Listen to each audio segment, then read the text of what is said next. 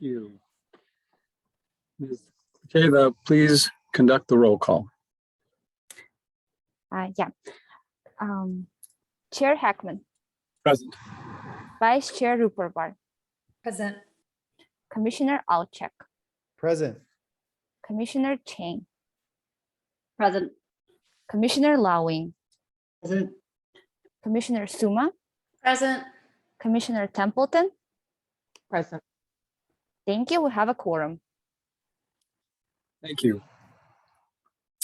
Item number 1 tonight is on our agenda is adoption of a resolution authorizing use of teleconferencing for Planning and Transportation Commission meetings during COVID-19 state of emergency.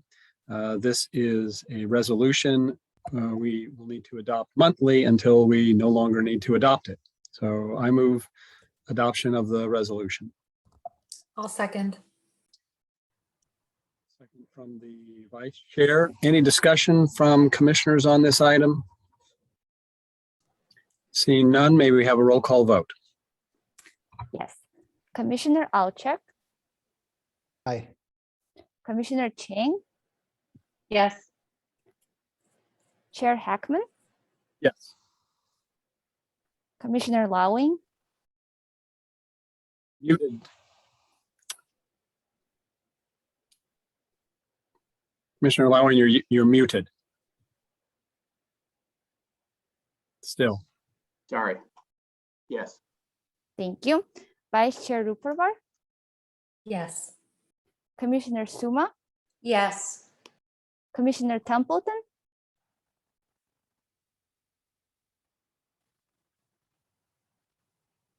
She's present, but I don't know if she can unmute at the moment. Sorry, Zoom picked a fun time to restart. I support this resolution. Thank you. Thank you. The motion carries 7-0. Thank you.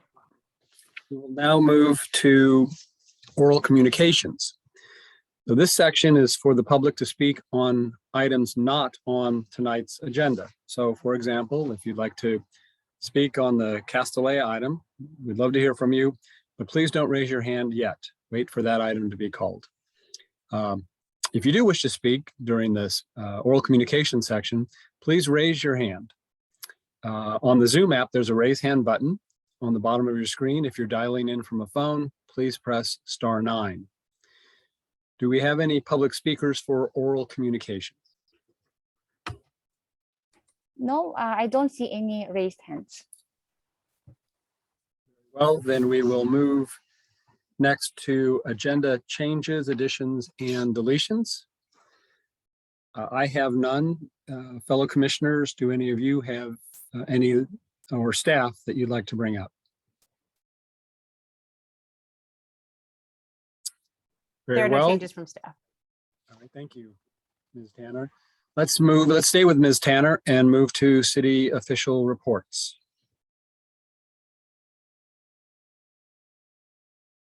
Thank you very much. Good evening, commissioners. Good to see you all today, or this evening rather. Just a few updates for you.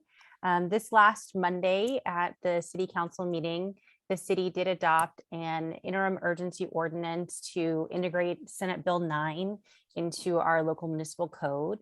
And then they also took action to kind of make a motion of intent in some ways to adopt an interim ordinance that has same content, but has additional updates to integrate SB 478, which adjusts FAR requirements for developments with 3 to 10 units to certain FAR requirements, and also to adjust a little bit of our a couple years ago, we had adjusted part of our code related to deconstruction to move from demolition to deconstruction as part of our waste reduction efforts.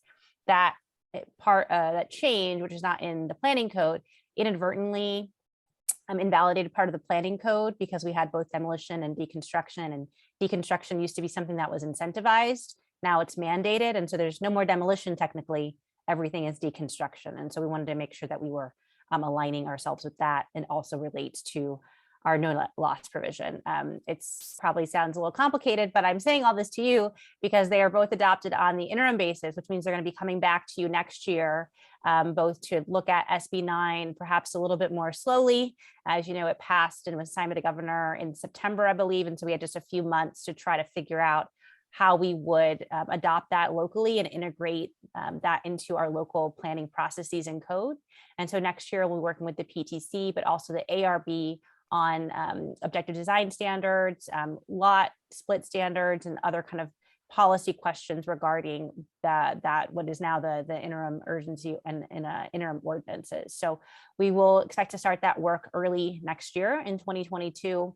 And we also will likely be involving the HRB as well, pending further council discussion of how to treat our historic resources and possibly working to have more of our historic resources that have been identified become listed locally or at the state register of historic places. So more to come on that, but definitely a very good, robust discussion at council, and we expect the same will happen here at the PTC.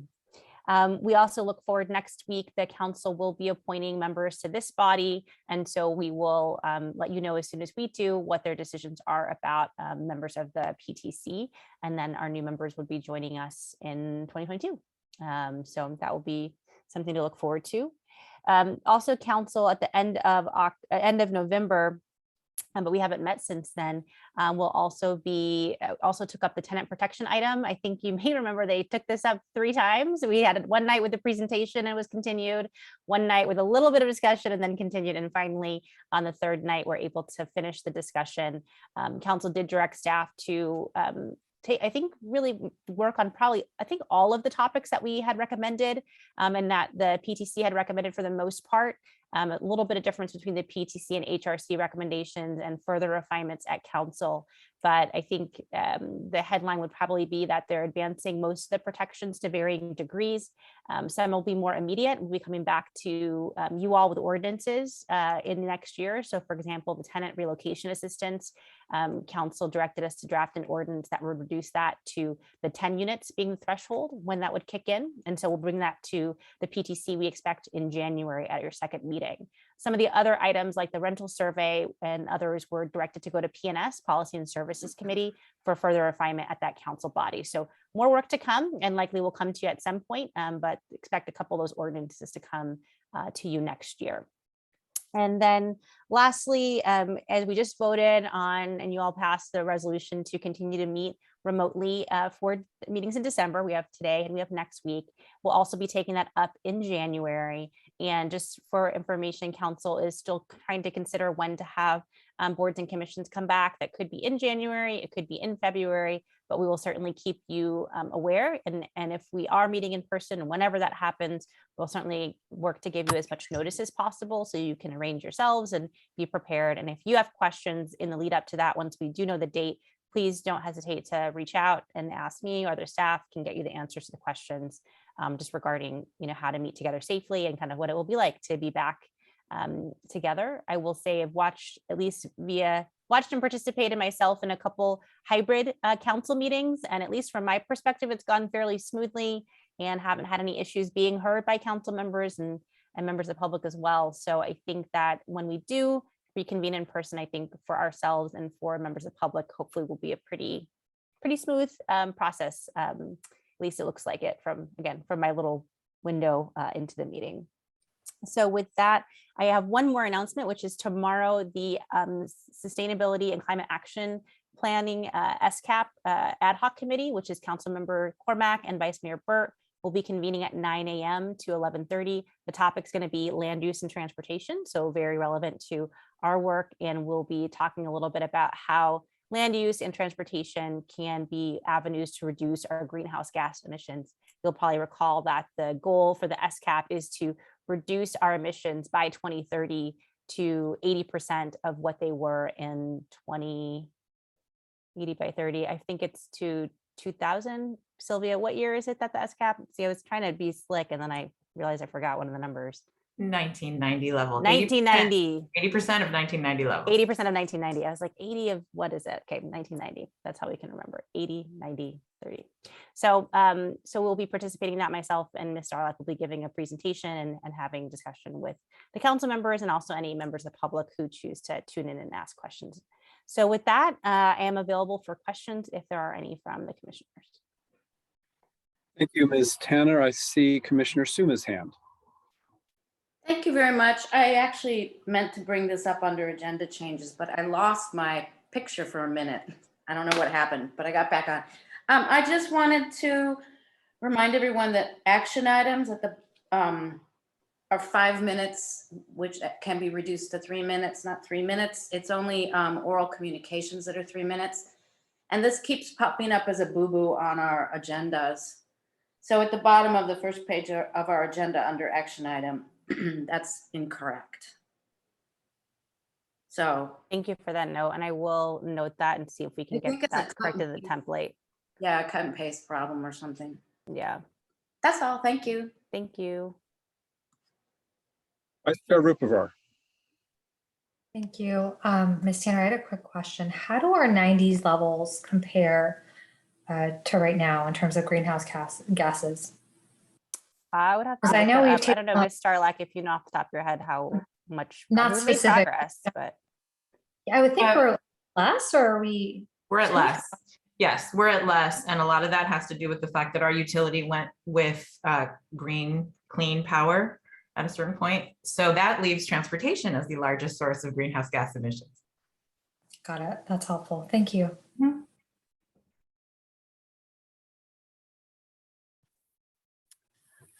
All right, any further questions of staff? Seeing none, we will move into our action items and we will start with item number 3, review programs of the implementation chapter of the comprehensive plan and recommend modifications or additions. May we have a staff report, please? great, thank you. So I'm gonna hand this over to Clara Campbell and Teacher Moitra, who will be doing the presentation this evening. Yes, thank you. So I'm going to run the presentation. I'm sorry, I gotta find my button for the video. There it is. Good evening, everyone. And I will turn over the presentation to Chitra to do that overview for everyone this evening. Thank you so much. Good evening, Commissioners. I am Chitra Moitra, long range planning section. Tonight we are meeting. Next slide, please. So tonight we have 2 meeting goals. First one is for the commissioners to review the status of the individual comprehensive plan implementation programs, and second is to suggest any additional changes or anything which they feel might be missing or any modifications they might consider, and make these necessary additions for council consideration. Next slide. So this reporting is required by the Government Code section 65-400, which makes every jurisdiction report on the achievement of the comp plan implementation programs. In April 1st of every year, we have to do the reporting to Office of Planning and Research, which is OPR, and to HCD also for the housing element programs. So by 1st of April of this year, we have to do the reporting, and we go through the PTC in February, and in March we go to the planning. We go to the City Council. And the other requirement, there is also another requirement, the Palo Alto Municipal Code 1904-3030 requires the Planning Commission to review the implementation programs yearly, and again, suggest any changes or any additions required to the implementation programs. Next slide. So this year, as you can see, we have changed a little bit in the review process, and we have introduced a meeting in fall of this year, which would be mainly in October, November. This time it got pushed back.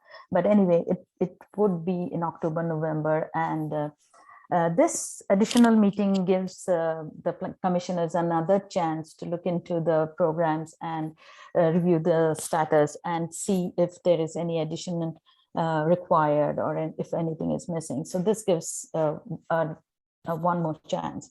And rest of the process remains the same. We come to you again in February and then to council in March and do the reporting to HCD and OPR in April.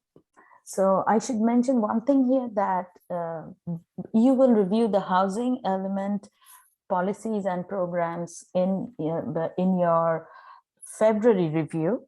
And for this, along with the comp plan policies and programs. Next slide. So the next slide shows the distribution of the implementation program by comprehensive plan elements. And as we can see that the natural environment element has the highest number of implementable programs. And total, we have 410 programs. Okay, next slide.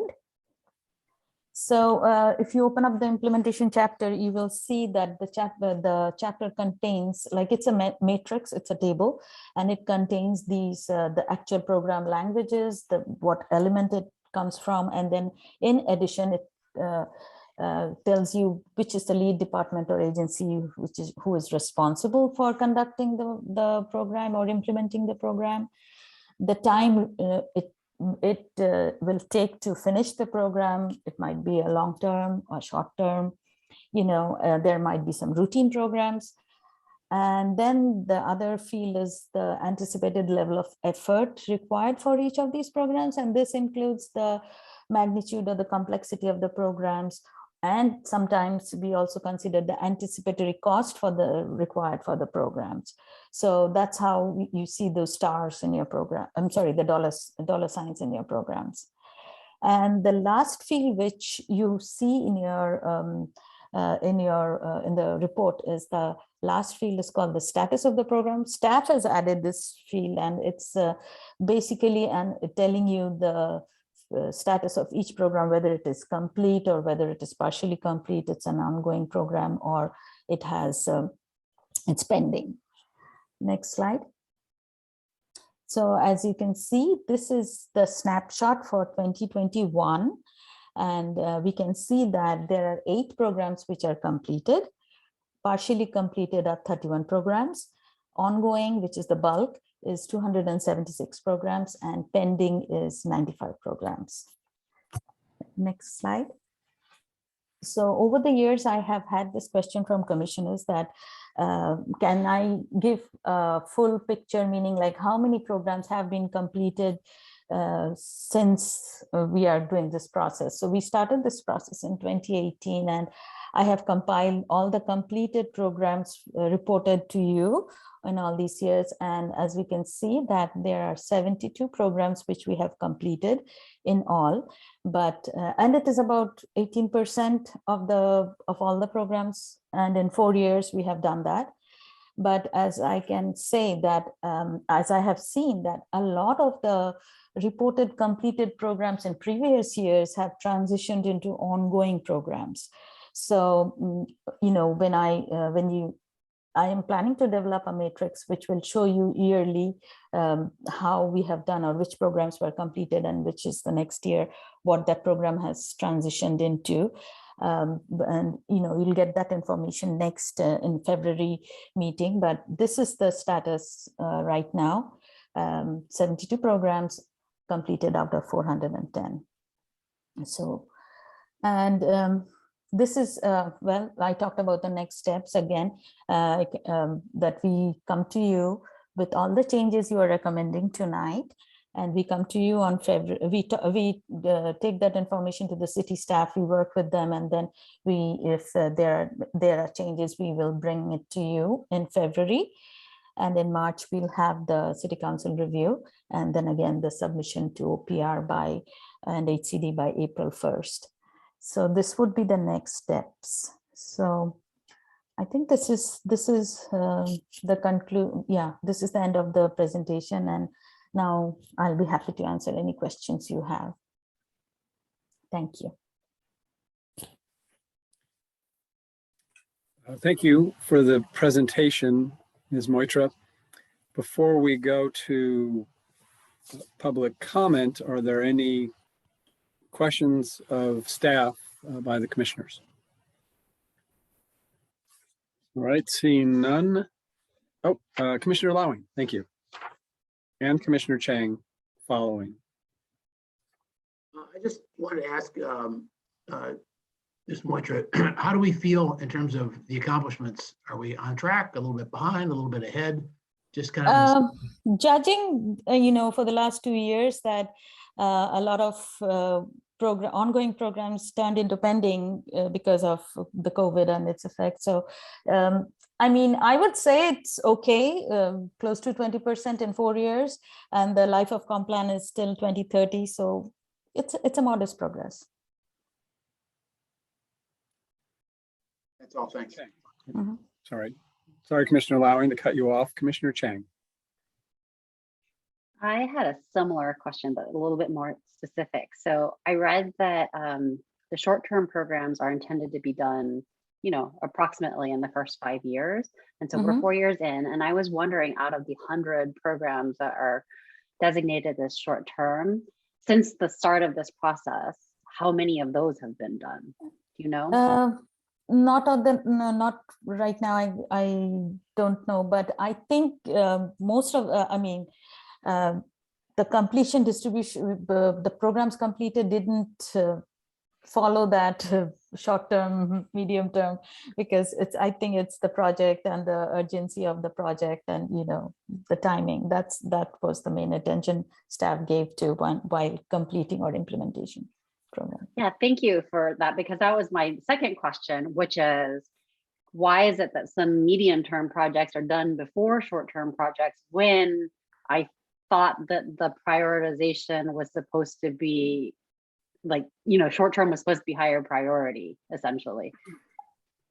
Yes, I don't have a good answer for that, because most of the time what we see is projects which have funding goes forward, projects which are needed more goes forward. So if something was designated as a short-term project, might not have been started on time. So or some city departments are thinking that maybe that project should be done later or something like that. So okay, thank you. To offer, if sorry. there's any specific questions that you have about a certain program, you can certainly share with us what those ones might be, and we can follow up with the different department staff to get a better understanding of why things happened when they happened, if that's something you're interested in knowing.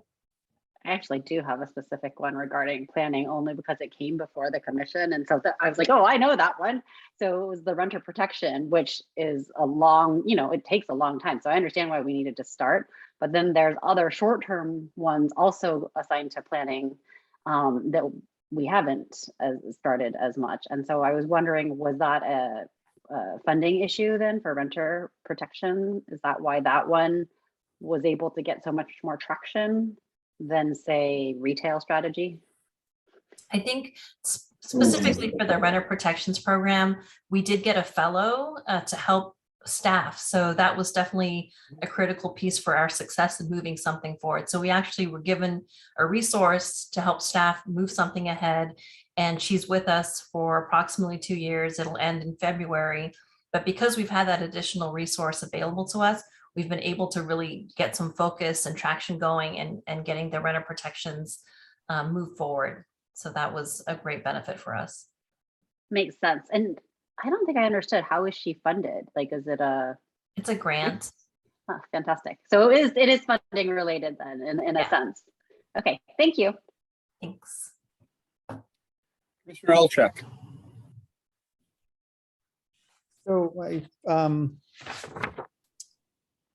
So let me ask this question, because maybe this is obvious, but is the sort of spreadsheet that's attached, is that the sort of what gets created to provide the status? Yes. The status column is updated every year. So what you see was the accomplishments for 2021. on the bottom page of packet page 13, the very last sentence says, the status should include progress in meeting its share of regional housing needs and local efforts to remove governmental constraints. What does that mean? I'm just trying to open up the packet. Is that like a cheeky reference that the government, the local government is the constraint to meeting our regional housing allocation? Let me check. Which page did you say? Bottom of page, packet page 13. Okay, page 13.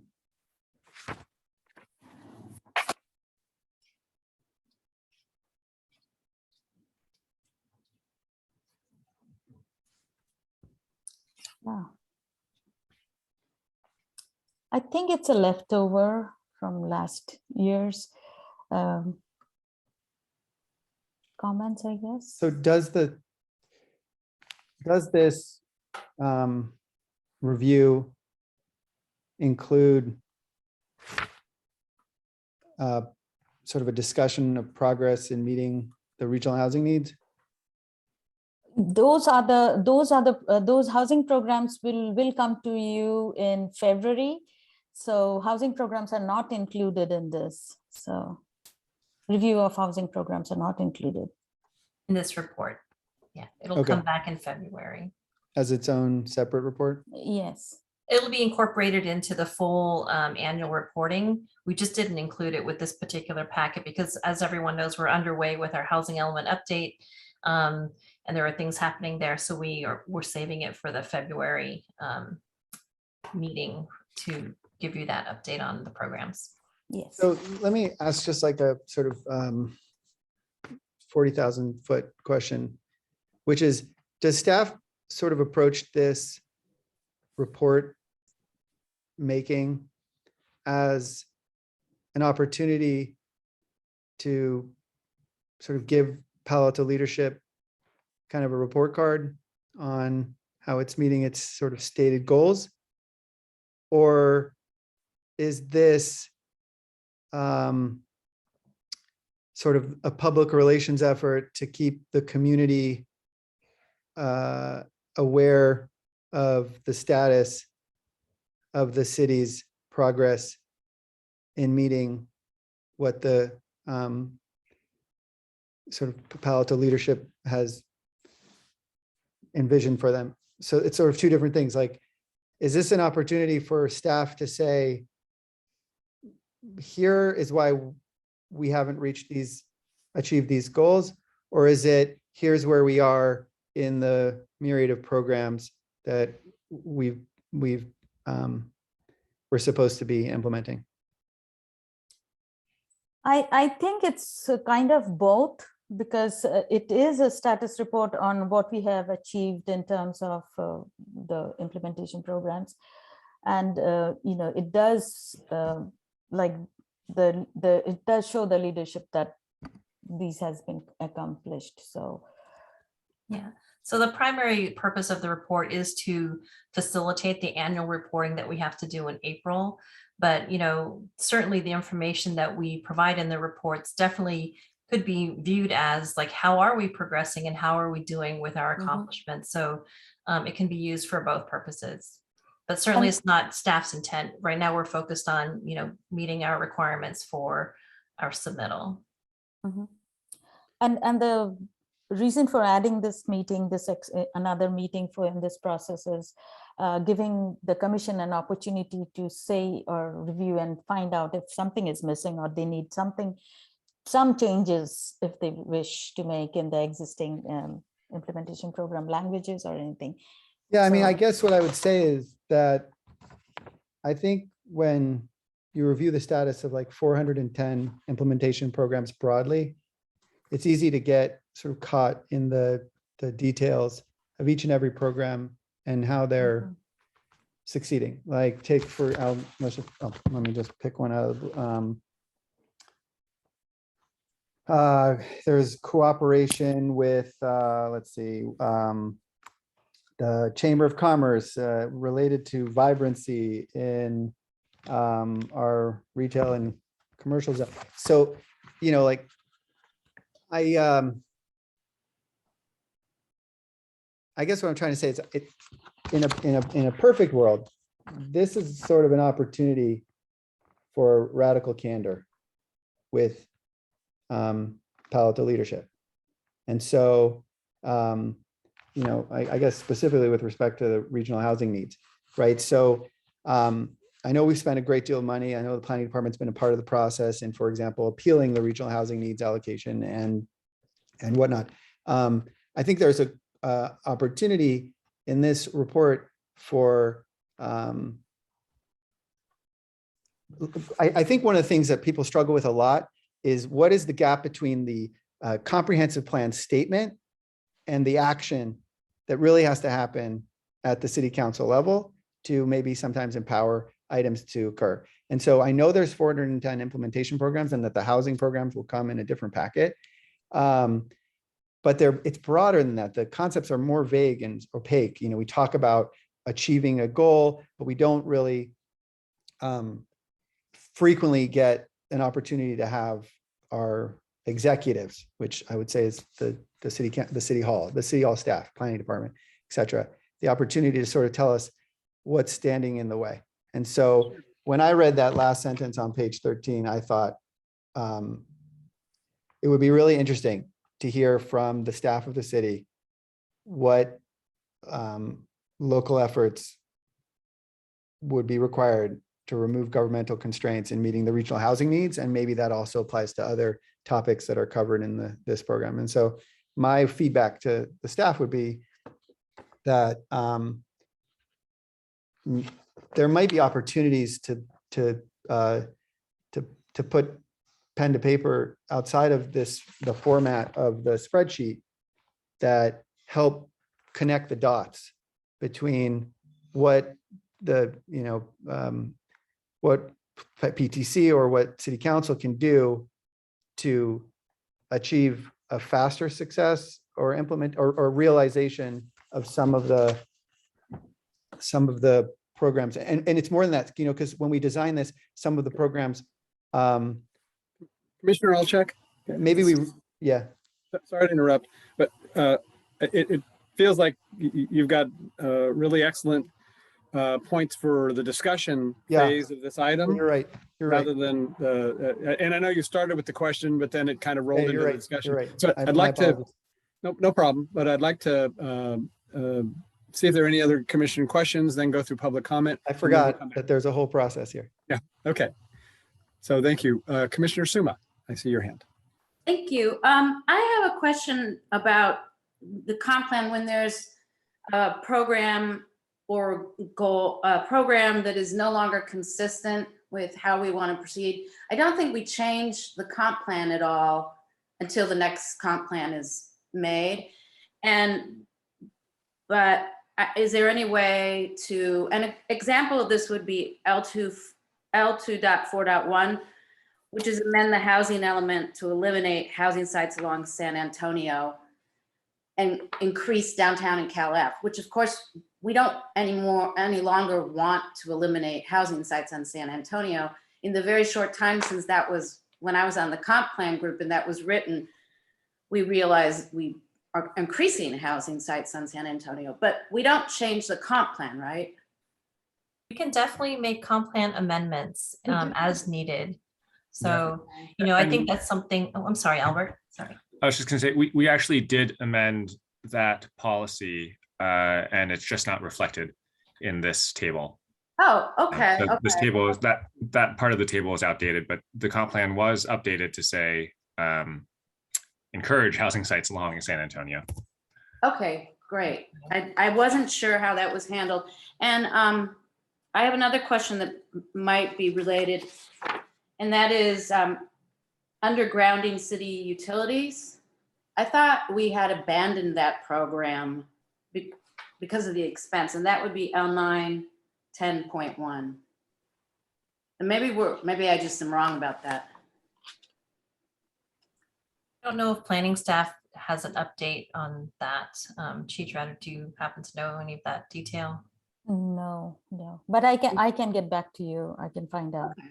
Okay. All right, thank you. Let's move then to public comment on this item. We're going to open the floor for that purpose. Please raise your hand if you wish to speak on this item. On the Zoom app, there's a raise hand button on the bottom of your screen. If you're dialing in from a phone, please press *9. Are there any public speakers for this item? I see one raised hand from Beth Rosenthal. Beth, we should be able to hear you now. That's an error. I'll sign up for another conversation. Thank you. All right, so we have no speakers for this item? We do not. All right. Sorry, I see one raised hand right now at the moment, Cindy Chen. From Cindy Chen.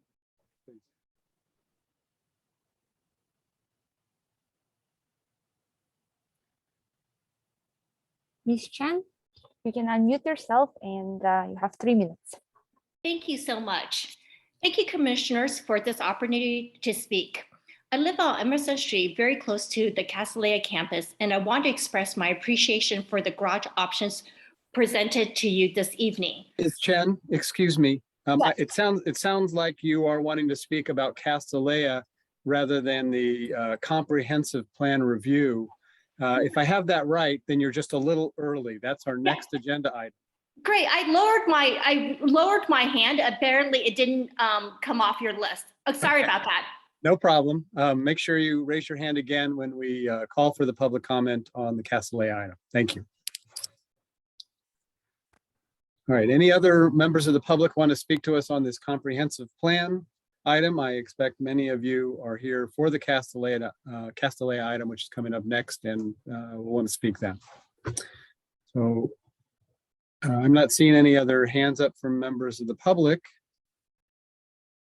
So let me conclude the public comment opportunity and bring it back to the commission for discussion. So I see hands from Commissioner Alchek and Commissioner Suma. Commissioner Suma's hand is down. Commissioner Alchek, is that a ghost hand? I can just sort of finish my thought quickly, which was, I think that some of the, I'll give you a perfect example. We have this program to encourage contact with, the Chamber of Commerce to better understand needs for increasing vibrancy in our commercial retail sort of sector. And,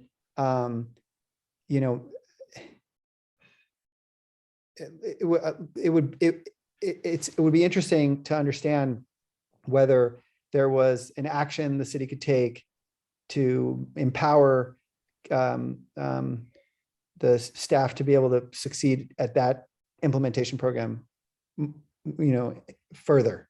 That may be a bad example, but maybe it's like, if this is a high enough priority and staff is struggling to sort of really succeed here, we could really use resources to, maybe a specific authorization for X, right? So I guess I'm using that example in place of, housing, but I do think that it would be, I think because housing sort of rises to such a high priority in our community consistently, I think this is sort of an opportunity to say, okay, here are the governmental constraints that are really impacting us, and to give us the feedback, because I think we do a lot of work on getting these programs, drafted, and then it's really unclear whether the staff is really equipped, or I guess better word to use would be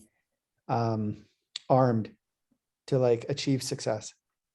And it'd be interesting to understand that perspective. So that's all I have to say on the topic.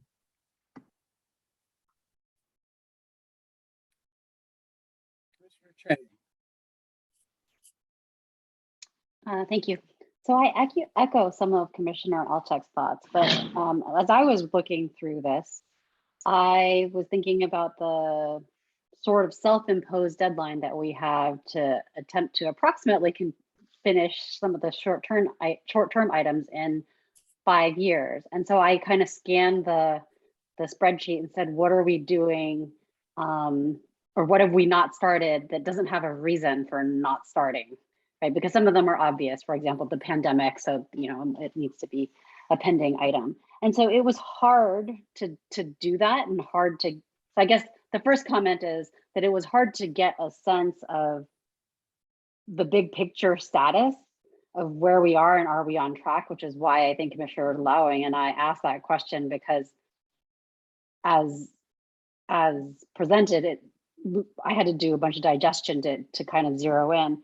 But then the reason I wanted to understand that is to figure out where the gaps are and to say, oh, is that an intentional, make some comment on, is that an intentional reprioritization, either higher or lower priority or not? And so because it was hard to see the status and the gaps, I'm not sure I'm giving the best comments that I could. But one of the thoughts I did have was, as I looked at some of the short-term things where we haven't started or we've just started, a lot of them did center around retail strategy. And I thought that I would just put my 2 cents in for saying that that's actually, I think, something that might deserve to have a little increased priority, primarily because of the situation that we find ourselves in because of the pandemic. So some of the work that we have done thus far is around Uplift Local. But that was kind of reactionary, right? That was done because of the situation. And yet we know when applicants have come before the PTC, for example, that it's been hard for the PTC to respond, or hard for the city to respond, because we don't have an overall retail strategy. And I know that's something that the city has talked about wanting. Now, maybe the funds to do that aren't there yet, but I would say that in that case, we need to tell city council, like, if this really does remain a high priority for you, then you've got to put something towards it, because we simply don't have that expertise as in the city, kind of based on some of the discussion that we had when an applicant came before us. And I think that, again, it is particularly timely because of the dramatic change that has happened. It's an opportunity. So that's my 2 cents. Thank you.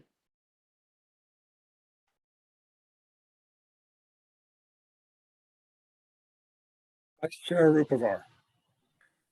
I just had a basic question to understand processes, and it's for city staff. Is there do you guys engage in resource planning up front and regular check-ins with city council to let them know, and prioritization like you would see in a corporate environment? I mean, how does that work, I guess, behind the scenes? I mean, I know we do the budget, but do you have opportunities to, does my question make sense? Ms. Moitra, or? Yeah. So I think for every department has its own set of programs and policies and projects. So I think it's going to be, I couldn't speak for every department. So based on each department's priorities and budgets, they're going to work to see what can be adjusted and reprioritize different goals and purposes. So I don't believe, and we've got the mid-year budget process, we've got the annual budget process, but I think primarily those are the things that that's the process that we use to find the money and reprioritize things as needs change with each department and our projects. And then you guys, sorry, go ahead. And I can add that when the different departments decide on the different CIPs, that's taken into consideration, the budget, the resources, the timings, etc. And then you guys have opportunities to give feedback to city council so that you're, if something hits, or so that you can be agile, or is it only through these formal processes? I'm just curious as to how it, how much dialogue is there and how much feedback and efficiencies in adapting Well, exist. maybe I could just add, I mean, I think it may not be what you're asking, but if we don't have council authority to do something, we can't do it. Now that authority could rest in the comp plan that's adopted by the council and is set as policy.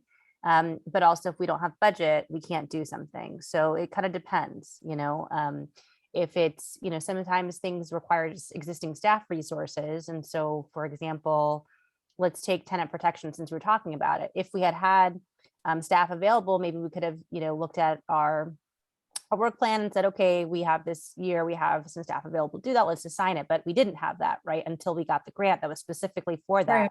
And then we say, well, we've got both colleagues memoranda and we've got comp plan saying we should work on this. And we've got this opportunity for funding, everything aligned. But even again, there with those grants, you know, we do need council approval to get the grant to, you know, go pursue the money, to receive the money. So I think it is flexible to some degree, but what we cannot act unilaterally unless there is direction from council to carry out, you know, a project. And that authority can rest in different documents and can come through different channels depending on what the project is and what level of authority, you know, would be needed to carry that out. Yeah, no, completely. And then it depends on whether you get funding and whether you have resources, and then the prioritization changes based on, you know, is the funding, is the staff time available? And then, you know, that's a go or not. I mean, of course, things like the pandemic and other things that overtake all of our plans, you know, come to the fore and may be something that needs to get addressed more immediately, even if perhaps to Commissioner Chang's point, something in 2017 when the comp plan adopted seemed like it was the thing to address immediately.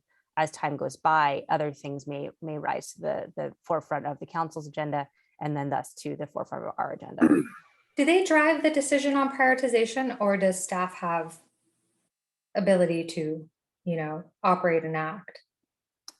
Well, I think Depending if we're talking how things specifically are- about the comprehensive plan, you know, we're really taking it from that comp plan. And so certainly council may take the comp plan to inform their budgeting and priority decision, but each year they also do their own prioritization of their top 4 Right. priorities. And so don't know that's a specific answer to your question. No, but, that makes sense. They set the overarching and you guys do the details. Okay, thank you so much. Commissioner Alchek, can I have you lower your hand if you're not wanting to speak again, and let me call on Commissioner Suma. Thank you very much. I'll preface my comments with saying, I'm sure we would all like to do all of this, or we have, you know, but understanding that it can't all be done and can't all be done at once. And it depends on funding and resources. But I thought there were a few things in here that hadn't been started that would be interesting to look at with regards to housing issues and that we're working on. And a lot of the housing related items in the staff comments have been incorporated into the housing element discussion. But L2 4.6, which is explore changing the transfer of development rights for so they can only be used for residential capacity, was something that would be interesting for the housing element to discuss in the pursuit of more housing in downtown.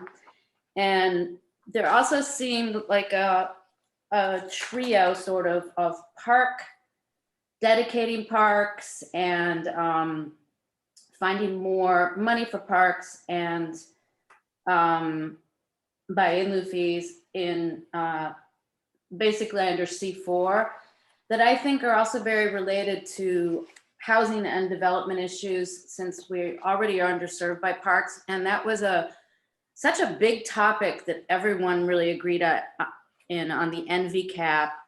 And a couple of other specific ones I wanted to mention. There is L6 3.1, which is bird guidelines for design-friendly building.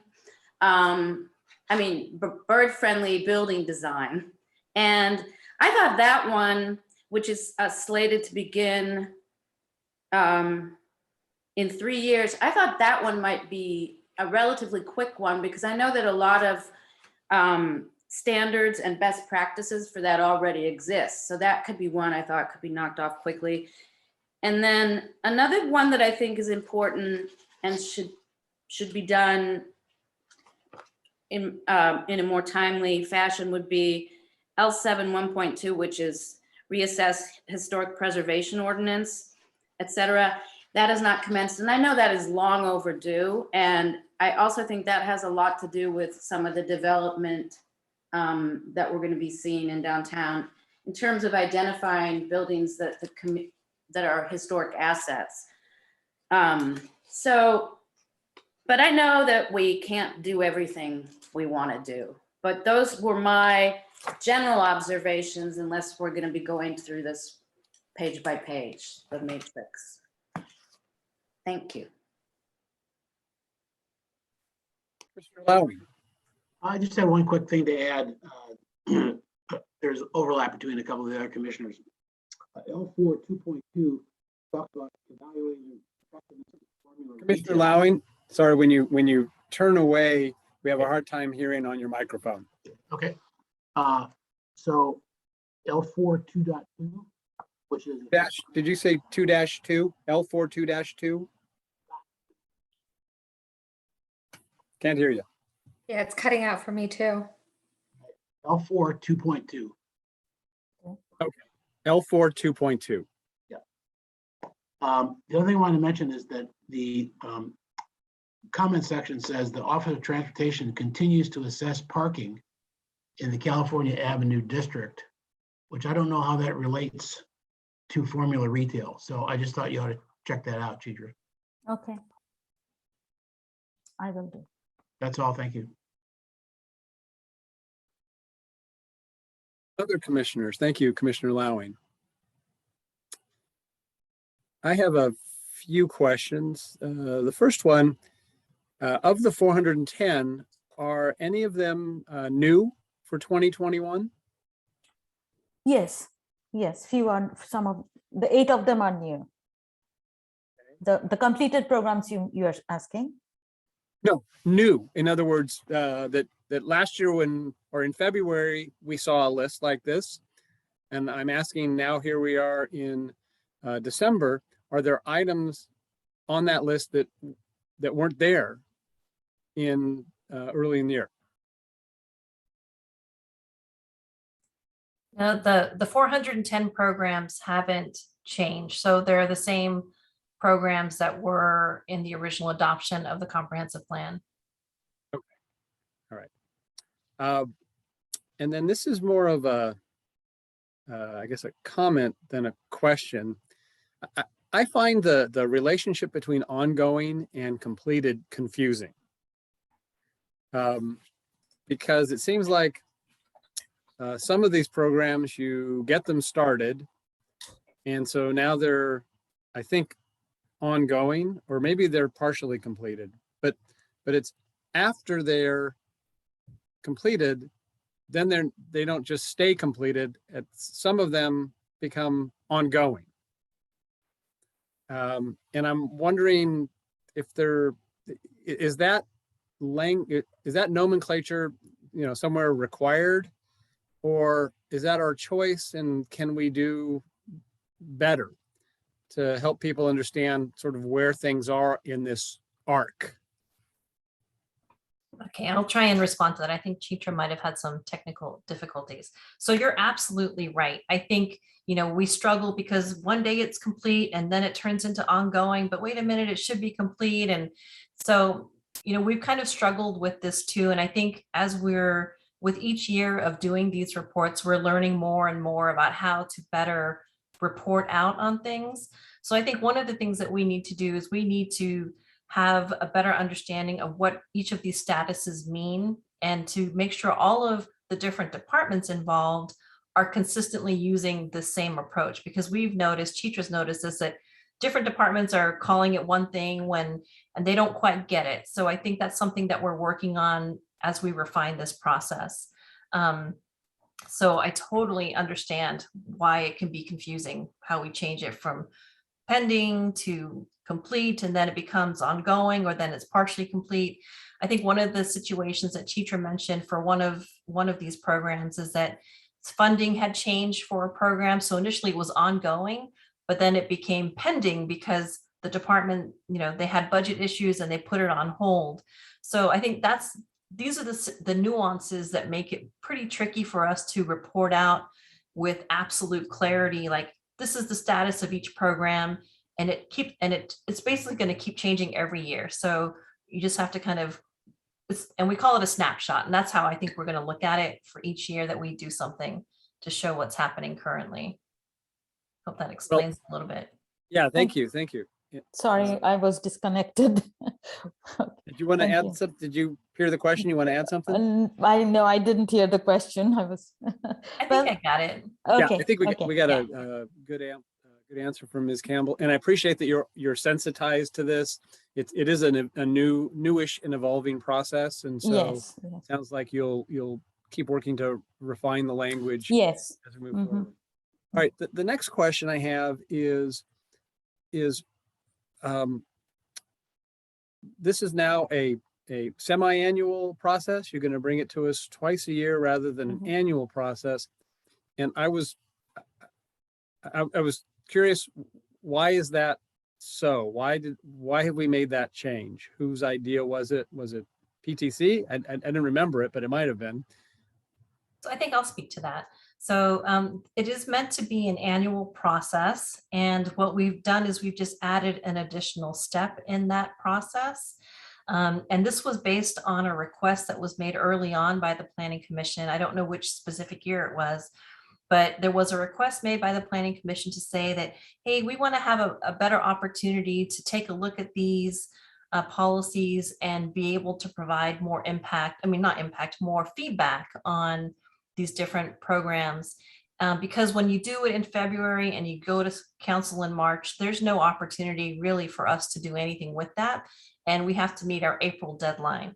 So the idea this year is we took the time to incorporate this additional kind of pre-meeting, we're going to maybe call it, or something like that, where we can get your feedback, take your feedback, talk to the different departments to see what we can do to address those comments, come back in February to see what we've changed, and then carry that forward into the council meeting.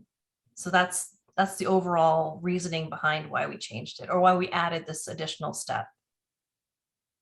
And we do understand it's a huge volume of information, and one session is not enough to go through that. So. All right, thank you for the explanation. So, and I suspect and maybe one of the commissioners who's been here longer on the PTC longer than me might remember the origin of this, but I guess I find myself questioning the efficiency of dealing with this twice a year. I definitely appreciate the problem of bringing it to us in February and staff not really having time to react before it has to go to council and get approved. One possible, an alternate way to handle that is to basically back us up. Instead of bringing it to the PTC in February, bring it earlier, December or so, whatever. But what strikes me is, first of all, because there's not really a lot of action here for the PTC. There's not a lot we can do, but it takes a lot of time for the staff to put this presentation together, the public who's listening to it, and of course you've got 7 commissioners who are reading or studying 410 items, and we're doing it twice. And so I'm interested if any of my fellow commissioners have any thoughts about whether we should, again, this evolving process, whether we should try this twice a year for a couple of years, or maybe do something different, just back off the February by a month or two. The only issue is this is an yearly snapshot, so it's from January to December, mostly the snapshot. So if we go in earlier than February, we might not capture the whole year's accomplishment. So what snapshot have you given us now? Is this from last January? No. This staff worked on it in November, October and November. This is what you are seeing in the attachment. And it is from January. It is Yes. from January to Mhm. like October, November. Yes. And so we would need to just do our finalization of the statuses for the next report. And we're not really anticipating it to really change because it's Mhm. probably not Yeah. going to. Again, I'm just curious if there's any commission feedback on whether they like the twice a year or we should look at something different. Commissioner Suma? Well, I guess I don't mind trying it twice a year because that's not the way we've done it in the past. And I don't recall which commissioner it was or which how many commissioners, but I do sort of remember that we felt like we were rubber stamping something instead of really contributing. So I appreciate that staff responded to that, and I'm happy to give it a go. Commissioner Loudon? That's actually correct. It was requested by a commissioner. I can't recall which one either. I think your plan could work fine, Chair Ekman, in the December timeframe as we're getting it right now. So I'd be down with that too. Okay, any other commission comments on that particular idea? Commissioner Chang? I would say that if the information presented to us stays in this format, then because it is so difficult to digest all those items, it's fine. I think that your proposal, Chair Heckman, is fine. If the goal was to have us look at it earlier so that we could assist with any reprioritization, I don't know. I think I need the data digested one step further or something, like maybe by department, this is the status, or by, sort of my initial question, like for the short-term ones, how many have we done, in combination with kind of some staff commentary about these are the buckets of things that have been deprioritized. These are the buckets of things that, these are things that have not actively been deprioritized, but that we haven't been able to do because of X, Y, Z. So that then we could say, well, that's bad. We need to raise that to City Council right now and get you some funding or something like that. But which I recognize would be significantly more work. So unless we're given something, a little bit more information about, woo, this is where we need help, or this is where we see things are going off the rails, it's hard for us to react to it. I would just offer that I don't think that this is where staff are going to be, and I mean staff as in the entire city staff, are not using this document to raise flags to the PTC or to council about priorities. So really, this is a question, if you as commissioners have questions or want to know more about specific programs, you'll have to direct us. We can get that information to you at the next hearing. There's not possible for us to look at 400 plus programs and do analyses on all of them. So really, I think to Commissioner Suma's point, the reason we broke this up is because before it essentially was kind of a rubber stamp hearing. There was not an opportunity for question. There's no second bite of the apple. We're under a deadline. We just got to approve it. And that didn't feel fair or really robust. So if from today, like you made some suggestion, Commissioner Chang, about suggesting that council prioritize the retail items, that's something, and then other commissioners made comments, that's something we both include in our staff report that we bring back to you to reflect, what your fellow commissioners heard, so you can think about, oh yeah, I want to support, what Commissioner Chang said. And then that would go forward to City Council further in the report to them. So we'd report on, here's the spreadsheet, and also the PTC would recommend that council, prioritize these retail items in the coming year, prioritize some of these other items in the coming year. Or likewise, at that second hearing that we have in February, if there are some items that you want to dig a little deeper in with the staff for those departments, we can have them here. But we could also take the questions today or after. You could write them in an email to us and have those questions answered in that staff report. So that's kind of why we wanted to bring it here, to get that generated, so that when we come again, it doesn't feel like just, well, we got to say yes to it, and feel not so kind of robust as we would want the discussion to be. Hopefully that's helpful.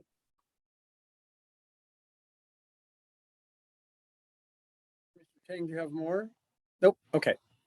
Thank you, Ms. Tanner, for responding to that. Commissioner Alchek.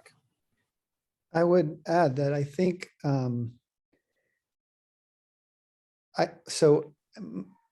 my view is that it's never a bad thing for the Planning Commission to interact with comprehensive plan topics. And I think especially now that the PTC isn't as involved in the drafting of the comprehensive plan, I think, because it was because it's being taken on by committees as opposed to the first time that I joined this commission, we broke up into pairs of two and we all sort of worked with staff to draft the Chitra remembers that. So we drafted I should say we edited really the drafts of the comprehensive plan. And I think that when we used to do this and it would come before us, for some people, it was like the first time they really appreciated the sort of the myriad of programs that were intended to be implemented. And I think we realized two things. That number one, the nature of the PTC is to be really a close advising body to the city council. And so to the extent that there are programs that you can spend a little more time understanding and looking into and asking questions about, and then that might inform how you communicate with the city council, I think helps. So I concur here with Commissioner Suma here, that I think that if we had done the inverse, if we had met in April or February, whatnot, and there'd just been this whole thing and we were asked to sort of indicate our satisfaction with the report, I think a number of you would be like, well, what, we don't even know how does this work? And so maybe, maybe the appropriate sort of setup here is, and this is what I said in the beginning, which is I really think that there's an opportunity here for staff to sort of indicate to the commission where they think things are not just we are 40% complete on this program, but where they think the program is sort of working or not working to the extent that they are empowered to achieve the result that was desired in the vision. Sort of a different concept. It's not, maybe the program is being executed as intended, but it doesn't serve the vision as it has evolved maybe.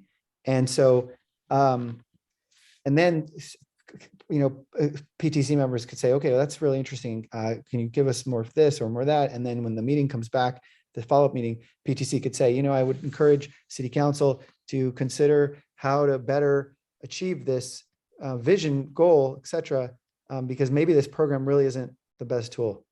And that way it's not like a, document that really doesn't adapt over time, but it becomes more evolutionary. Anyways, that's the thought. Thank you, Commissioner Alchek. So this, again, this is a staff is, trying something. Let me finish the comment and then I'll go to you, Commissioner Soon. So staff's trying something new in response to one or more prior commissioners suggesting it. And so I think we've had some good feedback here. I don't think we have to, as a commission, make a decision. I think what we're doing is helping staff in the long run, develop the best process. So I wasn't really wanting a prolonged conversation on this. I don't want this to hijack the meeting. So commissioners, you're welcome to, add more on this topic, but what I was trying to achieve, get some thoughts going to staff, I'm really happy with. So Commissioner Alchek, if you can put your hand down if you're done, and I'll call on Commissioner Suma. Quick question for staff. I think it was our attorney who answered my question about housing sites on San Antonio, saying, oh, that's already been amended. Do those amendments, when those amendments occur in between big cycles of the comprehensive plan, do they come to the Planning Commission? Yes, they do. Okay. Yeah. So I should have known that then, I guess, but thanks. I was just wanted to check on that. Vice Chair Rupavar. Super quick. And I don't think you were here, Commissioner Heckman, but I recall when it only came before us once, that it really did feel like a rubber stamp, and commissioners raised questions and they were basically told by staff, like, thanks, that's great. Next, like, we can't do this. So because of that, I think it makes sense, or if we could pull it forward and have one meeting, or if it's practical to do that, that way we can give input. And with respect to what Commissioner Alcheck said about, staff being empowered to comment on, the specific projects and prioritization. Well, it sounded like, Ms. Tanner was saying they're not resourced to be able to do that in this process, but maybe a compromise could be, overarching, like 2 or 3 couple bullet points, like, by the way, guys, I know that climate change was a priority for you, but we're kind of off track here. You might want to think about that if possible. And if there are like major alarming overarching issues to flag, to solve the resource issue Ms. Tanner raised, as well as, the issues both Commissioner Alcheck and Commissioner Chambers. That's it. Thank you. Thank you, Vice Chair. And then I have one other request of staff. When you do bring this back to us in February and then thereafter, whether it's annually or something else, it would be really useful to me if I could see in this long spreadsheet what's changed from the last time we looked at it. Because then I can really, at least that can be one of my focuses, is to understand, just what's different from the last time we studied this. So I don't know how easy or difficult that is. And I'm not looking for anything elaborate, but just some way to help us see, because to me that what's changed is, I'm hoping will show me what's progressed, and that would be useful information. Okay, so Chair, could I just get a little bit of clarity on that? So you're saying maybe regards to the status, like what's changed and why, or something like that? Yeah, that's simple, because what I'm not looking for is like a progress report on all, whichever of the 410 are ongoing, and here's what we, did this year. I'm not looking for that. Particularly if the status has changed, I think that's a very high level, easy change. You're going to change the document to do it. And so, do that in a red line form or highlight it or something. Got it. So that we can just see it when we read through. Okay, thank you. Right. Anything further from the commission or staff on this item? If not, then I'm going to thank Ms. Moitra and Ms. Campbell for a thorough report and for a lot of effort to maintain this list and update it, and to my fellow commissioners for a robust discussion of it. And I am going to, so that's going to conclude agenda item 3. We will now move to agenda item 4, which is a public hearing, quasi-judicial, legislative, review of the Castellea Schools requested conditional use permit and variance per council direction March 29, 2021, and review of a draft ordinance per council direction amending section 18.04.030 regarding definition of gross floor area in the R1 zone for below grade garages. The zone district is R1 10,000. The environmental review, the final environmental impact report, or EIR, was published July 30th of 2020, and the draft EIR was published July 15 of 2019. May we have a staff report? Thank you very much, Yes. Chair Heckman. We're going to have Amy French here, who is our Chief Planning Official. We're also joined by a host of other staff as well as consultants. And as you know, we also have the project applicant here who will have time for a presentation. When we do get to public comment, we do have some organized groups that will be speaking in groups, and so we can help to organize that when that's ready. But for now, I will hand it over to Ms. French. Sure. Good evening. This is Amy French, Chief Planning Official. Thank you, Rachel. And I wanted to, maybe before I upload and share my screen, which is the PowerPoint presentation, if there are disclosures of any kind that need to be done, is that part of the proceeding? Yes, thank you, Ms. French. We can do that now.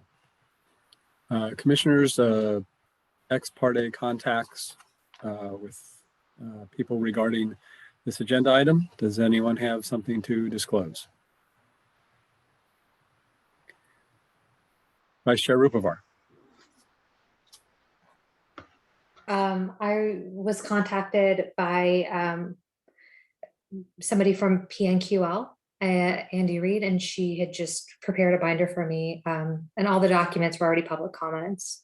I don't know if that's something to disclose, but and I think that she gave that to everybody. Thanks. Suma? I had a similar contact. I received the binder and spoke to a member of the public who's part of that neighborhood group. Mr. Chang. Yes, I also received the binder from PNQL, but in addition, a group of concerned neighbors met with me. Mr. Lowing. I received that binder on my doorstep, but didn't have any meetings.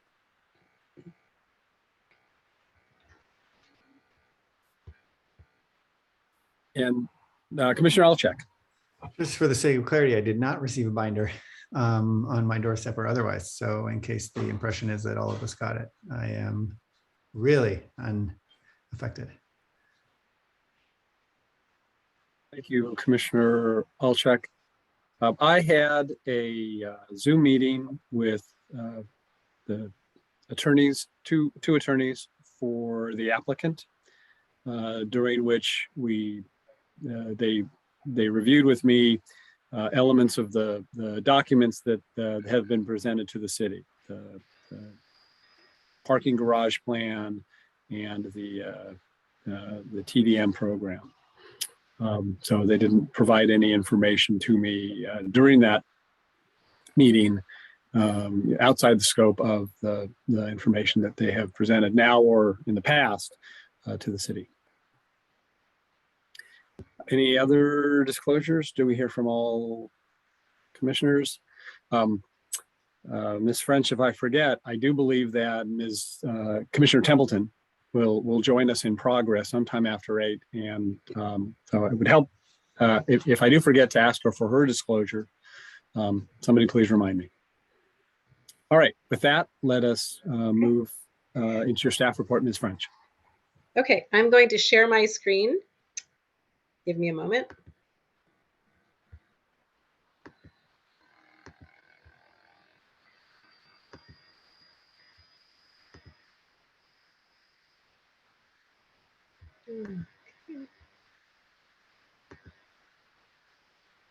Okay, is everyone seeing this? Oh, could I get a confirmation? Yes. Yes. Okay, thank you. Yes. Want to avoid technical difficulties. So it's December 8th. We're back. Most of you were here back in 2020. I think we have one new member, Commissioner Chang. So tonight's presentation looks like this. We will do an overview of what the Planning and Transportation Commission did in 2020, what the council moved and directed in March of 2021. And we'll cover a few of the discussion topics in the report. We'll give a little update about last week's ARB meeting and overview of a couple of these parking options, two among the 5, and talk a little bit about gross floor area and the temporary campus alternatives.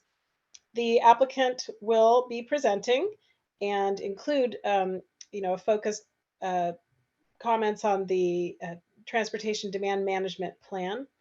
And the community, of course, will have the opportunity to give testimony. We'll ask the commission to provide input, and then we'll get a continuance to a date uncertain. So now for an overview of 2020. These are the Planning and Transportation Commission's recommendations on the conditional use permit and variance. The findings were split on finding 2 and a majority vote on finding 1 for the conditional use permit. The variance did receive 4 members' recommendation for approval of the variance. There were discussions with both of those regarding the subterranean parking facility or garage, and discussion about the interpretation relating to that. Then in March, the City Council met and provided motions at 2 of their meetings, one on March 15th and another set on the 29th. On March 15th, there were 3 motions, A through C. On March 29th, A through I, and these were noted in the staff reports to the Planning Commission and ARB. The ARB really was addressing item E, which was adjustment to the building, as well as some other items, B through E, that have ARB oversight.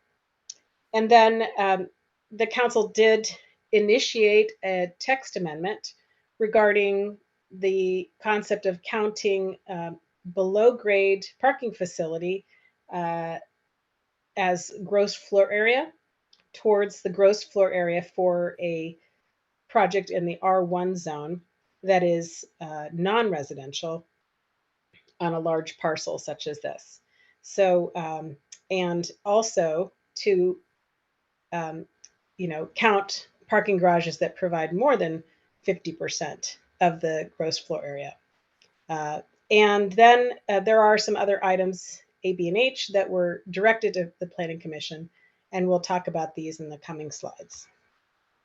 So item A was about enrollment, and basically the increase would start at 450 students and move up from there.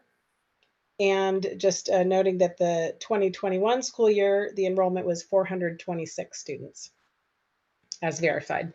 The Planning and Transportation Commission is asked to identify a procedure to allow Castellea to further increase enrollment up to the requested 540 students in phases. So there are some items here that relate to the mitigation measure 7A from the environmental impact report, and based on the transportation demand management plan.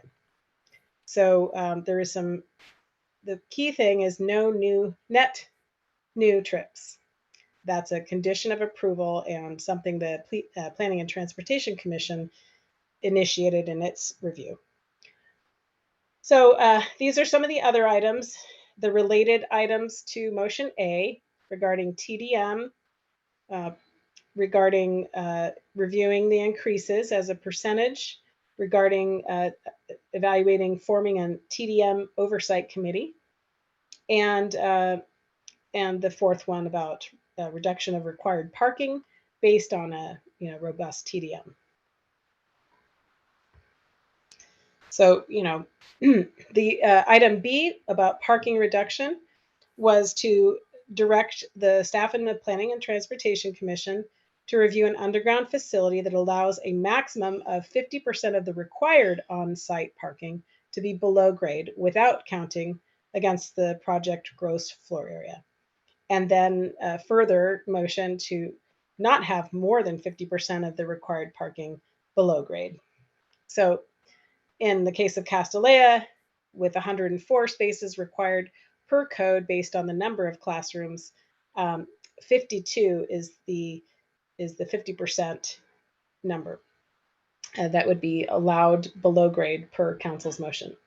So, the applicant did respond to this with 5 parking options and as well a parking adjustment request. The 2 options ARB looked at last week and found favor with were parking option E, which has tree preservation advantages, and that comes with it a 14.4% parking adjustment. And then parking option D, which is the applicant's preference, would include 69 spaces below grade and then adjust parking by a 9%. Here's another motion, the rest of item B, which again relates to item B, but is about a potential for residential parking program or alternative parking strategies, and enforcing the parking restrictions. Then item H was about events. Again, the Planning and Transportation Commission recommended 74 events, I believe, and this is to look hard at those and see if there's a way to reduce those to between 50 and 70 events. And then with no Sunday events, which is already part of the project. And the 5 major events stay. So this is just briefly what the ARB purview included was, again, the building modifications. They looked at the 2 parking schemes, or they looked at 5 parking schemes and ended up supporting 2 of those. And they also looked at the additional tree protection measures. The applicant responded with urban forestry became quite involved, and we got a third-party arborist that the city retained to study and work on this trees. Then also the construction phasing was a motion that the applicant responded with alternatives to the placement of a temporary campus on Speaker Field. So the text amendment. The text amendment is the attachment A to your staff report, and it responds to the motion by excluding the portion of the garage, a garage with 50% of the code required parking spaces. And then if, the garage were to have more than 50% of the spaces, then the entire garage would count. That's how the ordinance is set up currently. And then specific to 50% below grade parking. It was narrowly drafted, so it only applies to 2 properties. The other property is a large property on Cowper that I should say the other R1 property that is 6 acres or more is along Cowper Street, and it contains a church and a school and a nonprofit. So it would affect that property as well, except for the drafting of this, which talks about a historic resource, and that other property does not have a historic resource. So the PTC could further refine or, look at the wording of that ordinance. So then we come to our second discussion topic, enrollment. And, when we went to the city council, we had a package that said 490 students could be enrolled at the completion of the garage. And then going up from there by 25 student increments until all of the buildings are constructed, the temporary buildings removed, and then still going by 25 students a year until 540 students. Noted here is what the Planning and Transportation Commission recommended. This was this 4E condition that talked about, no enrollment increase until the performance standards of condition 22 were met in 3 prior reporting periods. So, and it gave an example about how that could happen. So this is a very dense slide, I apologize, but tried to capture here the condition 22 with its, reporting periods that precede the year, and what that would mean if the applicant was successful in meeting the criteria, which is no new net trips for the AM peak 440, and no exceeding the average daily trip totals of 1294. So really, with this one, the council motion said to make the first increase to 450 students, and it wasn't tied to the parking garage construction. So then the question asks is this reporting structure appropriate? The Planning and Transportation Commission had discussed mechanisms, phased enrollment increases, and these were tied to the milestones of construction. And there were the mitigation measure from the 7A from the EIR had some measurements there, some performance standards, and had quite a list of TDM measures that would be placed if the trip caps were not met. And there was other conditions such as public hearings required for persistent violations, and then reducing enrollment, of course, as a hammer there. So council didn't seem satisfied with these approaches and asked us to continue to sort out this system. I think the concern was that it was just once it was found that there was some violations or infractions, it would be too late to reduce enrollment because students are given a heads up about their enrollment for the coming school year. So the concern is that the city would not be able to cure the whole year and reduce the number of students. So this is a topic we can return at the end. Moving on, the TDM plan, we had quite a number of measures. We had the condition 22 again, and there were a number of elements of the TDM plan. And then we also received an updated TDM plan with the applicants addressing the Office of Transportation's comments and questions. And also the applicant submitted this parking supply and demand study. That didn't consider the reduction from the TDM plan implementation. So this is just a chart from that. So the TDM plan did include all elements of the current plan at the school, and then included the mitigation measures, the 7A, as appropriate, and then other enhanced programs to achieve no new net trips. This is a lot to read. I'll let it linger here. We can come back to this if anyone would like. The next piece of it was motions regarding the residential permit parking and how the applicant might provide the public art via on-site and funds. There's really no need to give feedback at this point or a recommendation, especially not on the public art. The applicant has addressed a willingness to do that half and half for the art. Then the next item was special events. Again, I covered that at the beginning. We're at 5 events for major. Here they are. There are no Sunday events. This reconsideration of 50 to 70 events. Castellet did submit a list of events that they were looking hard at, considering, could they be eliminated, this kind of thing. But they note that it's going to be impactful to academic, social, and programming needs. The applicant also provided a list of comparison schools. We don't really have time to get into that tonight, but that was looking exhaustively at conditions and hours of operation, etc. The staff recommendation is based on staff's earlier analysis that 70 events along with the 5 major events and no Sundays.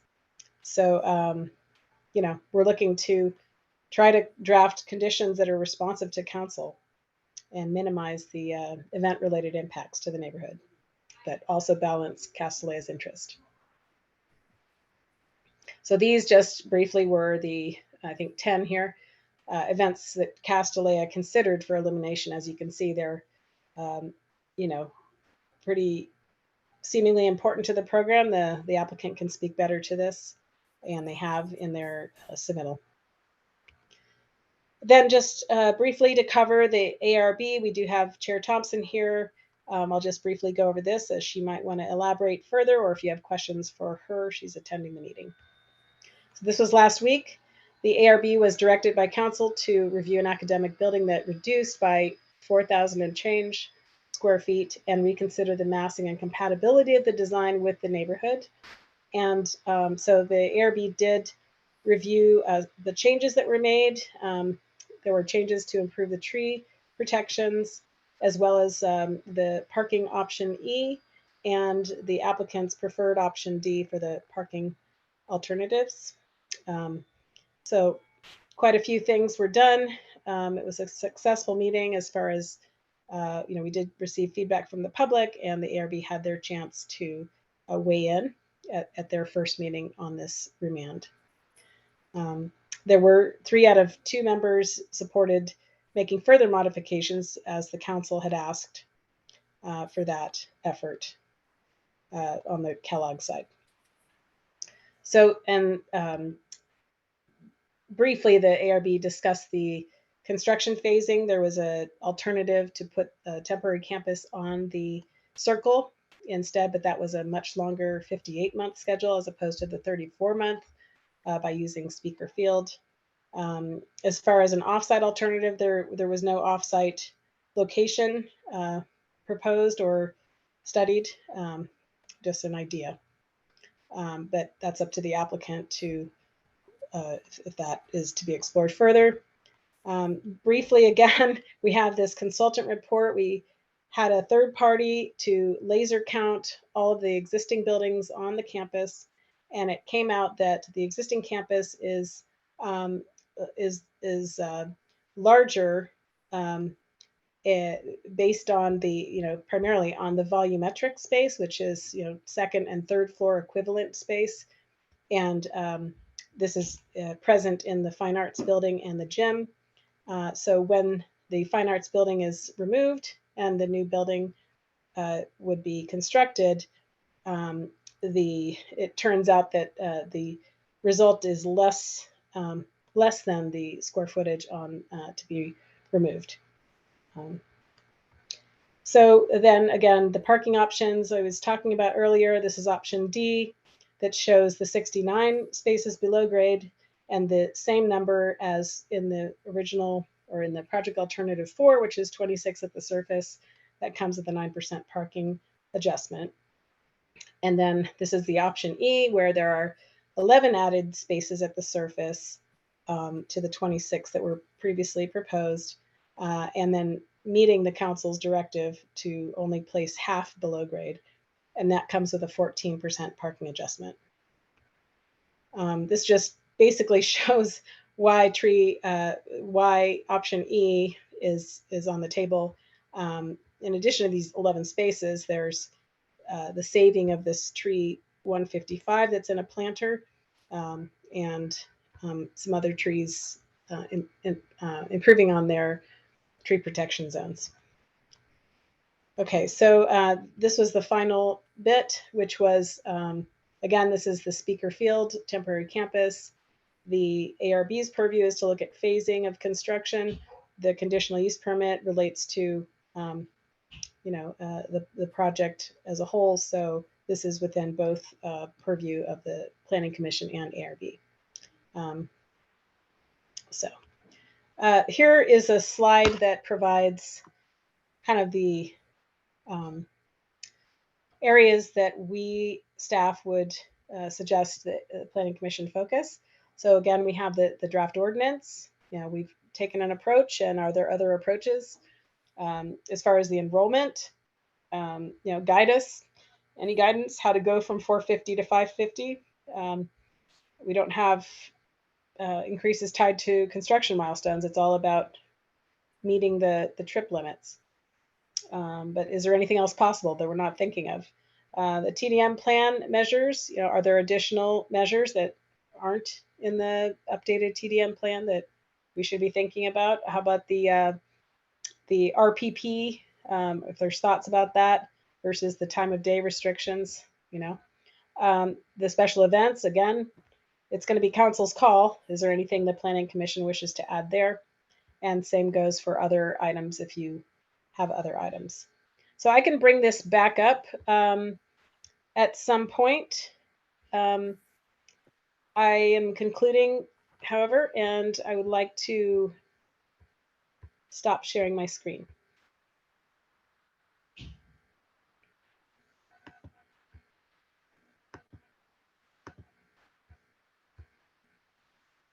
Was I successful? Right. Yes, thank you, Amy. I think now we'll hand it back to the chair and he may call up the applicant, I believe. Actually, I was going to first ask the chair of the ARB, Ms. Thompson, who's here, if she has anything that she would like to add in augmentation of the staff report. You don't have to, but you're welcome to. Now would be a good time for that if you'd like to. Sure. Yeah. Yeah, I thought Amy's was pretty comprehensive. The only thing that I wanted to add was while we all did support option E for the garage, I have in my notes that each member had some concern about the long fence that comes with option E. So we'd like to look at that facade again, as well as garage truck maneuvering over there. So that's the only thing I'll add. We were in support of the option in general, just that there were some details that we'd like to review once that option is more fleshed out. Yeah, that was the only thing I wanted to add. Thank you. And our appreciation to the ARB to do the heavy lifting on a lot of architectural issues that are associated with this redesigned campus. So what I'd like to do next is actually questions of staff before we hear from the applicant and then move to public comment. So I do want us to focus on questions, clarifying questions of staff. We'll have ample opportunity for discussion as this item progresses. So let me start with Vice Chair Rupavar. Thank you. Yeah, I have a number of questions. So first, going to the amendment, the ordinance, two kind of issues I wanted to ask you about. Where it says base, 50% of the base required on-site vehicle parking shall be excluded, et cetera. I think your intention is for that to mean that base being calculated pre-reductions. Is that correct? And if that's the case, I would either define that, because I think base is a little bit vague, unless it's already defined somewhere in the code. I don't know. I just wanted to flag that. And I don't know if you have comments on that, if I'm mistaken or misinterpreting, but that. And then the second kind of question I had that was confusing for me with respect to the ordinance was in your staff report, it says that City Council directed that the garage either be fully or partially excluded from the gross floor area calculation. And it says it multiple times. And what I'm struggling with is, what do they mean by partial? Because if it's under 50%, then it's completely excluded. So, and anything under 50% of the total parking requirements is always going to be fully excluded. So what is meant by partial? Did that mean, and I mean, I can't imagine they were thinking like more than 50%, like if you can have 64 and you're at 70, the 64 get excluded, but the extra 6 get included because they say no more than 50%. That 50% is your max. So there's a disconnect for me and it's directly like council said, exclude fully or partially, and then subsequently on packet page, it's 107 and 108, it says the same thing. Do you have any like thoughts on that? Like, why are they saying full and partial when it clearly just means you can't interpret it except full? Right. So that's a good suggestion on defining base parking requirements. We'll make sure that's clear. And then on the council's motion, I think you're encountering some confusion created by the fact that council made motions over 2 nights on this. And the first night, March 8th, 2021, is when they made the motions directing staff to put together an ordinance dealing with gross floor area for underground garages. And they, told us to do, an ordinance where everything counts, where nothing counts, and where some of it counts. And then on March 21st, I believe it was, their second meeting where they made a motion on this issue, they gave more specificity. And that's where the 50% came from. So that's what we drafted based on the more specific motion. If council or if the commission wants to see an example of what it would look like for all of it to count or none of it to count, that's fairly simple to put together. No, that's fine. I was just confused, but your explanation just cleared it up for me. I had another question for you. Hi, I apologize to bother you.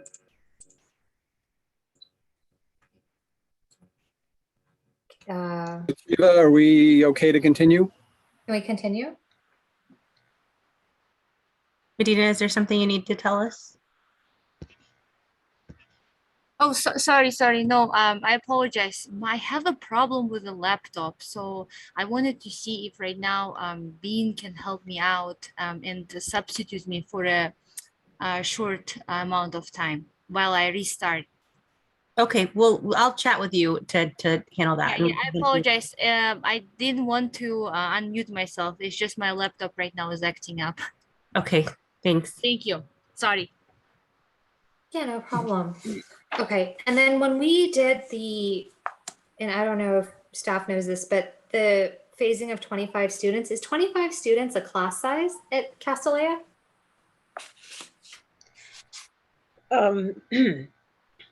It varies depending on the class. I'm sure the applicant can provide more color to that, but with the environmental impact report, I believe we were looking at 25 or 27, and it came down to a condition and we said 25.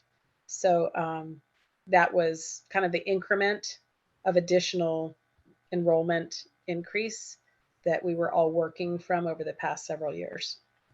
Got it. Okay. And then so with respect to the 5 parking options where it's between 9 to 20%, potential reduction, is that going to change our analysis of number of trips? It would, right? If we're having less, or am I off on that? No, I mean, the number of trips is set by the motion. Oh, and then they can't do net trips, right? They can't exceed, and then there's consequences if they do. Okay, okay, so that makes sense.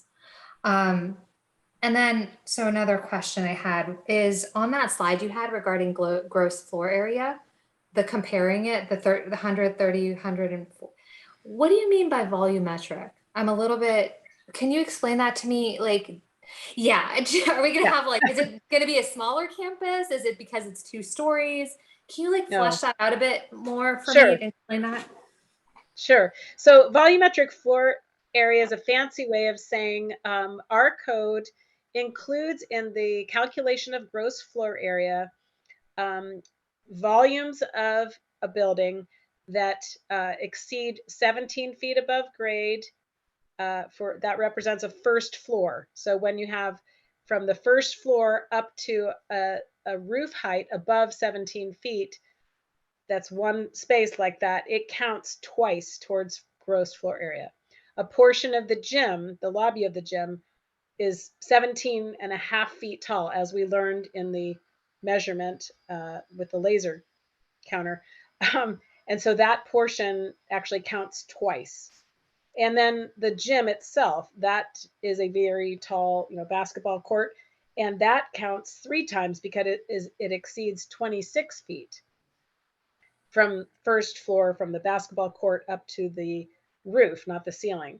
And so those kind of inflate the numbers of the existing campus gross floor area. The Fine Arts Center also was found to have taller than 17 feet between the floor and the roof above. And so that is being demolished as part of this proposal. And so what that means is there's more being removed based on removing that building than is being put back. The applicant has always maintained they will not put back more than they're removing. And now it seems with this exercise of counting everything, they're going to put back less than what's existing because of that volumetric space. That's really helpful. I was like, is this a stupid question? I'm just going to ask it because I have no idea. Okay. And then there's a line on packet page 112 that says the existing offsite parking facility used on Cowper on a month-to-month arrangement with First Presbyterian Church doesn't count as satellite parking. Why? It sounds like it's satellite on a non-residential street. It's a residential street. There is a church there, but it's in a residential neighborhood. And that is a month-to-month situation. And the council's motion appears to suggest that the satellite parking would not be in a residential neighborhood. So that would not be the right spot for any satellite parking. Oh, so, okay. So non-residential neighborhood. I was thinking they're going to use the church's parking lot. So that's not on a street. Okay. So that's helpful. And then I had a question regarding the penalties for missing the TDM. So if Castellia misses, and goes over what they're required, and their penalty is, is there a penalty that they miss the next phase, so they have to wait an extra year, or is it that the total of like 540 students is now 525? Because that's a much harsher, what's the impact? Yeah, I think we talked about in there, there's not a sliding scale, but an increasing penalties and increasing mitigation measures that would happen. And then the culmination would be, this idea of clawing back, five students at a time, and the concern about how that would be put in place if the infractions were not corrected through these additional mitigation TDM measures. Got it. So a clawback. Okay. And then one final question for you, and it goes to thinking about the RPP program. Is there currently an issue with Castellia parking on the neighborhood streets, or is it currently a problem? And are you guys tracking that, or is there any insight with respect to that? Or is the concern once they go up to 540, they anticipate it to become a problem? Is it existing or is it anticipated? I think Philip is showing his camera, and he can give us more detail about whether that's supported in the neighborhood. I wanted to mention one more thing about that satellite parking, though. Yeah. That particular site is more than 500 feet away from the Castellia campus, and typically a parking adjustment that includes satellite parking, it's not farther than 500 feet from the location. So it has to be within 500 feet of Castellia in order to count as satellite. No, I think it could be. It just that normally what our code says is no more than 500 feet away. In any case, I'll let Philip move with his. Okay. Yeah. Sorry, she's restless right now. Just to speak to the RPP as a possible solution first, I just want to note that I don't believe that there's an impact immediately. That would be something that residents in the neighborhood would need to say or tell us. I haven't heard that there is. It's not something that so typically what happens is what we do is we do counts, we do surveys to determine what the impacts of, if we hear typically through a petition of residents and through a certain threshold that needs to be achieved through the residents, we would determine that a study needs to be determined to determine what the occupancy of parking is occurring on the streets. And that would inform us whether a RPP would be a possible remedy to the solution, but just noting for schools, there are other possible solutions, and we do utilize other ones. And actually, that's one of the things that's required of us before creating an RPP is to look at other possible solutions. And around schools, one of those possibilities is just a time restriction in the middle of the day that would make it very hard for somebody who's parking at a school all day to not exceed. But might be less of a issue for somebody that, you know, if you're a resident in an RPP program, you have to go through a permit process, you have to purchase a permit, you have to renew your permit, you have to deal with guests that come. And so it can be quite a process. So just kind of giving you some of the input on that. And finally, it's not known whether it would really cause a parking impact that would require or constitute an RPP. Thank you, Lila. I'm sorry. So cute. She's so cute. That's it for questions. Yay, Mom. Wait, actually, Miss French, can I ask you one more question? Yes. On the satellite parking? So if it needs to be within 500 feet and in a non-residential neighborhood, is there a non-residential neighborhood within 500 feet of Castellea? Well, we haven't done that analysis, but you know, Castellea is a residential neighborhood, and that stretches for quite some distance. I would say the closest non-residential neighborhood is when you get to, you know, Palo Alto High School and the you know, Trader Joe's over there, the Town and Country. I don't know if there is a closer non-residential neighborhood than that, and I believe that's more than 500 feet. Yeah, that's kind of what I was thinking. Just to clarify, 500 feet is the limit in our code where we could accept satellite parking as, you know, something counting towards the parking requirement for the site. But the council's motion included direction to explore satellite parking in a non-residential neighborhood as a condition of approval, and understanding that it wouldn't, you know, replace on-site parking, but it would just be something additional to alleviate any parking issues.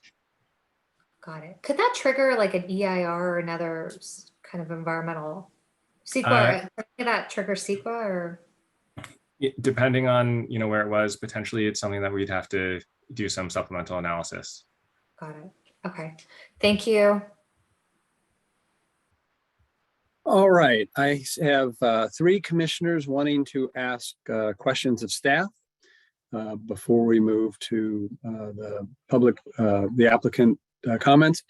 And it's 8 o'clock. It's 8:02. So before we can have those additional commission comments, we're going to take a 10-minute break.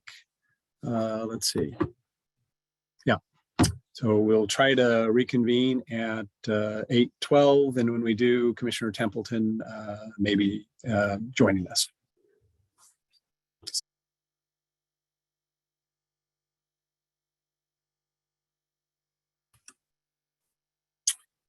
We are back from our break.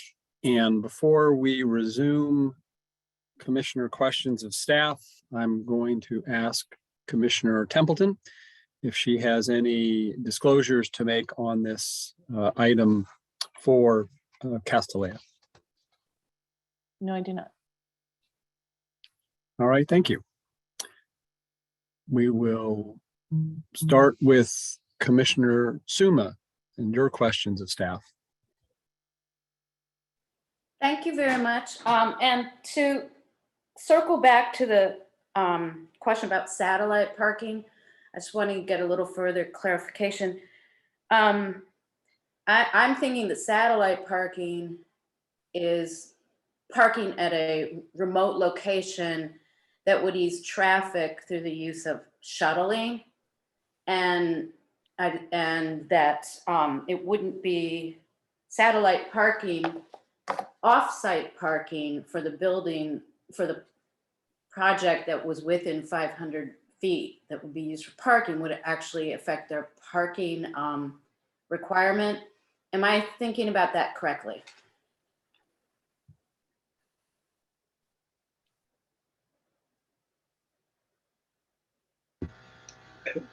Sorry, I wasn't sure who you directed that to. Was that to staff? Yes, yes. So you or anyone on staff. So sure, a satellite parking could be farther away than 500 feet. It just would not be part of the TDM. It could be a part of a TDM program, but as far as that parking adjustment goes, that's typically tied in with that 500 feet distance where people could walk easily to the location where the parking is not provided. Okay, I so, think, oh, Jonathan is here to talk further about this. Hi, oh, John. thank you. Well, and I'm sorry, I think a few of us are doing double duty tonight with youngsters. But it's the question about, I'll restate it. thank you. For the purposes of this project and others, I typically think of satellite parking as at a remote location, and specifically in the discussions about Castellea, there's been some talk about having parking at a remote location and shuttling people in. I think of that as satellite parking, which has to do with traffic and TDMs. And I think of off-site parking at within 500 feet, that would be parking that would fulfill part of the parking requirement for the project. Yeah, I think that's I was thinking about that correctly.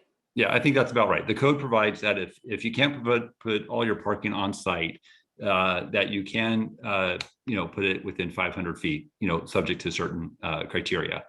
That's not what's being contemplated here.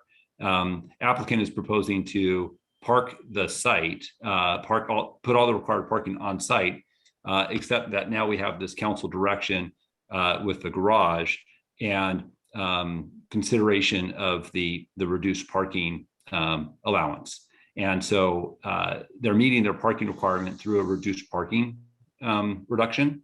And then the balance of that, if there's a need for additional parking, that could be off-site. And but it wouldn't be required parking. It would be a condition of approval, as I think Albert was intimating earlier. Okay, and typically off-site parking is for commercial or multifamily zones, isn't that right? I'll look to Amy maybe to help me out with the provisions that specifically relate to it. But again, it's not something that is precluded, as through the CUP, you have the ability to impose that condition. Okay. So yeah, I would just add to that to answer, the commercial zones are the ones that have that language about parking 500 feet away to meet the parking requirements. Because we have a parking adjustment request filed by the applicant and responsive to the council motion, we have the range of items that can be utilized, including up to 20% with a robust TDM program to grant that parking adjustment or reduction request. But we wouldn't have, in this case, off-site parking that fulfilled the parking requirement. So that's not being proposed in this case, but it is, technically an option if something existed within 500 feet. It's available in the zoning code, but it's not being proposed here. Okay. And then another question is, did the city council motion use the term base requirement or just parking requirement? Because there's quite a difference potentially between the base requirement, what was introduced as a base requirement, that's where it starts, but then after the reductions, there's quite a difference. So I was wondering if there was a notion, I don't know if the exact word baseline requirement was used by council, but I didn't feel that there was that was expressed in the council motion. Could staff clarify how that was expressed in the council motion? It just said parking requirement, which the requirement is whatever you end up with, I would think. Yeah, well, so thank you for that question, Commissioner. From our perspective, we're taking that from the code required parking that was required at the time that the council saw the application. and not from a reduced parking 50% threshold. So that's been our perspective based on the council motion. Okay, so that was based on the council's motion, okay? That was, yeah, again, based on our understanding of the council motion, is that it's from the project code parking requirement, 50% from that threshold. Thank you. And then second question is, since the volumetric space existed, and which we know wasn't counted until recently, since that will not be rebuilt, does that mean that they will, did all of the excess over what would be allowed there, which is 81 and some change, did that exist in the volumetric space? And so they will, where is the other square footage? Because removing those buildings with the volumetric space wasn't counted still doesn't get us a project with no grandfathered square feet over the what would be allowed. Is that so? I can try to answer that by saying the gym is is the by far the most grandfathered space. The counting 3 times and the counting 2 times, those are staying. The fine arts building that is being removed, that floor area that's being removed times 2 because of the second floor equivalency, the applicant is not asking to put that back in the building.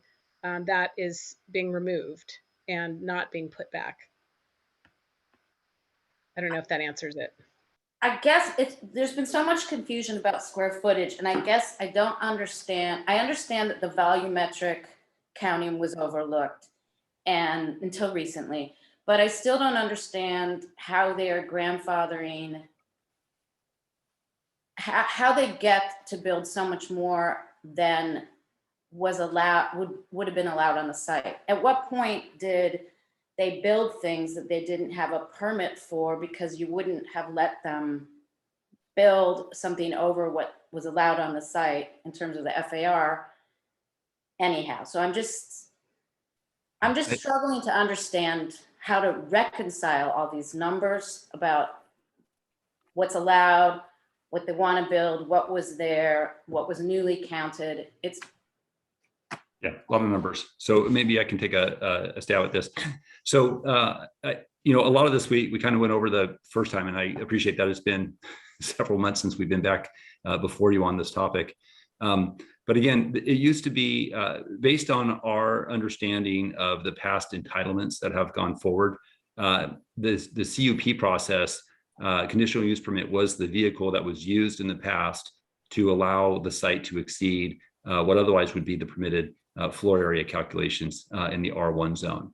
And a more contemporary review of the code and looking at the plain reading got us to the moment in processing this application where we didn't see that was a path forward. And once we alerted the applicant to that effect, that's where the variance application was filed, so that they can restore floor area that had previously been approved via CUP, and then allow that to be demolished and rebuilt. And then the floor area, there were some questions when we went to council about floor area, and that's why there were some errors that were made in assessing the existing floor area. And that's why we had that really comprehensive analysis that was recently taken place. I'll note that in our ARB staff report, which I think we linked to the PTC report, we have a much more expanded conversation about the ARB, about the floor area to the ARB report. But I hope that provides some more information. I understand that it is over the FAR that would be allowed today. But again, I believe that's from the prior processing of previous CUPs. okay. Thank you.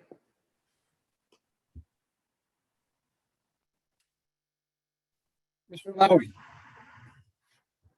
Yes, thanks. I have a couple questions that I want to bunch together. On packet page 105, you articulate all the areas that PTC has some purview over conditional use permit, comprehensive review of TDM, the variance, parking adjustment, et cetera.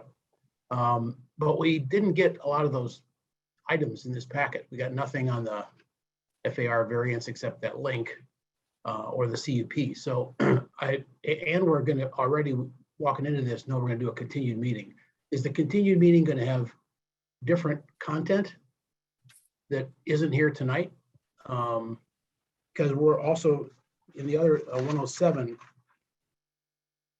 sorry, 105 and 6 articulate, A, B, and H as the primary area for our focus, which is fine, but there are some other things that aren't on there. And as a footnote, it'd be great for us to know, at least on an FYI basis, this G and I on conditional use permits from other private schools and the legalities of having a maximum build out. But it seems like we're not, tonight at least, covering everything that's in our full purview. So I just wondered what the process issue was there. Thank you. Maybe I'll start, and Amy, you can help fill in any gaps that I leave out. So thank you. I appreciate that question. And you're right. We don't have all the information that has been detailed in that council motion.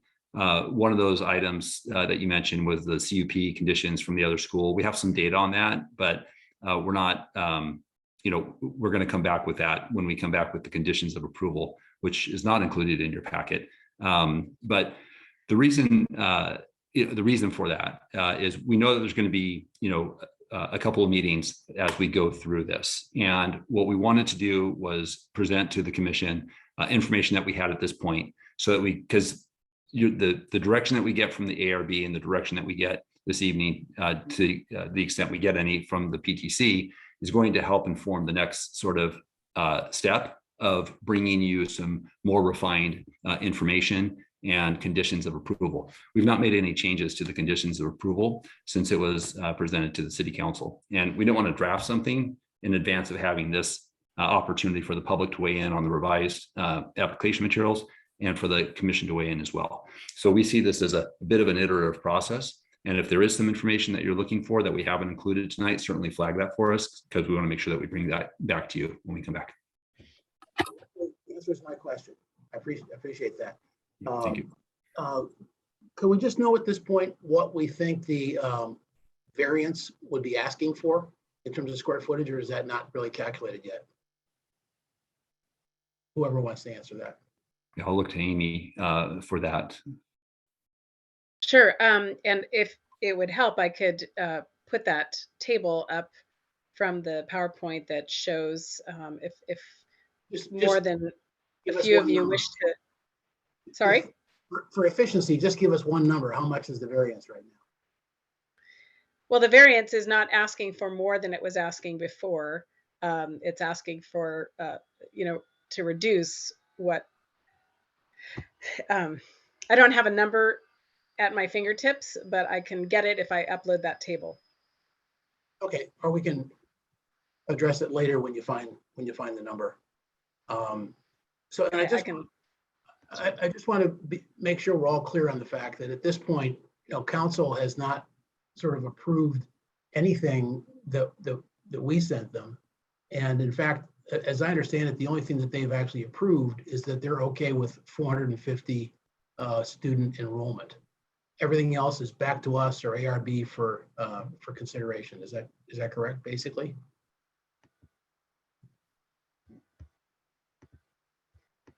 There's been no certification of the EIR. There's been no motions to approve the project. So that's.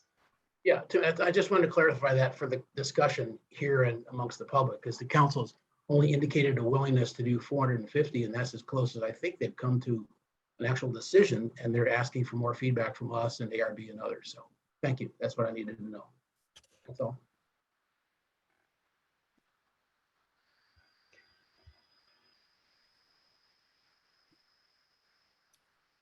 Commissioner Suma, your hand is still up. I'm going to go to Commissioner Chang. Thank you, Chair. Because I wasn't here for some of well, for all of the old meetings, I wanted some clarification because I went back and looked at minutes from March 29th. And my understanding was that City Council asked PTC to consider a no underground garage option. And I wanted to ask staff, was a no underground parking option ever presented in this round? I can answer that. In the draft environmental impact report, there were several alternatives to the project. The project started off with a larger garage than what the council received. It was whittled down during that review process, but yes, in the environmental impact report, there's the no below grade garage alternative. That's part of the analysis. It's a big document. Right, but to clarify, that EIR or draft EIR was done after March 29th, correct? No, the draft EIR was before March 29th. Yeah, prepared in 2019, and the final EIR to address the comments received on the draft EIR was prepared in July of 2020. Right, so it was done before the March 29th meeting. And so I was reading through City Council minutes, and there's a sentence I have here that says direct staff and the PTC to review both a non-underground parking facility option and an underground parking facility alternative that allows a maximum of 50%, et cetera, et cetera, et cetera. But we didn't receive a new non-underground parking option, right? Correct. The March 15th motion that you're talking about, I believe Mr. Yang was addressing earlier, saying that motion was further refined on March 29th. So that's the motion that we took to be the refined motion.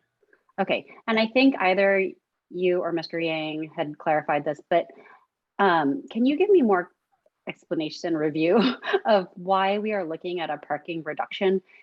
In other words, what are the findings that are required, or what's the community benefit from that's provided that allows us to reduce the parking, or what are the requirements for a parking reduction?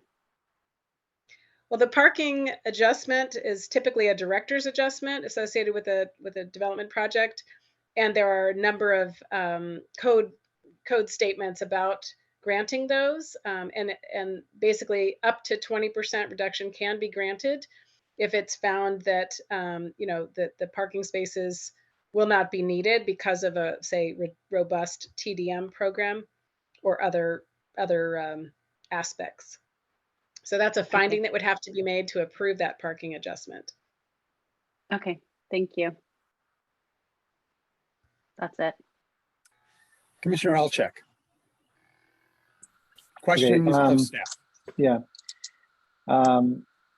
So it would help to have a little clarity here. Is staff's perspective, is the floor area of the project greater, equal to, or less than what's currently there? The proposed floor area is less than what's currently there because the demolition is going to remove more than's going to be put back above grade gross floor area. The basement will be larger than there.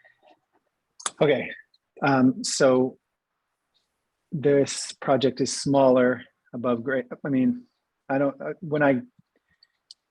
we don't count below grade square footage anywhere in the R1 in general. So if you include the garage, what is the distinction?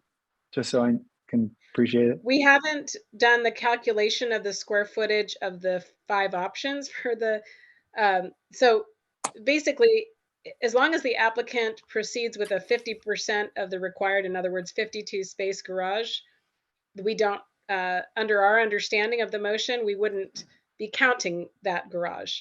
Right. Once okay. they go so to that makes perfect sense. Spaces, right? That makes perfect sense. Then we would count that. Why go through that process if it makes absolutely no difference? Because we are not counting below grade floor area unless it exceeds this new framework that's under consideration. Correct. Has it come up at the staff level? Okay, let me provide context here. So I understand how the concept of the garage came about in the first place, because I was here back when, and how it was even brought into the discussion, and when the applicant decided to pursue that concept. It was larger than it is today. You know, has it come up at the staff level that the size of the garage getting smaller seems to be counterintuitive to minimizing the size of the below grade garage getting smaller, sort of counterintuitively probably likely to make impacts greater locally? Is that I guess what I'm trying to say is, it's like, I understand how we got from there wasn't a garage below grade, seemed like it was an interest on behalf of the community. The applicant met that interest. The community has apparently sort of changed their opinion on it.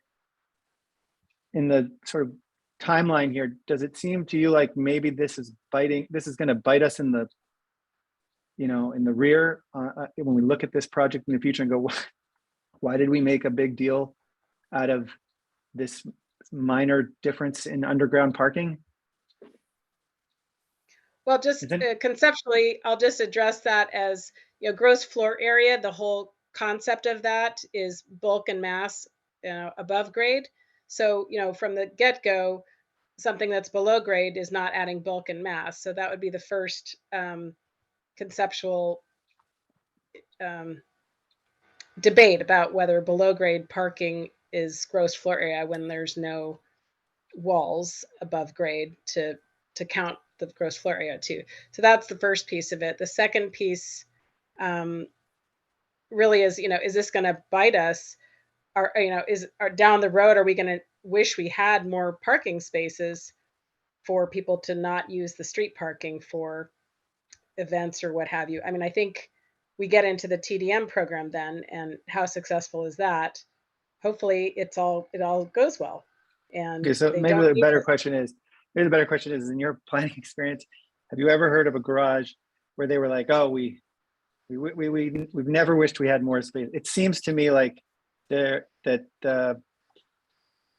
wonder if this effort is so, I guess what I'm trying to figure out is if staff has had if there's a conversation happening at the staff level where it's like, this is what they want, so we're going to go with it, but this doesn't seem like a prudent way to cover our parking need. I mean,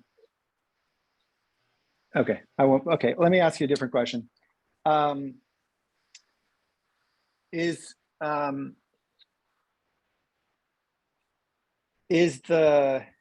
you were talking about enrollment steps, I thought I heard sort of a sort of subtle suggestion that you didn't really. I guess my question is, what was flawed about our approach to staggering enrollment? Let's agree that we can resolve the connection. We can disconnect enrollment and construction phases. That's fine. But was there, in your mind, something that didn't work in terms of the staggering of the enrollment increases with the performance, the opportunities to evaluate performance metrics, that didn't create an opportunity to solve that issue about backtracking? I thought when we went through it last time, we kind of created a timeline that put us in a position where you wouldn't have to go, oh, well, we didn't properly evaluate this and you have 5 more kids than you're supposed to have. And maybe I'll start on that one, Commissioner. Is your question from the perspective of the council's feedback when they reviewed the project? Yeah, so it's in the presentation. I understand. I got the impression that we were looking for new solutions, and I don't understand why the one that we came up with wasn't good at that. Yeah, no, fair question. We heard all kinds of comments from the council, and I think the commission put a lot of thought into the process that Amy went over in the presentation, and that you recall from your previous review. The one area where I think the council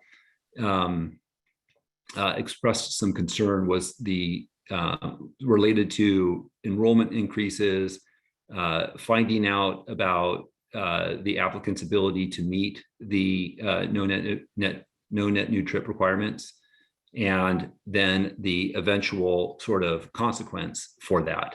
And there seemed to be an extended period of time, and I think the commission actually spoke about this too, between the applicant gets enrollment, but it could be a year or a year and a half down the line before the consequence of reducing the enrollment came into effect. And so I think there's, I think that's one reason why the council's saying, let's take a look at the phased enrollment increase to have it align in some way with a more timely consequence or, corrective action that can take place that's not so distant in the future.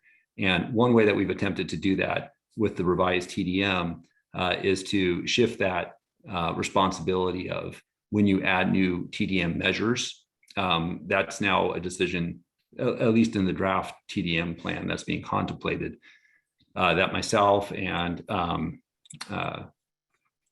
Office of the Chief Transportation Official, Philip Cami, would have a conversation about what additional TDM measures might be needed to ensure compliance with ADT, average daily trips, and the AM peak. So I think that's the best we can give you at this time. Okay. And I think we're just looking for some options on that. Okay, so if I could just get one more point of clarification. So it's your suggestion, your impression was that our discussion didn't address the lead time issue, and that I'm trying to understand if the concern on the part of City Council was legitimate or not.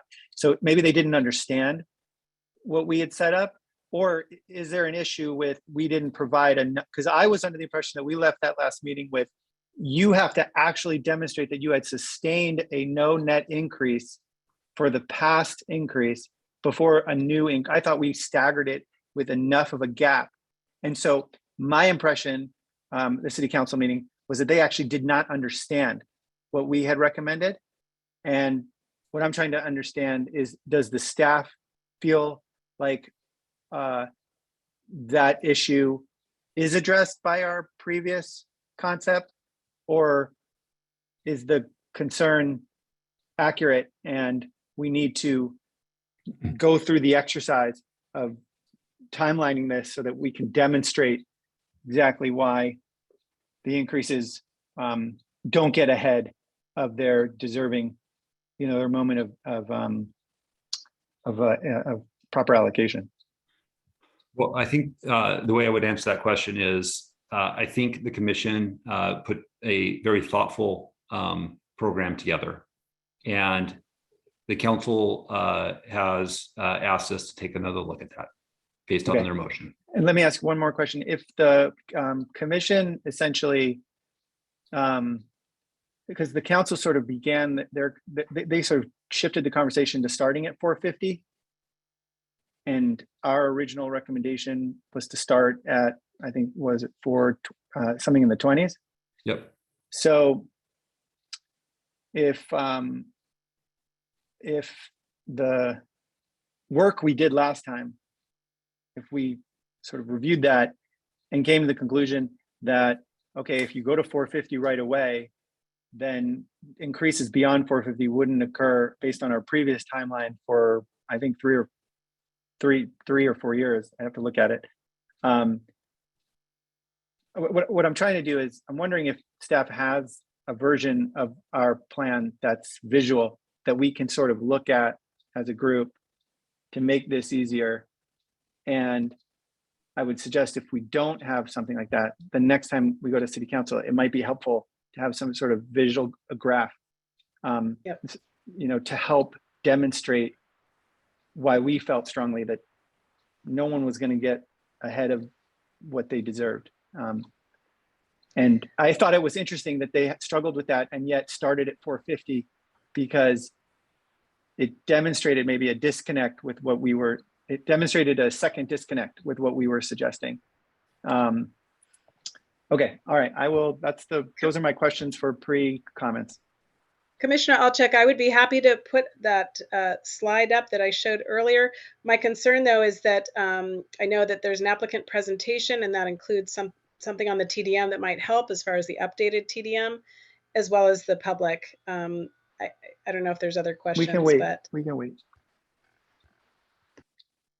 Ms. Tanner, I saw your hand go up and down a couple of times. Is there something you would like to add, or did we pass the moment? I only wanted to add something that you're all aware of. It's just the time, and just to suggest that at the chair's pleasure, we might go to the applicant presentation soon, just given the hour. Yeah. Thank you. And I was getting ready to do that after I asked one, what I think is a pretty simple question. So the size of the campus, the variance, isn't really one of the issues that staff is looking for input on tonight. If we read through the staff report, there are a number of places where staff is looking for direction, but the variance isn't one of them. We will take that up again at a later time, but was a curiosity to me last year when we dealt with the variance. My memory is, we were dealing with square footage. This is what the square footage would be under the code. If this were a new build, this is what they have, the gross floor area today.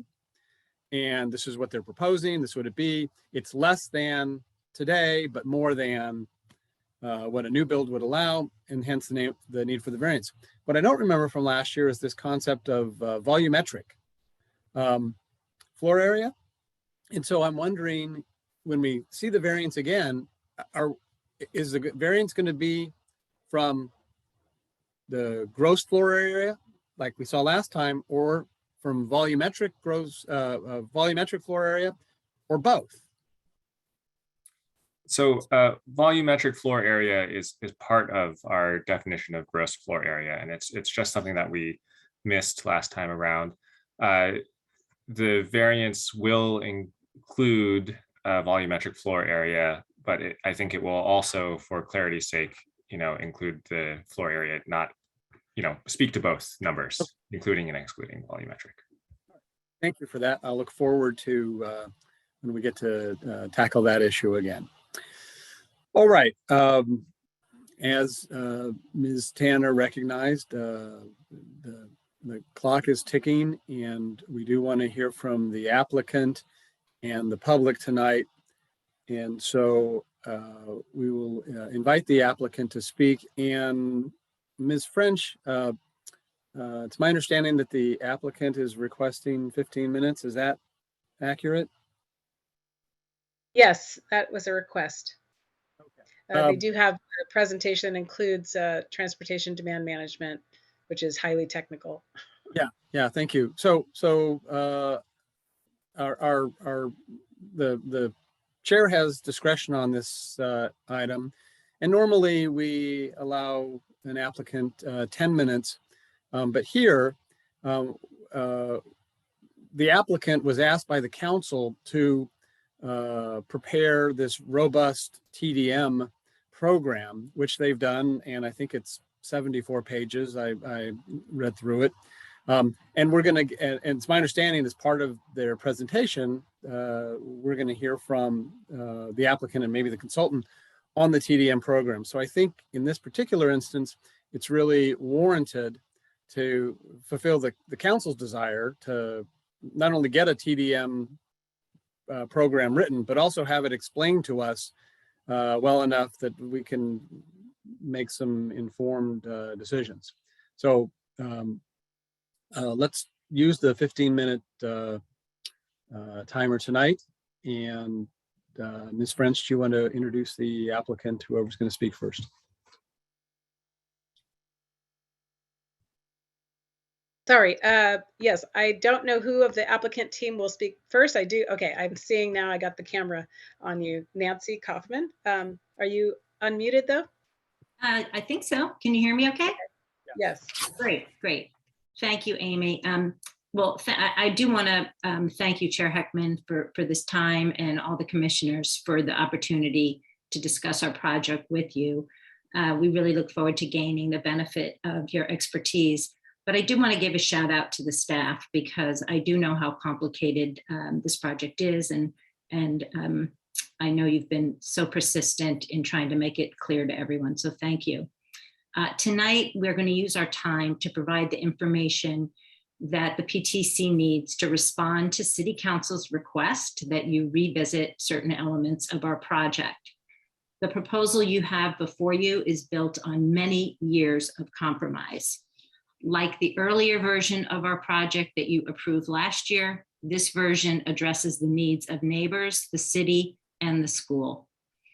First, this project responds to calls from neighbors to improve their quality of life by reducing our footprint, capping our car trips, limiting our hours of operation, reducing the number of events, moving parking out of sight, saving and adding trees, and mitigating noise. And we achieve all of this for the neighborhood while also meeting our project objectives: to build a modern and sustainable campus and to educate more girls. A crucial element of our application is our request to increase enrollment. To highlight this imperative, I would like to offer some context that puts a spotlight on the importance of this project to Palo Alto's educational landscape and to the empowerment of girls and young women. Since the onset of COVID, all of us have come to appreciate the unique role that schools play in our communities. Even those of us who don't have young children see schools as the path to a better future. When schools thrive, we all thrive. And it's easier to believe we will pass through hard times when we can see children around us learning and growing together. Castellea School plays a leadership role in that effort. In fact, educating more girls for a better and more equitable future is a vision that has been at the core of our mission since 1907, and it remains our top priority today. Since March of 2020, as women have been forced out of the workplace at far greater rates than men, decades of progress along gender equity lines have been washed away. That is why now, more than ever, we must meet the needs of girls for whom the single-sex environment Castellea provides is critical to developing and strengthening their voices. With our application, we seek the city's support to make it possible for more of those girls to thrive as students and future leaders. And we need your help to find a path forward so that Castellea's increased enrollment and new academic buildings become the foundation for a sustainable future. We need your support to ensure that Castellea's place in Palo Alto is preserved in a sustainable way, contributing to the prominence of our city as a community that is invested in what matters most about the future: the education of the next generation. Through this iterative planning process, we have come to understand that increasing our enrollment hinges on our ability to minimize impact as measured in trips, events, and parking. That is why our plan proposes gradual enrollment increases contingent upon maintaining your clearly stated cap on trips and upon adhering to your specific set of guidelines on the number and type of events we can hold. Tonight, we are relying on your expertise to provide the City Council with your guidance on parking in response to their motion. Critical to deciding our parking requirements at each enrollment level is a deeper understanding of the TDM program that we will present tonight. Through your analysis of how TDM serves to actually reduce the need for parking, you are in the best position to recommend to council a workable parking solution that preserves our fields, parks our project, and allows us to enroll 540 students. We were gratified that during our recent hearing with the ARB, a straw poll supported 2 garage options, option D with 69 below grade spaces and option E with 52 below grade spaces. As you will hear from our team and as is contained in their reports, there is a pathway to responsibly grow our enrollment to 540 students. Tonight, we are eager to get your direction on that pathway so that we can move gradually and responsibly to an enrollment of 540. That's 90 more girls who will benefit from a Castellea education, including the many who benefit from our tuition assistance program. As I stated at the start, our plan now checks all the boxes. We take cars off the street. We save and add trees. We reduce our footprint. We exceed Palo Alto's sustainability goals, and we educate more girls. In meeting with you again, we seek clear direction on actionable steps we can take to further improve our proposal and move toward approval. We appreciate the specific guidance we received from the ARB last week, and we have already begun work to further reduce the massing along Kellogg. We look to you for similar guidance on our TDM and parking plans. Now I would like to introduce Adam Woltag of WRNS Studio, a member of our architecture team, to share the parking options for your consideration. He will be followed by our land use attorney, Mindy Romanowski, who will discuss the proposed text amendment, and our TDM expert, Elizabeth Hughes, who will talk about our TDM and its impact on traffic and parking. Thank you all so much. And on to you, Adam.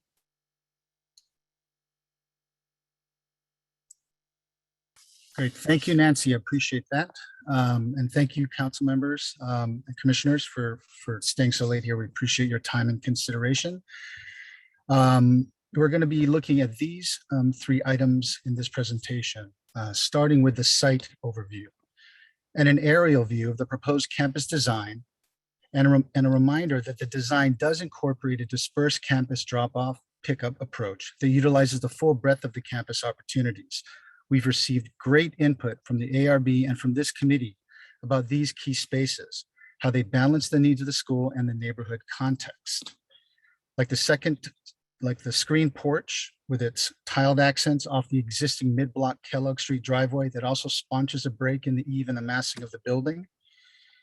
And at the driveway entry near Kellogg and Emerson intersection, where the 2nd floor trellis setback softens the corner of the building and marks its entrance to campus. These are considered design highlights, and we appreciate the comments, and we feel they've made the project much better. Now moving on to the tree protection and parking options A and E.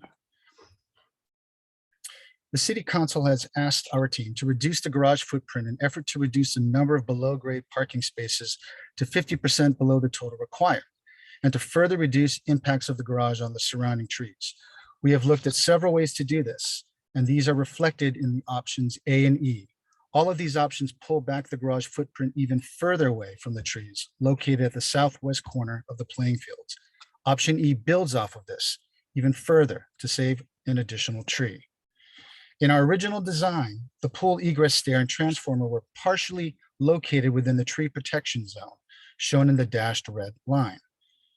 Options A through E propose redesigning the stair to fall outside of the protection zone and to relocate the transformer and switchgear, shown in yellow, to the landscaped area along the Emerson Street facade adjacent to the surface parking lot. Now moving on to item 3. At our most recent ARB meeting last week, members had a chance to review the revised parking options and voted in favor of either option D or E. Both options further protect existing trees and reduce below-grade parking capacity, but there are some key differences that need to be highlighted for this committee's review.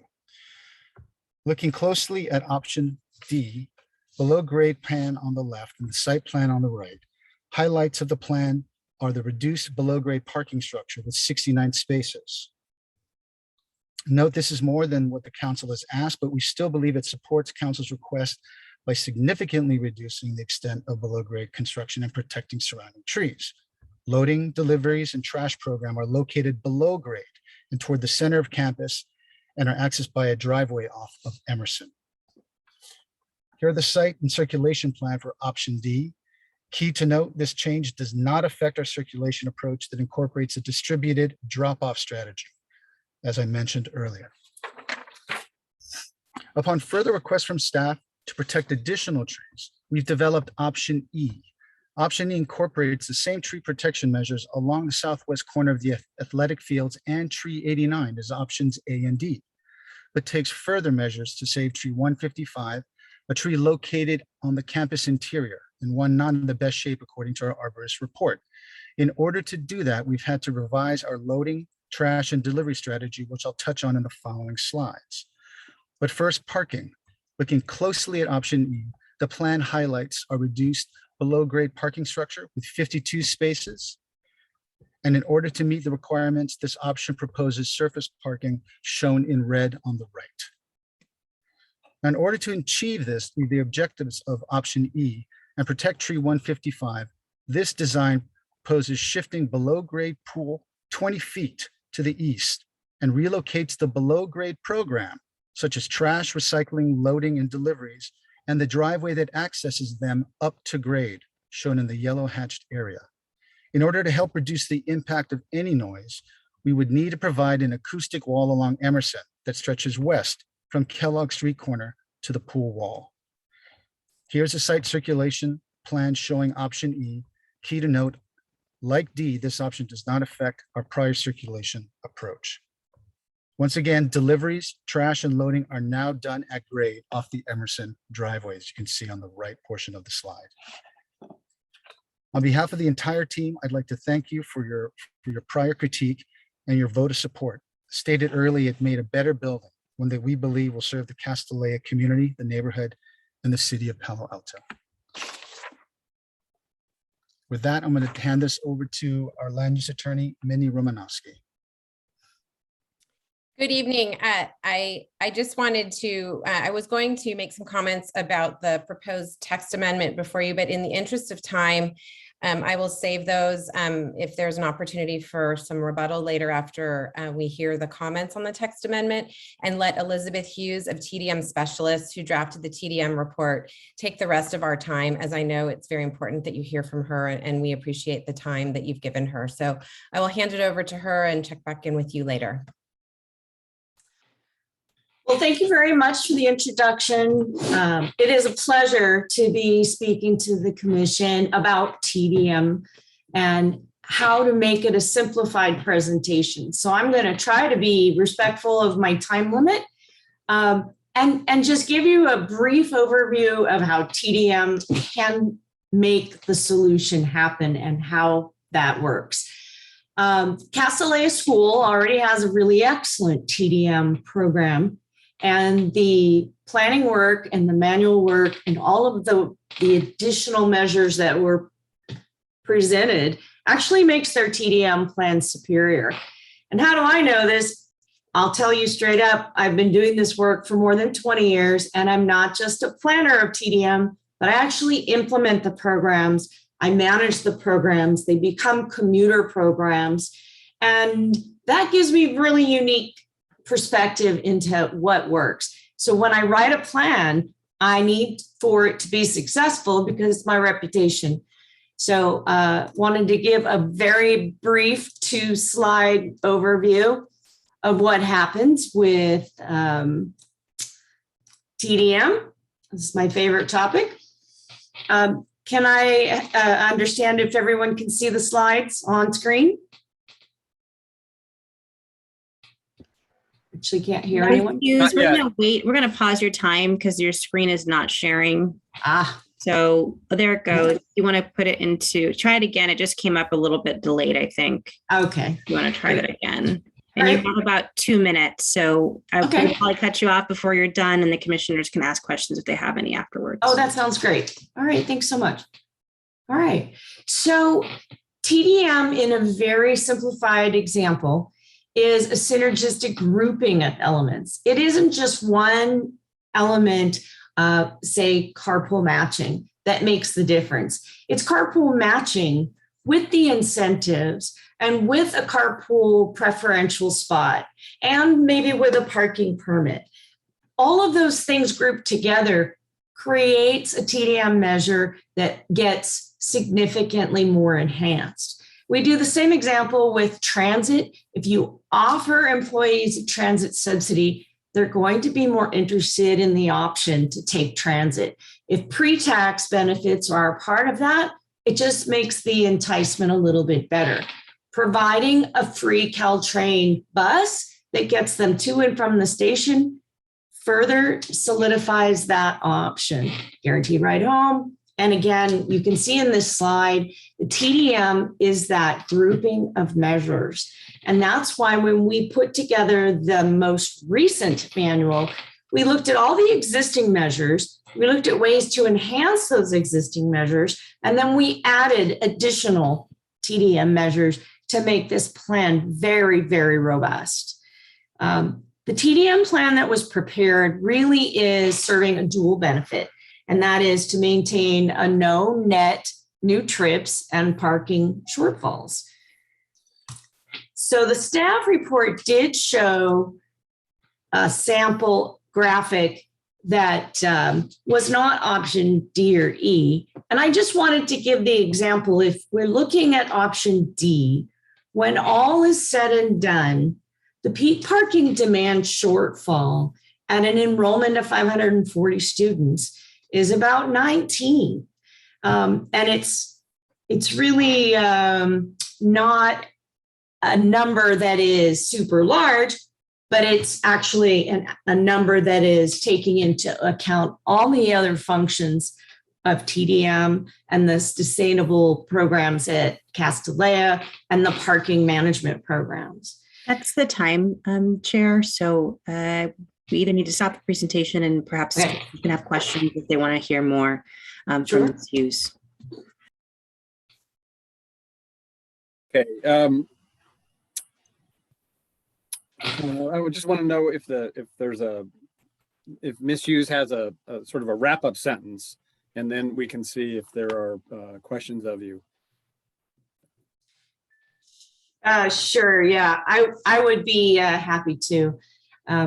Basically, we are looking at a successful program that has every advantage to perform, and every element was reviewed: bicycle, walking, transit, carpool, the outreach, the monitoring, and the penalty aspects. So this plan is quite appropriate for the sustainability, mobility, not just for the school, but for the city of Palo Alto. Thank you, and thank you for the applicant for the presentation of all the presenters. Commissioners, here's how I want to proceed. Often we might ask for questions of the applicant at this point, but it's 10 after 9. We have 75 members of the public, 36 of whom have already raised their hand, and there could be more. And my desire, my intention is to be able to hear all of the public comment. The members of the public who want to speak, I want to give them the opportunity to do that tonight. So what I intend to do in my discretion is I'd like to move to the public comment. I'm going to provide 2 minutes per speaker. Per our normal procedure, I think groups of 5 can collect and have one or more of that group present for 10 minutes. We'll allow that. We'll get through that. And which I'm anticipating will take us close to 10:30, quarter to 11. I'd like to hear the applicant's rebuttal, and then see if there's appetite or energy for commission discussion tonight, or we want to move that forward. It's pretty clear to me, unless we're going to stay very, very late, we're not going to get through commission discussion tonight. So that's my intended plan. And I do think that we will take a break around 10, just a short break, maybe 5 minutes, at an appropriate breaking point between public speakers. So that's my plan. And I do see members of the public, additional members starting to raise their hand. So here's what I'm going to do. And this is something I guess I learned from our mayor. I'm going to ask anyone a member of the public who wants to speak to raise your hand by 9:30. I got 9:12 right now. At 9:30, we're going to cut off the list wherever it is at 9:30. So that's 18 minutes to raise your hand. That's ample opportunity. So I'd encourage you to do that if you want to speak tonight. So I think with that, we can, all right, move to open the floor for public comment, and raise your hand if you wish to speak. On the Zoom app, there's a raise hand button on the bottom of your screen. If you're dialing in from a phone, press *9. I know. Sorry, and if I may, Chair, I want to just confirm we're doing 3 minutes per speaker, 2 minutes. Okay.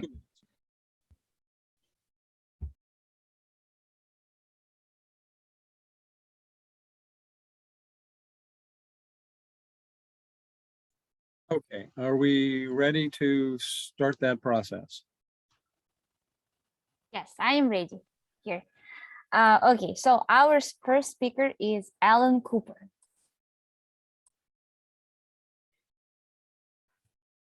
Good evening, commissioners. I have lived across the street from Castellea on Kellogg for 37 years. First, I want to thank you and city staff for continuing to seek solutions in this complex project that will get Castellea part of what they ideally want, which is 30% more students, and will get neighbors part of what they ideally want, which is a residential neighborhood without persistent and increasing traffic, parking, and noise issues. This is a balance of compromises. In my letter to commissioners 2 days ago, I outlined 7 troublesome issues that I see as needing to be resolved. I made a simple, specific suggestion as to how each issue could be resolved as part of a compromise. I ask that you consider these suggestions seriously. 3 of my issues regarded monitoring and regulating traffic flow and parking throughout the entire day in the greater neighborhood. There are still significant pedestrian and bicycle safety issues at times due to uncontrolled traffic on Kellogg. 2 of my issues regard the CUP and how the number of on-site events could be significantly reduced to 50 or less, and how the CUP mandates could be monitored and enforced in the future. 1 issue relates to the duration of construction. I strongly commend Castellea for suggesting the option that they move to a temporary campus for 21 months, so that construction could be reduced by more than 1 year. This would be a major gift to the community and to the safety and health of their students. A final issue relates to the ARB that suggests that the building be made 3 feet higher. This would yield an even more massive building, which seems untenable. I was okay with the prior design, but cannot support the new design. Thank you for helping the neighborhood and Castellea. Hey, Alan, how are you doing? Hang on here. You still there? We'll try to mute that person, I think, if we can. Yes, I muted. Okay. I did just want to, I'm sorry for this, is a little awkward, Chair Heckman. Our procedural rules is kind of somewhat Commissioner Suma did indicate earlier, do allow the chair to reduce the speaking time for public comment to 3 minutes. But unlike council, we don't have in our rules reducing it further from 3 minutes to 2 minutes. I know it's a bit awkward, but that's how I read our rules, unless the city attorney is aware of something else that I'm an oversight that I'm maybe having on our procedural rules. No, that's correct. Oh, the statement that appears on our agenda, item number 3, the chair may reduce allowed time to speak to 2 minutes to accommodate a larger number of speakers. Right. That's an error. That's an error. And it's that I think under the general public comment, like on non-agenda items, I think it may be different than for agenda items. So I do apologize that we have that error, which Commissioner Suma has pointed out before, and we will fix it. But that is just wanted to get that, and I'm sorry to Mr. Cooper for not apprising of that earlier during his comments. All right, if that is the limit of my discretion, then first of all, I apologize to the members of the public. I appreciate staff bringing it up so early. And I want to ask Mr. Cooper if he has another 60 seconds that he wanted to share with us, but couldn't, so that he doesn't get the same privilege everyone else does. Yeah, just a moment. Let me find him in the attendee list and unmute him. Thank you, Commissioner, for the opportunity. I would like to pass that opportunity for the extra 60 seconds, if possible, to Andy Reid later on. Thank you.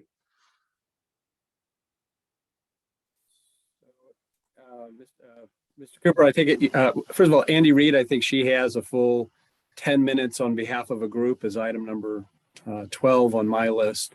So she wouldn't be able to use your extra minute. But I appreciate you didn't have much, anything more to say. And so let's continue to move down the list. And while each of you do have 3 minutes, I'd encourage you all to be succinct and to not be repetitious unnecessarily. If someone before you said something that you agree with, you could state it that simply rather than repeating the concept. Thank you. Our next speaker is Anu Priyadarshi. Thank you, and I will try to be as succinct as possible. So good evening, everyone, and thank you so much for the work you do to support our community. Once again, my name is Anu, and I live here in Palo Alto. I am here to ask you to support Castilea's modernization plans. The changes will reduce the school's impact on the neighborhood and the environment. The garage will move cars below ground without adding more traffic. You can choose the plan that you believe is best for all parties, obviously, but please bear in mind, however, that the 52 spaces plan severely curtails the school's ability to educate more women, as per the city staff's latest report. For this reason, I do urge you to support option D. The new learning spaces will be fossil fuel free and net zero energy, really goals that more organizations in Palo Alto should be pursuing. And on that same note, the school's traffic management program is a leader in the Bay Area, so I hope others can acknowledge that. Since the school first submitted plans at this point several years ago, it has made changes to a few different things: the exit from the garage, the pickup and drop off patterns, the external facade, the overall square footage to comply with current measurements, the tree plan, preserving more trees and adding over 100 new ones, the hours of operations, the number of events, the ways that families and employees come and go from campus. Now you have further changes that improve the project. Castilea is a good neighbor already and appears to want to become an even better neighbor with this modernization. So please recommend it for approval again. Castilea should be allowed to thrive in Palo Alto, especially because this project has no negative impacts. And that's all I'd really like to emphasize today. So thank you again for all that you do for the city. Our next speaker is Eduardo Lodge. Yes, thank you. I'm assuming you can hear me. Yes. Wonderful. I just want to basically say that I would like to ask PTC to move this forward to the city council. I live in Churchill, close to Castilleja and Pali. My grandmother graduated from Castilleja in 1917, and I benefited from the great education she received at Castilleja. We live next to Pali, and my 4 kids went there. Lots of buildings have been built and approved while I've been here. And I've been speaking in support of Castilleja at hearings like this one for years. In fact, I spoke to you last year when you endorsed the plan for the first time. Well, here we are again. The basics are the same. We have a sustainable campus. We have a huge aesthetic improvement, no new above ground footage, no new daily car trips. Events will be held to a reduced number. And there's more educational opportunity for kids. Now, even more trees are preserved, and you can guide this project towards a productive compromise. You know, how much parking do you feel should move above ground or below ground? Either way, daily trips will stay the same. You know, as someone concerned about green space, I care a lot about trees. I just read the Overstory. It's a great book. I'm impressed with Castilleja's commitment to investing in the infrastructure of the neighborhood. And I'm one of the neighbors who supports more capacity in the garage. So I think the underground garage makes a lot of sense. However, I believe that there is an ability to compromise. And I believe there is a way to forward that pulls many different views into account. Clearly, so does Castilleja. You have many different plans in front of you. All of them are excellent improvements to preserve the trees, move cars below ground, enhance the neighborhood, and allow an institution that predates all of us to continue to thrive. By the way, my mother was born in 1899. She graduated, as I mentioned, in 1917. She was born in the 19th century. So choose a plan and move this to the city council for approval. The New York Times recently did a great piece on how time-consuming and expensive basic infrastructure and building updates have become. Let's make a decision and let's send this proposal to the city council. Let's help our kids get back to learning and being great leaders and members of our community. Thank you. Our next speaker is Jay Fleming.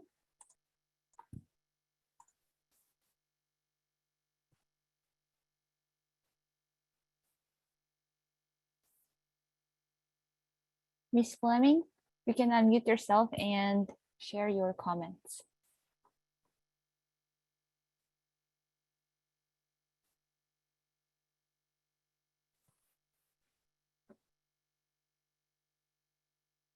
There may be some technical problem that Ms. Fleming is experiencing. Let's move on and come back to her. Okay, so our next speaker is Jo-Chan Prophet.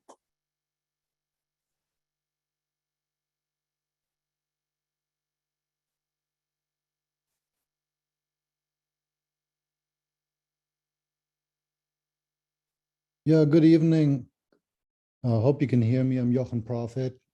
I live here in Palo Alto, close to Casti. I really wanted to second Mr. I hope I pronounce this right, Eduardo Diach, comments. This is probably the 3rd year now that I've been speaking on behalf on Castilleja, and I think his comment about how long this process takes is so true, and it's just incredible to see how something else really should be a slam dunk, something like a school that is providing so much opportunity to young girls and wants to update its facilities. It's taken year and year and year and year. So please move this project forward. All kinds of wonderful new benefits have been provided and laid out already. There's a lot of good options for you to choose from. I was really struck by one of the comments from Michael Olchek, which I thought was terrific. And while I'm not an expert in design or architecture, I would say that don't build the garage too small. I think the garage is the best solution, but don't build it too small. There will be growth, and you will be really feeling terrible if you approve a project that will end up to be too small.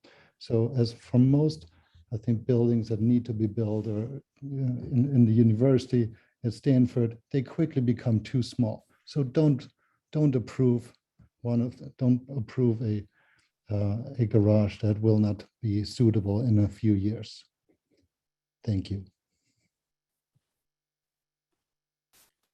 Thank you. Let's try to return back to Ms. Fleming. Just before Ms. Fleming speaks, I want to remind the members of the public that it's almost 9:30. So if you haven't raised your hand yet and you want to, you need to do so by 9:30. Ms. Fleming.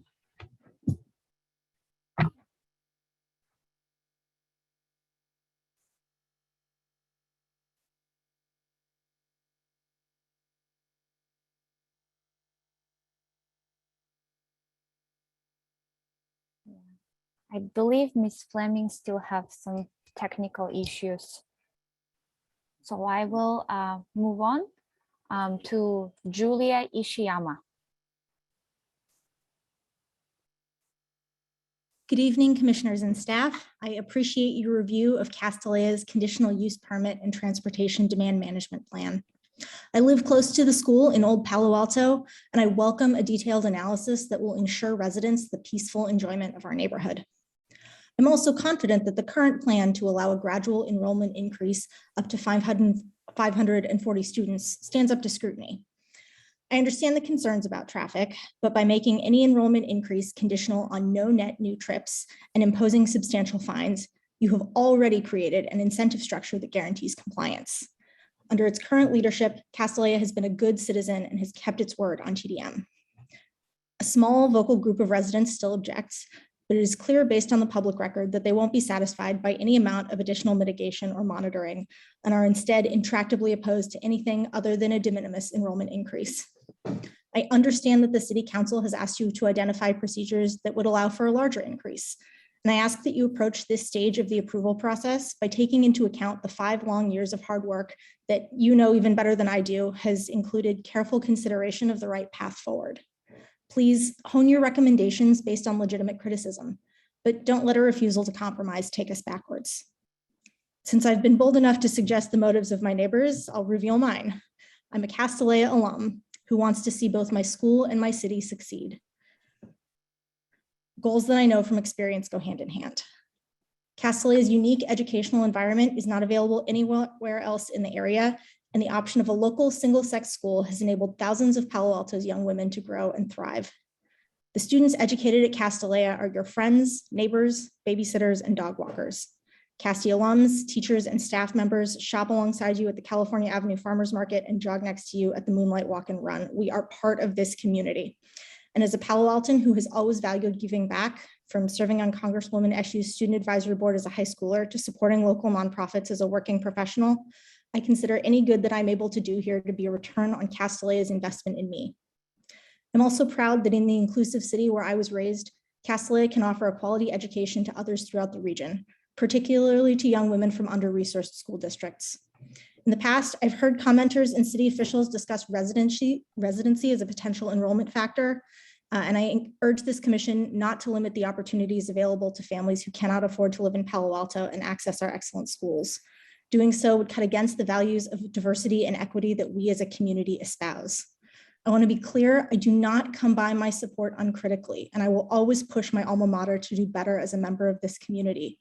But I support the parking design and enrollment changes as currently proposed because this is a good plan on its merits, one that holds the school to good behavior and supports its ability to be a real force for good in Palo Alto. And I urge you to support this plan as well. Thank you.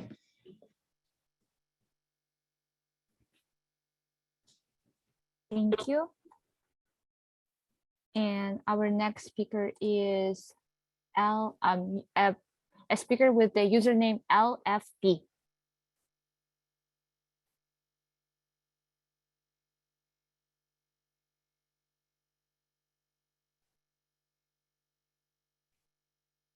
A speaker with the username LFP, you can unmute yourself and share your comments with us.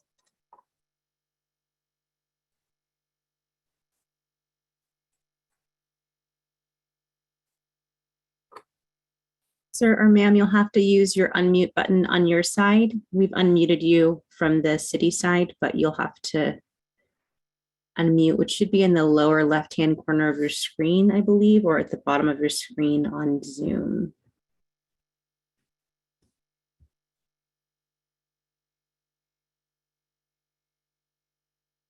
We may have to return to that speaker chair. Let's move on to the next and see if they can figure it out over time. Our next speaker is Lion. Sorry if I mispronounced your name.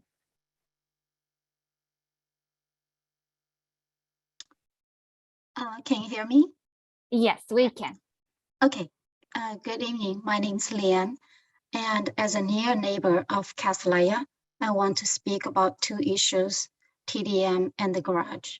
I'm happy that after your hearing about Castellia last fall, it was finally fully understood that the garage would not bring more cars to the neighborhood. Opposing voices have tried to confuse the issue, but I appreciate that you read the EIR carefully, studied the proposal, and were able to see through those attempts. Castellia is a TDM leader, and I wish other organizations in Palo Alto would follow its lead. Throughout the pandemic, Castellia has only improved upon its TDM with additional buses for students who are not ready to return to Caltrain yet. Castellia's commitment to keeping car trips low will not waver because that's the only way the school will be permitted to enroll more students in the high school. No cause for doubt here. Castellia is already pivoting to do whatever it takes to keep car trips low. As for the garage, I'm a strong supporter. It's a gift to the neighborhood, a wise investment in the long-term aesthetics and infrastructure of old Palo Alto. The options before you all improve quality of life and preserve trees. Please remember that the new tree plan also adds over 130 new trees to campus, another huge gift to our neighborhood. I'm looking forward to seeing this project finally begin. Please act quickly to lend your support again. Offer the City Council clear guidance toward a better future for my neighborhood with underground parking on Castellia's modernized, sustainable campus. Thank you. Thank you. And our next speaker is Mary Sylvester. Mary Sylvester represents a group, and she will have 10 minutes.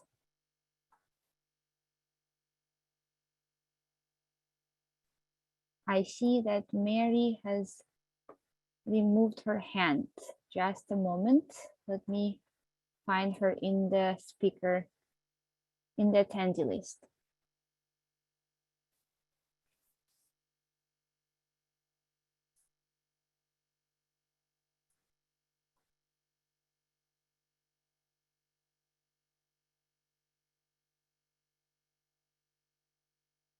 Mary, if you could raise your hand again, that would help me to find you, to see you on the top of the list.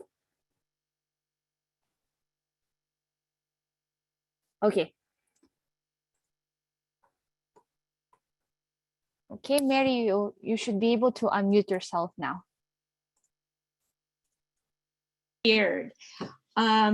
Good evening, commissioners and staff. I'm Mary Sylvester, an immediate neighbor of Castellia School, and I've lived here for 43 years. I'm speaking tonight on behalf of Keith Bennett from Save Palo Alto's Groundwater, who had to leave the call due to the late hour as he has work commitments, as many of us do. Palo Alto's groundwater is particularly concerned with the impacts of underground construction as it impacts our community's groundwater, which is becoming increasingly more valuable as a result of climate change and population growth. Underground construction has impacts during and after construction. We believe these impacts should be avoided and minimized through design and construction processes. First, decisions on any underground construction need to be made based upon relevant and up-to-date geotechnical studies. The environmental impact report must be specific for the actual project design and include accurate and current ground conditions. The DEIR for this project was prepared in 2017. The geotechnical studies have a clearly stated expiration date in early 2020, and the DEIR does not consider the excavation proposed for the swimming pool, but only contemplates a single level underground for the garage. This is a very material difference. The pool deck is 15 feet below ground surface, and excavation for the pool will extend to approximately 27 feet below ground surface, allowing for the 7-foot depth of the pool, pipes and pumps below the pool, and an approximately 2-foot thick slab of concrete to reduce the buoyancy when the pool isn't filled. The water table at this location is about 25 feet below ground surface in autumn, rising to about 18 feet below ground surface during winter storms. We must assume groundwater will be encountered during construction, as it was in 2006 for construction of the gym. Palo Alto building codes require contractors to dewater at least 2 feet below the deepest excavation, and contractors invariably dewater further. Therefore, we can assume groundwater will be lowered at least 5 feet to 30 feet or more below ground surface. Applicants often cite compliance with Palo Alto's groundwater ordinance as providing necessary protections from impacts. However, Palo Alto's dewatering ordinance does not impose any, and I repeat, any restrictions on the rate or total amount of groundwater pumped.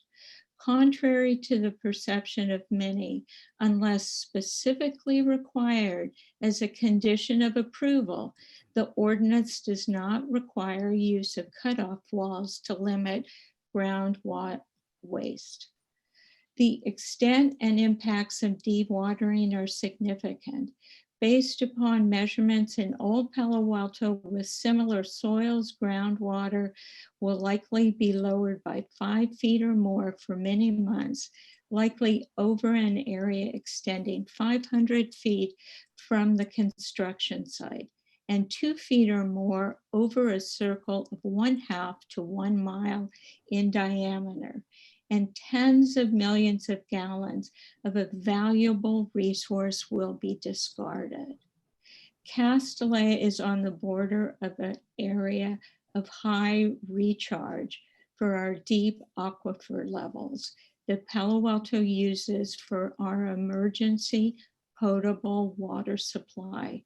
So pumping groundwater here reduces aquifer recharge. It is well known that lowering the groundwater table results in subsidence, which is permanent. For the alluvial fan soils typical of Old Palo Alto, typical subsidence is about 1% of the amount of groundwater lowered, which corresponds to 1/2 inch or more for this project. I have clearly observed and documented such subsistence from residential dewatering at my house from basement construction hundreds of feet away, as well as associated permanent damage.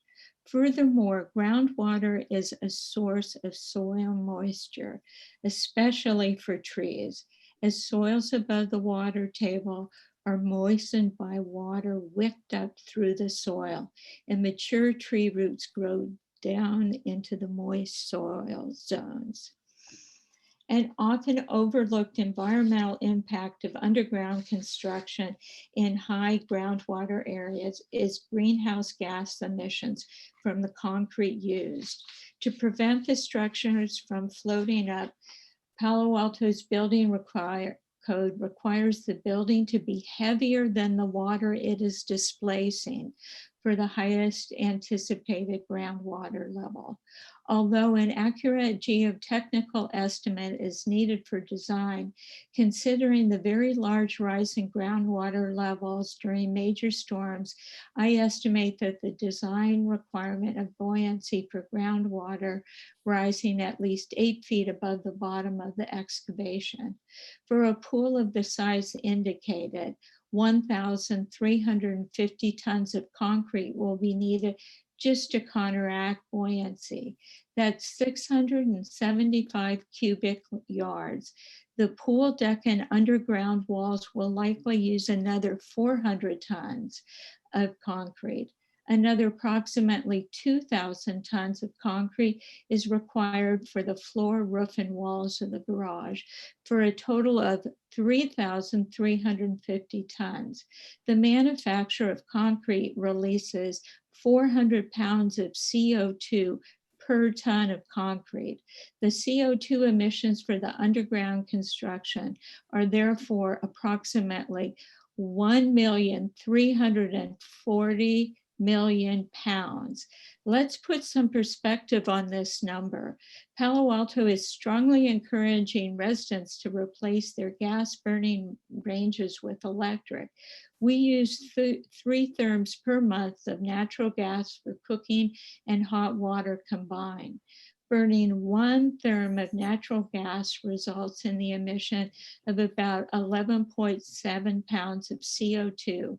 So our consumption of natural gas for heating and hot water emits about 420 pounds a year. The CO2 emitted for this project underground construction is about the amount we emit due to cooking and hot water heating in 3,200 years. Retrofitting 320 residents with all electric ranges and water heaters would offset these emissions over 10 years. The large underground construction increases the load on our stormwater management system. Approximately 80% of stormwater is absorbed by soil, then flows to the bay. The buffering system both filters the runoff and reduces load on our stormwater drain, and is motivation for Valley Water and the city of Palo Alto to require rain gardens, permeable pavement, and other features for capturing stormwater. Underground garages are expensive to build. In summary, construction of the pool underground has many impacts on groundwater and greenhouse gas emissions. With construction of the underground garage likely will not directly impact groundwater during construction, the loss of soil for absorbing groundwater and greenhouse gas emissions are significant. An updated and comprehensive DEIR is needed at a minimum, and we suggest the applicant seriously consider design alternatives, including ways the need for parking could be ameliorated through quality transportation demand systems. Thank you. Our next speaker is Maya Blumenfeld.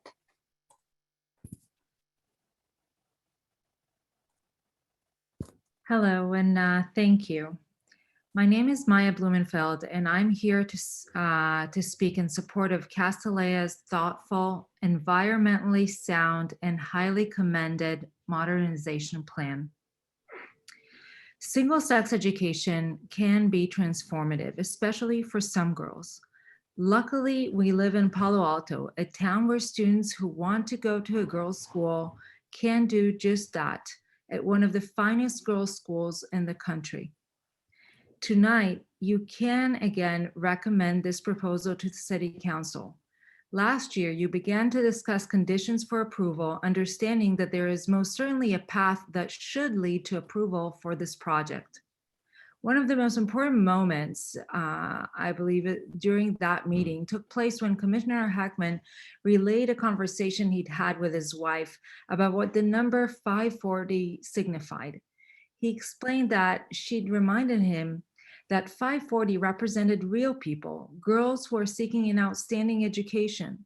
Because of the modest increase in students, it's 25 per year for 5 years, can be accommodated on the Castellea campus without an increase in traffic and without negative impacts, there must be a path forward to approval.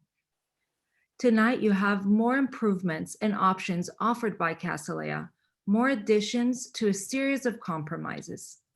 One thing we can all agree on, getting cars off neighborhood streets is a great idea. Castellea is giving you 5 ways to do just that. And the sooner that decision is made and sent to City Council, the sooner those girls can gain access to the educations that they are hoping for, with no new trips to campus and fewer parked cars on neighborhood streets. Please, approve this project again. It's better than ever.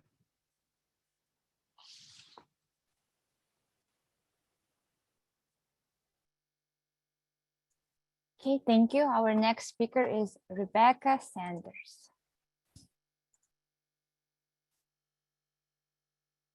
Good evening, commissioners and staff. My name is Rebecca Saunders, and I'm co-chair of Palo Alto Neighborhoods, which is an umbrella organization supporting residents and neighborhood groups across the city. Our organization has voted to have me express our concerns and encourage better solutions. When another applicant with an R1 site recently came to council and asked for unprecedented exceptions, our mayor suggested that they come back with something that complies with the law. Now, none of the 5 parking proposals submitted by Castellea do comply, because all would add way more floor area to the site than is allowed. The council hasn't even agreed it will allow that extra floor area, so there may be significant legal obstacles as well. So here at PAN, we would like to discuss an alternative parking solution at Castellea that does comply with the law. Right now, there are 89 parking spaces on the site. These are all surface spots. If Castellea adopts a TDM that earns them the 20% parking reduction, as in option C, they will only need to provide 83 parking spaces in total. So they can actually remove 6 of the current surface spaces and fully meet their parking requirements. And ta-da, no huge underground garage is needed at all. There are so many benefits to this alternative, we wonder why it isn't at the very top of the staff report, why it's not under consideration. It would save millions of dollars of construction costs, lots of time. It's far better for the environment, and it eliminates the need to excavate a massive hole, pouring in tons of concrete, disrupting our water flow. With no garage, driveways and ramps leading to it aren't needed, which means Castellea gets an estimated extra 4,000 square feet of surface land to use. Having no garage helps both the neighbors and commuters on Embarcadero by avoiding an enormous disruption due to construction. And without the garage, you don't need to craft the text to create a giant exception to Castellea for the underground facility, because with no underground facility, no exemption is needed. So just like our mayor suggested to the other applicant, there is a way that Castellea can come back with a project that complies with the law. We've heard only one objection to eliminating the garage, namely that surface parking isn't so attractive, but neighbors aren't objecting to the current surface parking at Castellea, which this proposal actually reduces anyway. We're sure there are further ways to screen the remaining surface parking should anyone ever deem that necessary. Please consider an alternative to granting Castellea this unprecedented waiver of our floor area by just having it use surface parking. You'll be helping the environment, the school, and our entire community. And with my final moments here, I just personally would like to say thank you to Keith Bennett and Mary Sylvester for that fantastic review of the impacts on our water system. I thought that was excellent. Thank you. Our next speaker is Andy Reed, and Andy represents a group of 5 people. So Andy will get, Miss Reed will get 10 minutes.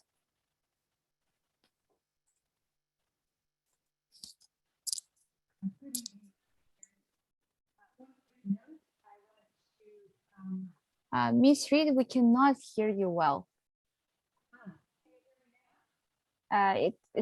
It's very low a volume, and it sounds like you're underwater. Oh dear. Now we can hear you well. Yeah, that's better. Thank you, Miss Reed. Oh, okay, great. Oh, can you No. come? I think you're going away from the microphone perhaps, or moving. It could be even slightly as just moving your head sideways sometimes can decrease the sound. How is this? Is that good? Try it one more time. How is this? Come a little closer. You were just better audible a second earlier. Oh. Yes, there you go. Whatever you're doing now, please keep doing that. Okay, thank you. Good evening, commissioners. Just one quick note. I wanted to let the commissioners know that my neighborhood group, TDM, emailed to the planning commission using the planning commission email address. I asked for directions where to drop off our binder. So I'm sorry to not hear back from Mr. Alchek and Mr. Heckman, but I would be happy to do so. Let me start. We are gratified that the city council. Can we pause the clock for a minute? I don't know if it's just me, but I really can't understand what Ms. Reed is saying. I can't either. Miss Reed, are you using a headset or anything, or are you in a larger room? You know, I could go over and use my husband Hank Sousa's. I don't know what you've just done. Right now, when you said Hank Sousa, I could hear you very clearly. Okay, I'll try not to move my head. I know it's hard, but we can hear you at this moment. Do you want to try to relocate, or do you want to try to go on with what you have right now? Well, I'll just go on if you can hear me now. No, you're really coming in and out. And Okay. so perhaps what I'd like to do is have you take a minute. It sounds like you might have a different computer you could use. Let us move to the next speaker, Ms. Gross, and then try you again. Will that work? Yes, my other computer says Hank Sousa on it, so I'll walk over to his computer. Okay, we'll come back to you in about 3 minutes then. Great, thank you. Okay, great. So we have. It might be because one is hearing the other, and it's designed to mute secondary sound. She and her husband are both active on their computers near each other. Yeah. Our next speaker is Barbara Gross.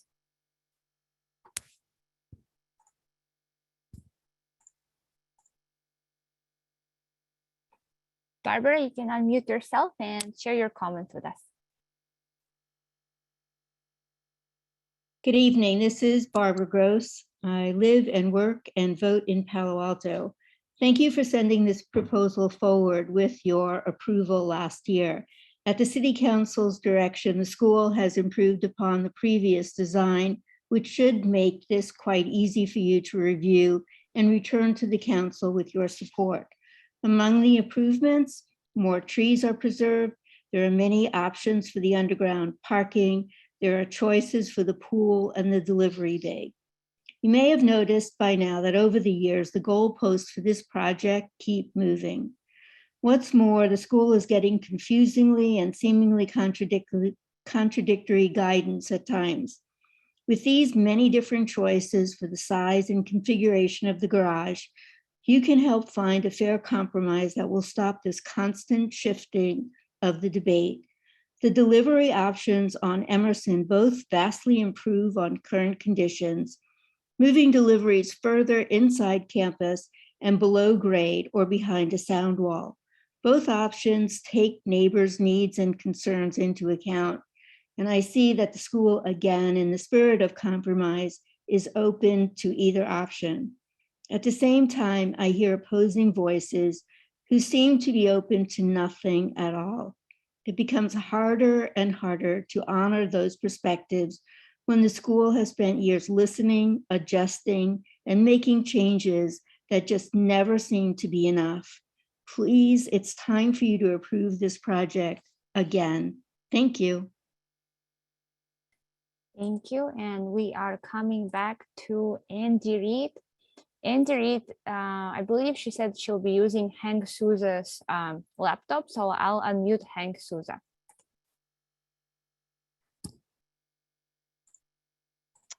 Great, thanks very much. Can you hear me? Yes, we can. Awesome, okay, thanks so much. We are gratified that the City Council in March requested an accurate measurement of square footage for Castellea's expansion project. This is very important because the school is requesting a variance to replace current existing floor area, but that number has changed over time, and even that does require a variance. Now at least we have an accurate count of the square footage being requested in this variance. City planning staff solicited a professionally prepared building survey and gross floor area assessment, which I'll call the DUDEC report, which we got on November 17th. And it shows that current existing gross floor area is substantially in excess of what is allowed by code. It is 138,000 square feet versus 81,000 square feet.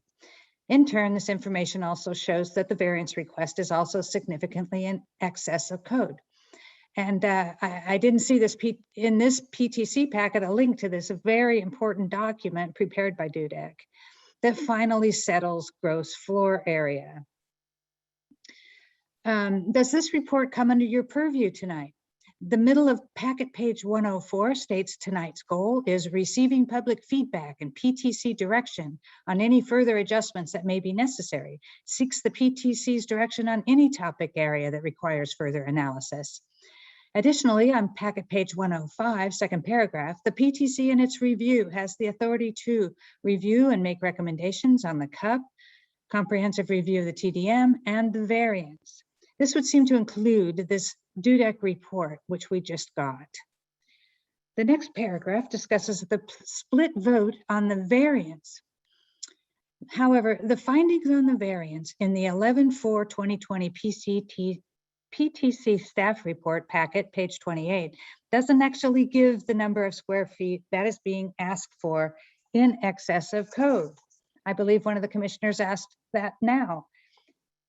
And that number is 47,300. And that variance finding from last year didn't say what the code floor area ratio is as compared to what the school wants to build.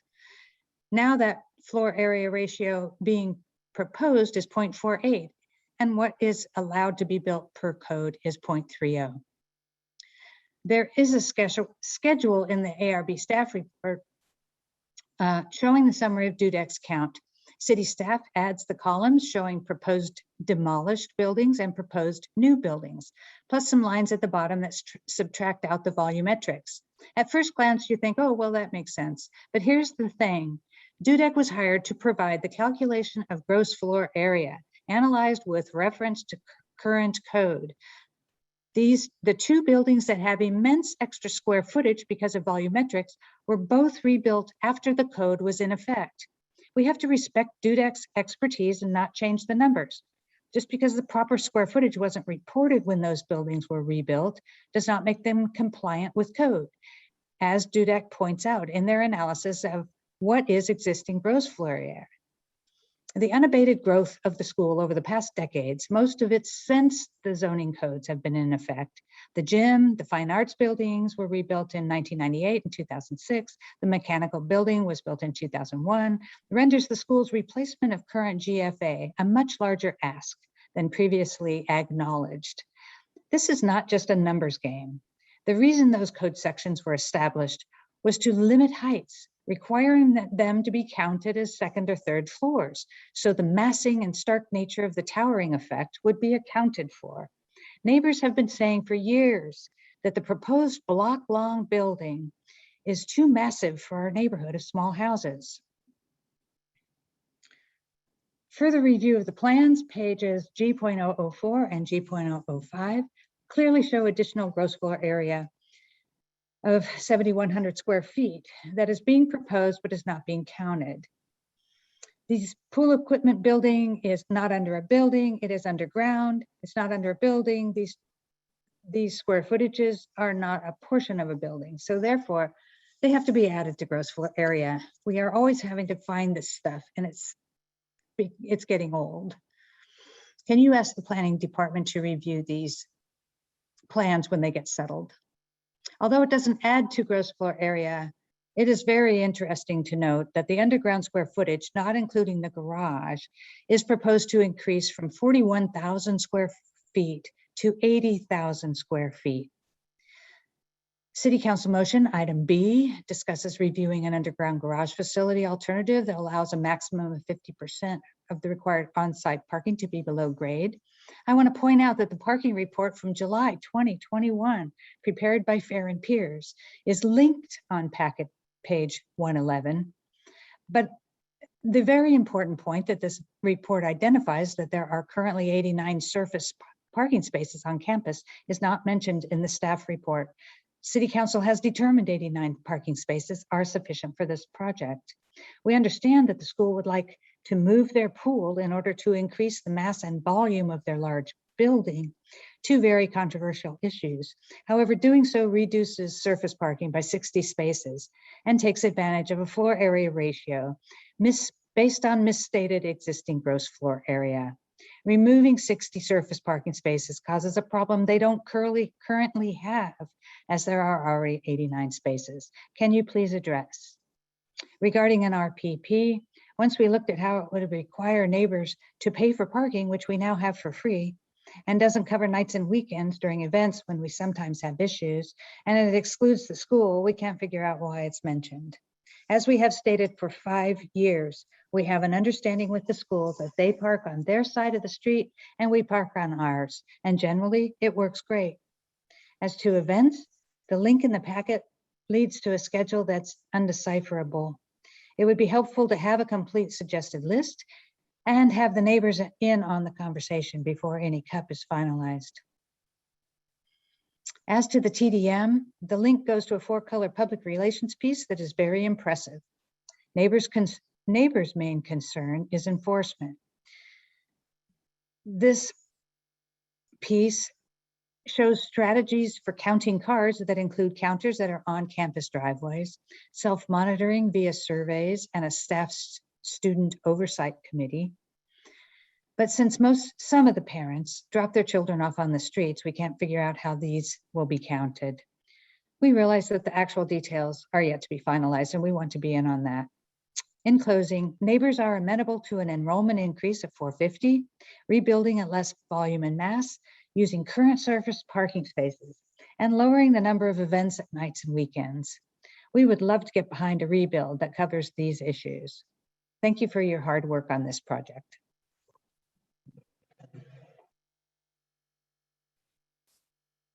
Our next speaker is Bill Birch, and Bill will get, Mr. Birch will receive 10 minutes. He represents a group of 5 people. But before Mr. Birch goes, it's after it's 10:05, and so we're going to take a 5-minute break, let everybody stretch their legs, and we will resume. Mr. Birch, please be ready to go at 10:10.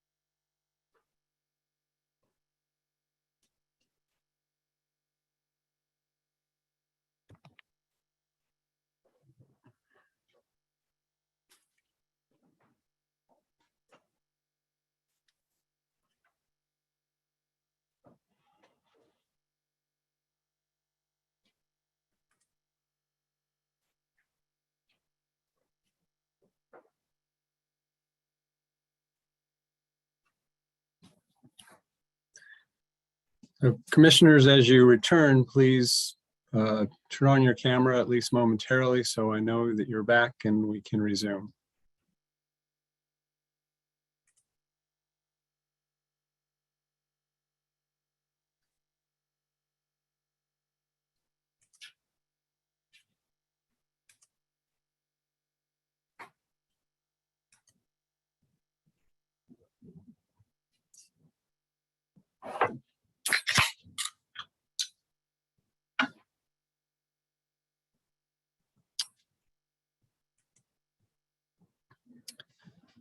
All right, looks like we've got 6 out of 7.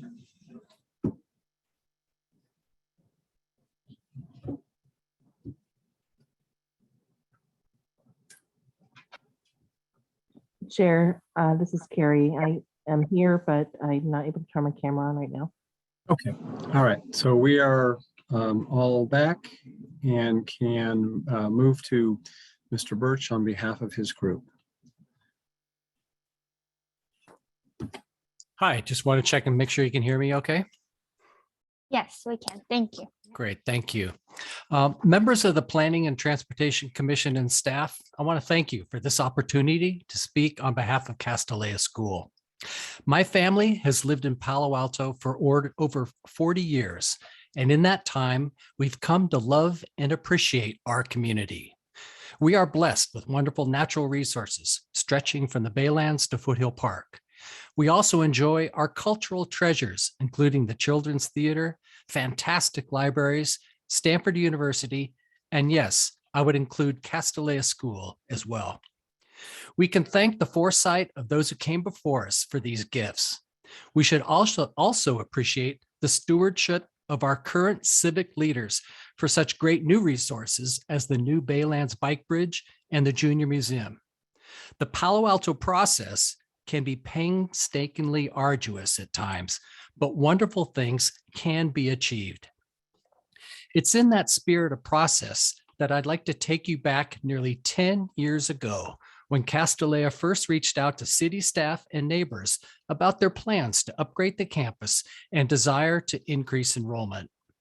Since those initial meetings, Castellea has shown good faith and a willingness to listen and compromise. For example, on-campus events were drastically cut to reduce impacts. Deliveries and pickups have been reduced and limited at a cost to the school to improve conditions in the neighborhood.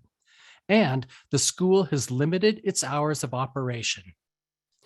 Castellea's TDM, or Traffic Demand Management Program, has grown to become a way of life with daily trips reduced by up to 31% by adding new bus routes, providing dedicated morning and afternoon shuttles to Caltrain and East Palo Alto, as well as requiring employees to commute by alternate means 3 days a week and park off-site on those days that they do drive.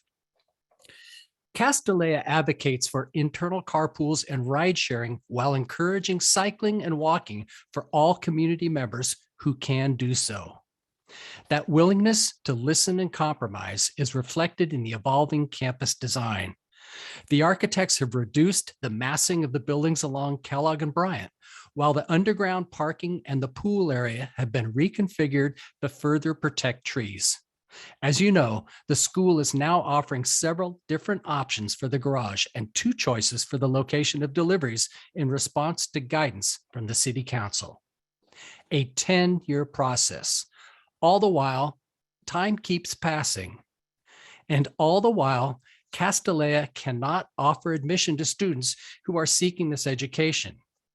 Every year spent in process, negotiation, and compromise has resulted in scores of young women being shut out from joining the Castellea community.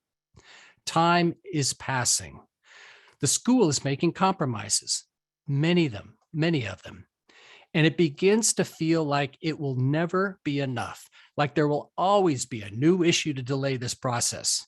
This project has been receiving unprecedented scrutiny for over 10 long years. Meanwhile, while we are spending so much time talking about setbacks and trees and traffic patterns, we are forgetting the human impact. Castellea is a school that is different from other schools. It's not the right place for everyone. And luckily, Palo Alto has other outstanding choices for students who are seeking a larger co-ed environment. But for girls in Palo Alto who are looking for something else, Castellea is right in our midst, walking and biking distance away, waiting for them. And waiting. Meanwhile, I know there are residents who take issue with the fact that some students come from outside Palo Alto. They want Castellea to cater only to our direct community and not the surrounding towns. I feel compelled to point out that this line of thinking sounds a lot like people want to build a wall around Palo Alto to keep the outsiders out and hoard our resources only for ourselves. In truth, some students who come from surrounding towns live in areas where the schools are not as strong, where they don't have local options like Pali and Gunn. And this chance to attend Castellea is an opening to opportunities they can't access any other way. Whether we like to admit it or not, independent schools like Castellea, with 22% of its students receiving tuition assistance, are one of the most powerful ways to gain equal access to educational opportunity, especially in the Bay Area, where real estate values make living in well-resourced school districts impossible for many families. Time is passing. I realize that many Palo Altans are concerned about growth, but let me remind you that this project is not an expansion. The proposed building has a smaller footprint and car trips are capped. The school has responded to neighbors, community members, city staff, and city leaders with modifications that improve everything from drop-off patterns, from facade materials to roof lines. Tonight, you will weigh in about enrollment, the garage, and events. But let's run through what has already been done over the past 10 years on these topics. Events have already been brought to within the limits you've set. And quite frankly, a further reduction in the number of events would weaken the communal fabric of the school. The garage has been reduced to preserve trees and improve conditions in the neighborhood, and the school has offered several different compromises there. So let's return to enrollment, the actual students who want to learn at Castellea. The school will make sure they do so without adding trips. I know that critics have cast doubt on this promise, but their doubts are unfounded. Castellea is already keeping that promise with better transportation demand management than anyone in the Bay Area. Castellea will do what it takes to keep car trips level because Castellea wants to educate more girls. This isn't a big high-tech company, a factory, or a corporate office park. It's a small school that seeks to build a 21st century learning space and gradually add more students without adding traffic. If we step back for a moment, one could argue that years spent on debate have begun to make the proposal seem much bigger than it really is. Remember, small school, smaller footprint, and a gradual and modest increase in enrollment with no new traffic. Let's seize this opportunity to switch the onerous Palo Alto process to one of Palo Alto progress. The conditions of approval can be met. Let's continue to respect the ideals of Palo Alto: great schools, commitment to the greater good, opportunity, and community. It would seem to me that this proposal checks all of those boxes. Thank you very much for the opportunity to address you tonight. Thank you. Our next speaker is Cindy Chan.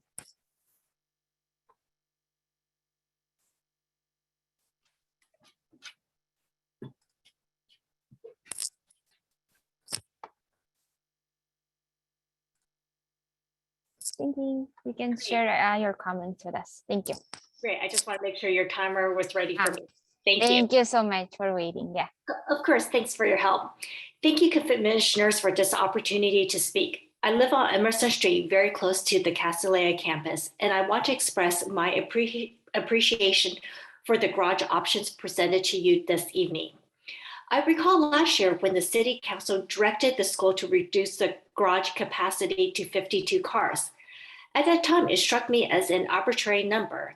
It was significantly smaller in order to address concerns of a few neighbors, but why 52?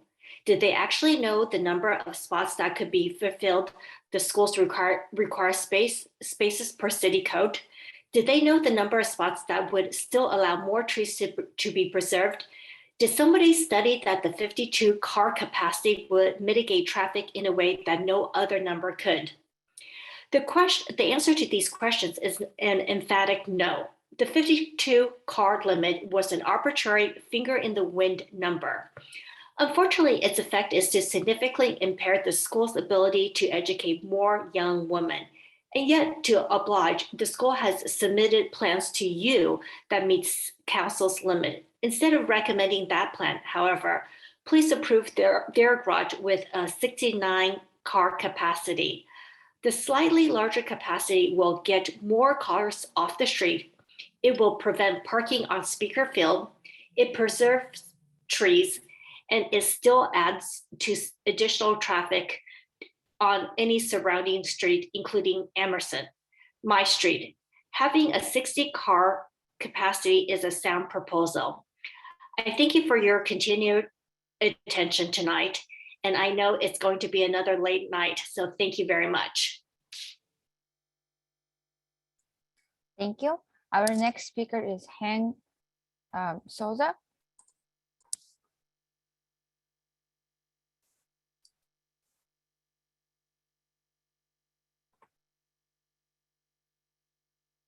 Mr. Souza, you can unmute yourself and share your comments with us.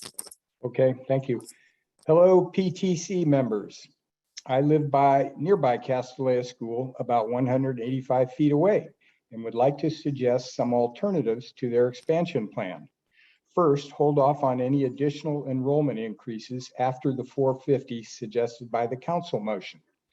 Leave off further increases until we neighbors can assess the impact.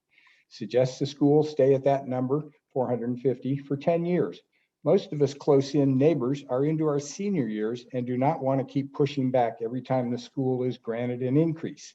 Let's see how they do with this less excessive enrollment bump. Next is the parking discussion. There are currently 89 parking spots at grade on campus, more than enough to enroll 450 students, and still a good number to continue the successful small school model. Suggest the school no longer allows students to drive themselves and insist that shuttling will bring the vast majority of students to the campus. Off-campus sites would allow parents to drop their kids where they'd board the shuttles for the ride to campus. The idea to move the swimming pool results in the loss of 60 parking spaces. Its current location is fine and will fit in with the new building after a couple of minor tweaks. The idea to excavate a large area to recess the pool is wrong-headed. Leave it where it is, and that allows the current parking to stay in its several locations around the campus. No need for deep cutoff walls around the pool, which interfere with drainage of the watershed. Put sound walls around the pool or a retractable cover like you see in some hotels. These are softer, easier solutions to the proposed rebuild. We neighbors have conveyed these ideas for many years, but don't get much traction in the city planning offices. Who speaks for us? The planning staff appears to be advocates for the applicant. We have spent money hiring an attorney to advise us, but again, who at the city speaks on behalf of the neighbors who want a less impactful project? Please don't try to pack 10 pounds of nails into a 5-pound bag. The school is already very densely populated. Stick with a small enrollment increase while recommending against an underground garage. Thanks for hearing our concerns. Thank you. Our next speaker is Jason Stinson.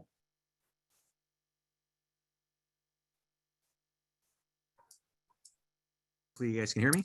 Yes, we can. So, okay, great, thanks. Good evening, commissioners and everyone else on the call. Here we are again, still discussing the Castellea project. For years, the school's been modifying and reducing the scale of their proposed modernized campus. And I hope this evening you'll recommend the approval of the significantly smaller 69-car underground garage, as well as a modified pool design that includes moving a stairway. I want to focus on the trees this evening. That's been a big issue It's been brought up a lot in the past. I haven't heard as much tonight. But many of the school's recent changes have been designed specifically to further protect their canopy. In particular, changes have been made to the pool and the parking garage in order to mitigate the impacts on protected trees. First, the 69 car garage protects the trees just as well as the 52 car garage. It also serves the neighborhood better by moving more cars below grade, but most importantly, it protects the trees. Secondly, making adjustments to the placement of the pool stairway and the electric transformer will further protect tree 89. In addition, choosing this pool option still allows deliveries to be moved below grade, which I believe is ideal for the immediate neighbors from a noise standpoint. And thirdly, the school is adding 100 new trees to their campus, has been said by previous speakers. While it may be many years until these trees are mature, they are investing in the beautiful canopy for generations to come. Like many Palo Altans, I really like trees, and the ones that line our city and beautify our line our streets and beautify the city are amazing. We also really love our city schools, and investing in education has always been a hallmark of Palo Alto values. Castellea is consistently ranked among the top 5 all girls schools in the country. It's a remarkable resource for our community. They're investing in their trees, they're investing in sustainability, and they're investing in education. And I believe now is the time that we just move forward with this project once and for all. Thank you. Thank you. Our next speaker is Jim Fitzgerald.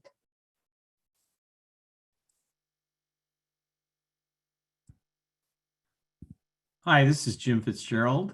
I am a longtime resident of Palo Alto, and I'm here tonight to provide my unqualified support for Castellea's new redevelopment plan. I want to thank all of you on the committee for your support and endorsement of the previous redevelopment plan.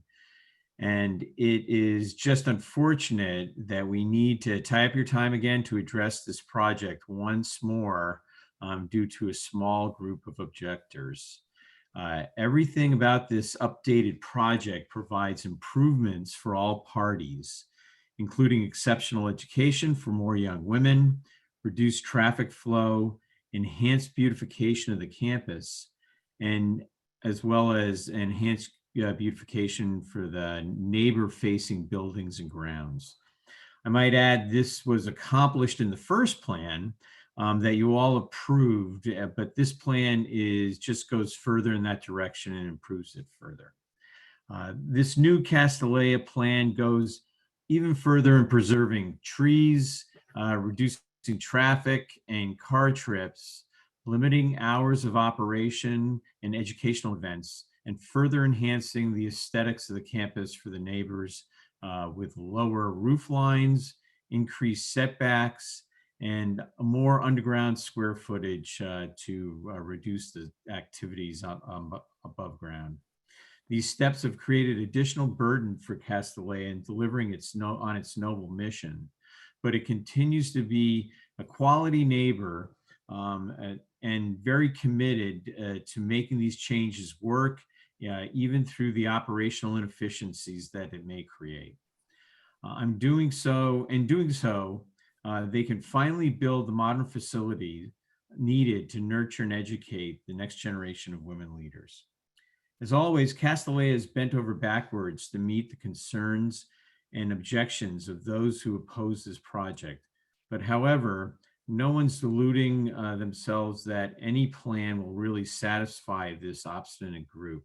So I would advise you to not hold your breath waiting for that concurrence from them. What matters most is this committee provides its endorsement of this excellent redevelopment plan. This plan addresses the concerns of the City Council and is even better than the last plan that was approved by you folks. So this plan, so I'm asking that this plan receive your enthusiastic re-recommendation and in particular supporting the larger parking options of this plan. And I request you provide that as soon as possible. Thank you very much. Thank you. Our next speaker is Kathleen Foley-Hugh.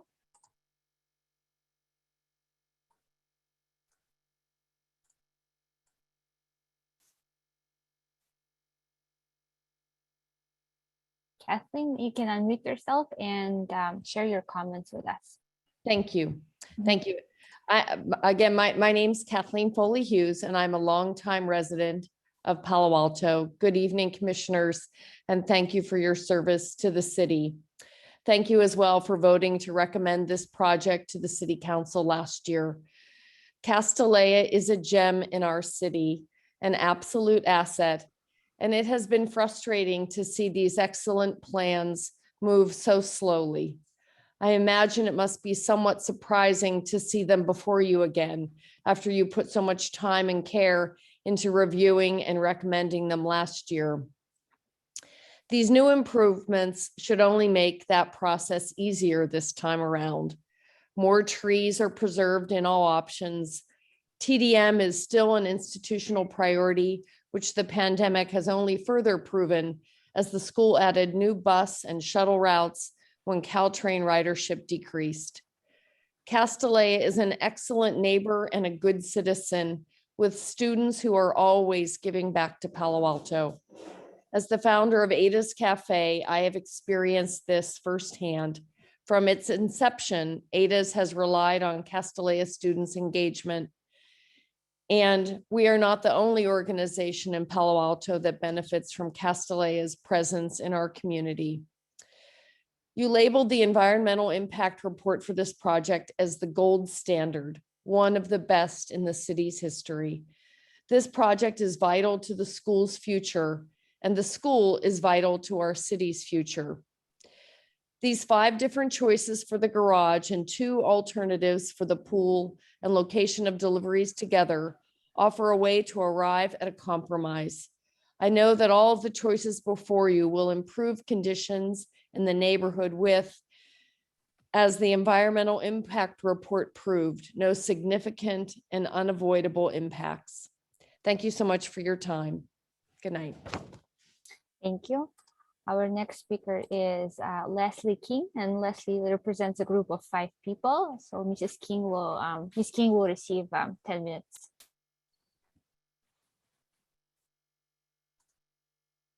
Great, thank you. Just a moment, let me quickly adjust the time, and we're good to go. Thank you. My name is Leslie King, and I own a house about a block from Castellea. First, I want to thank the commissioners for all the hard work you do on behalf of our town. I'm speaking tonight on behalf of a few other residents as strong supporters of the Castellea renovation, and we have a few comments to make. The nuances of this project review are very confusing as a layperson, so some of our comments are meant to clarify some of the items that I believe should no longer be controversial.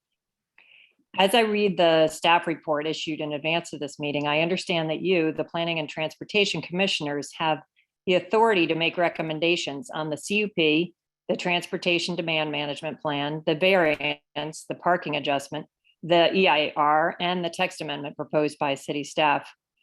That's a long list and one that Commissioner Lowing mentioned tonight, and I know that you take this responsibility seriously. My first comment is about your recommendations on the CUP. I think this relates to the enrollment increase and the TDM measures to ensure no new trips. As of now, the mandate you have received from City Council calls for starting with an enrollment increase to 450 and identifying a procedure to allow Castellea to increase to 540 in phases, contingent upon compliance to no new trips. This procedure, as far as I can tell, is already outlined in the application. And for some reason, I feel that this no new trips fact has been hard for the community to grasp. The application has specific language that outlines the very gradual and measured path the school would need to follow in order to be allowed to admit more students. If the growth begins by taking the school to 450 from the current 426 that Amy French just mentioned, the school will need to successfully meet the no new trips threshold before it is allowed to add more students. And if that goal is met, the school can then add another 25 to 27 students in the next year. As you can see, the procedure seems to already be in place, and I was pleased to see that Castellea put forth an even more detailed set of procedures in response to the City Council's latest comments, even though the procedures were already comprehensive. In my study of the plans, I see that the successful traffic TDM measures were well developed and in place showing me the compromise and cooperation that Castellea has demonstrated throughout this prolonged process. And from what I read in the weekly, the school has again proposed additional policies, including ones that have been mentioned tonight: new shuttles, bus routes, bike sharing, guaranteed rides home in emergencies for employees who don't drive, an internal lift program, and a kiss and ride program with parents dropping children off at an offsite location to meet a shuttle. All this comes in addition to the measures that Castellea has already taken over the past 10 years to reduce traffic by over 30%. So the school has already run a successful TDM program and seems determined to continue to succeed. And I just want to reiterate the good news that the burden is on the school to show continued success with TDM. Since Castellea wants to enroll more girls, then no new trips will need to be a priority. It's not the neighbors or the cities or even the PTC's burden. It's on the school to earn the right to enroll more students. The second point on this relates to the complaints I've heard from a few vocal opponents who point to the fact that the school over-enrolled over a decade ago, and they point to this as evidence that it cannot be trusted. Those days are clearly over. The school has been under a microscope at every moment. The length of this renovation approval process, the depth of study invested in the EIR, the standards that have been applied to this project are not ones I've seen applied to other projects.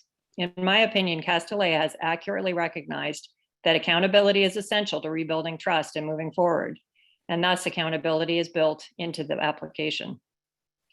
The next item in the city's staff report that I want to address is the parking garage.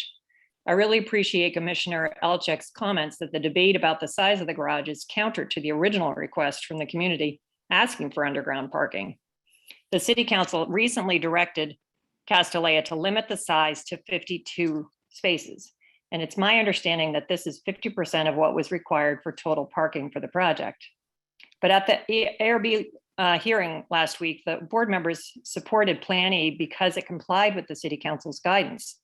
However, all five of the five board members admitted that they also supported Plan D with 69 spaces because it protected as many trees and maximized underground spaces, which they admitted seemed wise. So the ARB board members were unanimous in their support of 69 spaces below ground. I agree with them. I was at the City Council meeting when the number 52 was introduced, and it seemed to be pulled out of the air. Is it an arbitrary number? Were they just thinking that 50% is somewhat fair? Since the desire to reduce the garage was driven by the effort to preserve trees and reduce the construction scope, if the same benefits to trees can be accomplished with 69 spaces instead of 52, why wouldn't we put more cars below ground? This plan was deemed superior by the EIR. It is supported by the city's comprehensive plan, and even the city's ARB members were left tossing the question around at the end of their long hearing. They didn't seem to have a good answer as to why we were going forward with 69 spaces. My final observation about the staff report is just a small and specific one that reveals a larger and more general concern that I want to present. As on page 10, in the short aside, the report admits that even though the large chart in the previous several paragraphs suggest a shortfall of 30 spaces if the school enrolls 540 students, the chart and the parking demand study did not take into account any of the TDM measures. And I know that Amy French mentioned this earlier this evening, but this analysis is inaccurate and incomplete, and I don't know why it's being presented. It looks to us as in the public that it's underlying an inconsistency. We're relying on arbitrary numbers to determine whether this project can succeed. Is that in the best interest of Palo Alto? So 52 is the number of spaces that the City Council directed to be below ground. Why are we wedded to 52 when 69 spaces could be accommodated while still preserving the trees? 30 is the shortfall of spaces if the school reaches 540. That doesn't take into account the TDM, so it's irrelevant. Why would we begin a conversation this important with such flawed data? And 50%, the amount of parking capacity that can be allowed below ground in the suggested text amendment. This amendment, which requires that only 50% of parking can be below ground, or the entire measurement of the project will be redefined. Where did this guideline come from? How was this threshold derived? I understand the need for compromise, and it's well past the time to find a middle path that serves all parties. And so at this point, I even though The ARB and the PTC have acknowledged that this is a project that should be approved. The staff report and the guidance from council don't seem to heed that advice. And they instead have raised some seemingly arbitrary numbers with incomplete data.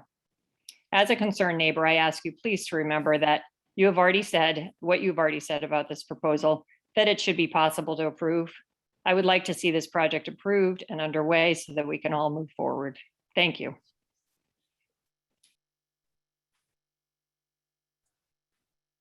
Thank you. Our next speaker is Neva Yarkin.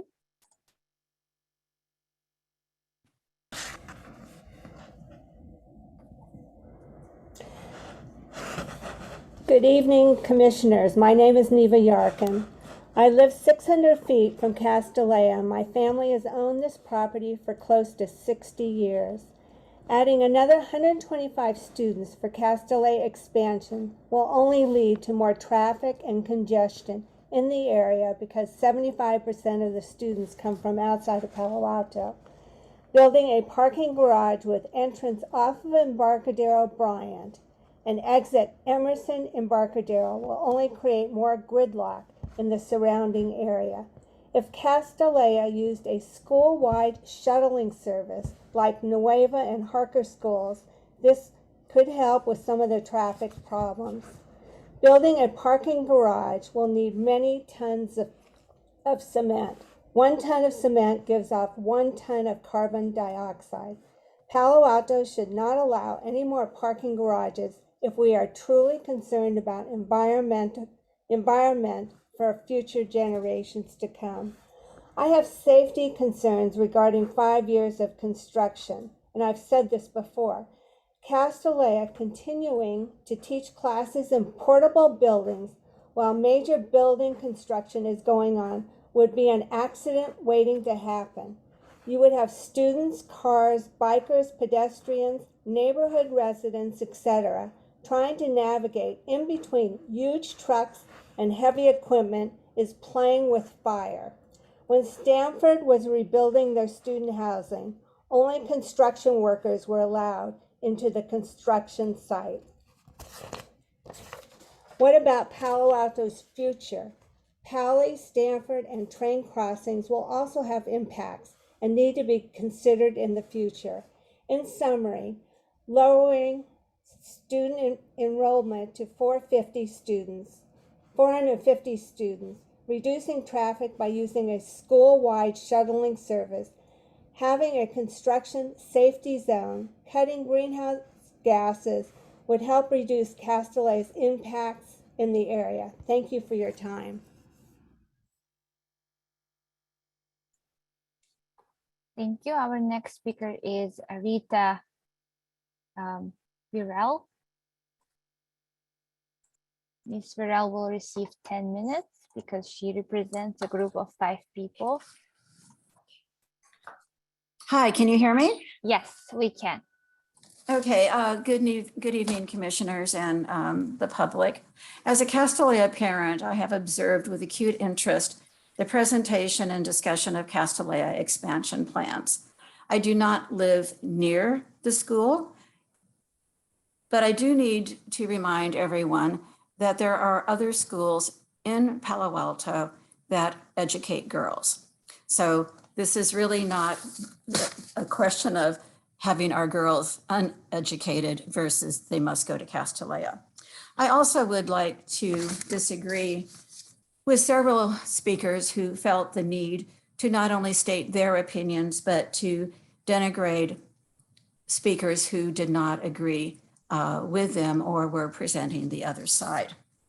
Recently, 2 very important reports were released. They were the Fair and Piers 7/23/21 Castellea parking study commissioned by Castellea School, and Dudek, who wrote the DEIR, which Commissioner Heckman, I believe, called the gold standard, released a 11/17/21 report on Castellea's school building survey and gross floor area assessment. This report was referenced earlier by Andy Reid. Interestingly, even though one report was published in July and the other in November, neither report in total was included in the ARB packet or in the packet that was sent by city staff to the PTC. I emailed them a copy of each report and hope that they will take the time to read it because Ms. French basically did not discuss either report at all. This is probably because these reports equal what I am calling an inconvenient truth. The information in these two reports, if evaluated with a fair mind, should cause the PTC and the City Council to send Castella's expansion plans back to the drawing board. Again, I am shocked that these reports were not included to either board. They were only a link. The 7/23/21 Fear and Peers Castellea parking study commissioned by Castellea School indicated a parking garage of any size is not necessary. Therefore, a text amendment as suggested by the City Council is not necessary. On page 1 of the report, they indicated, quote, alternative 4, the dispersed circulation / no garage alternative would meet the city's municipal code requirements, providing 104 parking spaces, which is based on the number of teaching stations. Please let me repeat that finding. Alternative 4, the dispersed circulation, no garage alternative would meet the city's municipal code requirements, providing 104 parking spaces, which is based on the number of teaching stations. The report further stated, quote, that an enrollment of 540 students would still meet the parking, the 104 spaces would be enough to accommodate 540 students. There was not one word in this report supporting the need for an underground garage. On page 2, the report indicated that Fear and Peers have monitored the peak period generation on-site parking and on-street parking adjacent to the school since 2012. These people know what they're talking about. They're not presenting massaged facts or figures. They have been monitoring the parking, etc., for over 9 years. On page 5, the report details the location of all 330 on-street parking spaces comprised of 54 school-frontage parking spaces and 276 non-frontage parking spaces.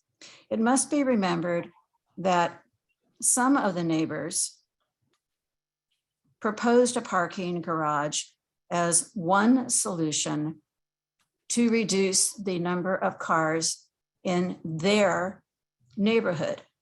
But this report indicates that around the school, there are 330 available parking spots. Therefore, is it wrong for the neighbors who live near the garage to not want this toxic dump in their neighborhood? Page 15 of this report discusses future parking demand, and on page 19 to 23, they discuss municipal codes, a 20% and a 9% reduction in parking, TDM strategies that reduce parking, etc. Again, there is not one word in Fears and Peers report supporting the need for a parking garage. It is exactly the opposite. So arguments on whether the city council knew what they were talking about, or whether they were confused, or whether it should be 59 or 62 spots underground is actually null and void given this report.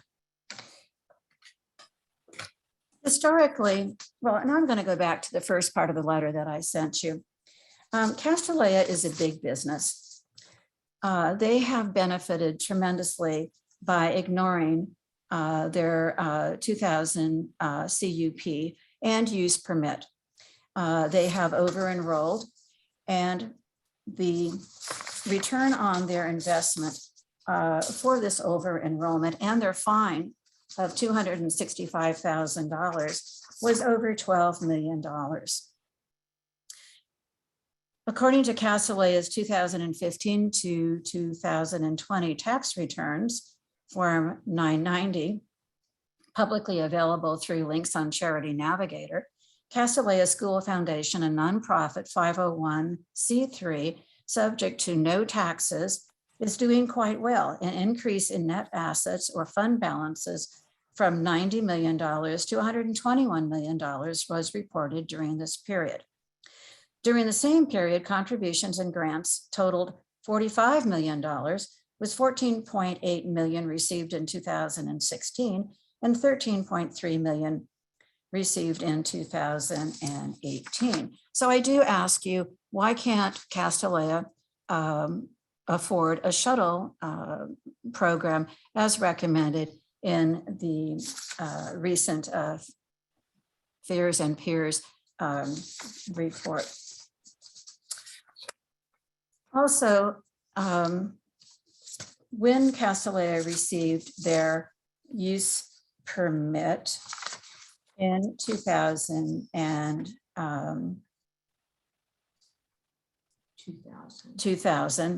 Mr. Lizardi, who was then the planning official, wrote a letter and included in his report that at no time did Castellea School indicate it was in their intent to submit a later application for additional students.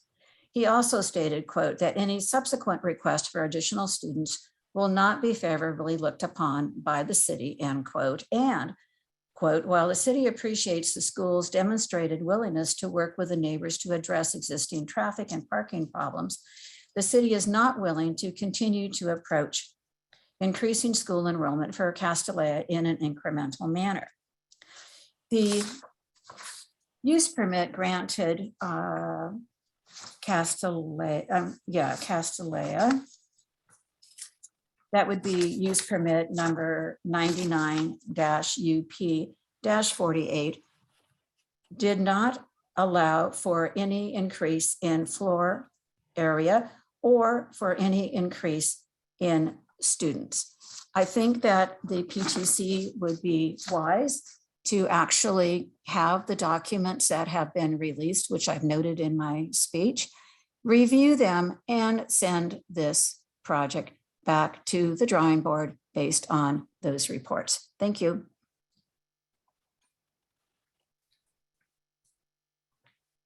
Thank you. Our next speaker is Roger McCarthy.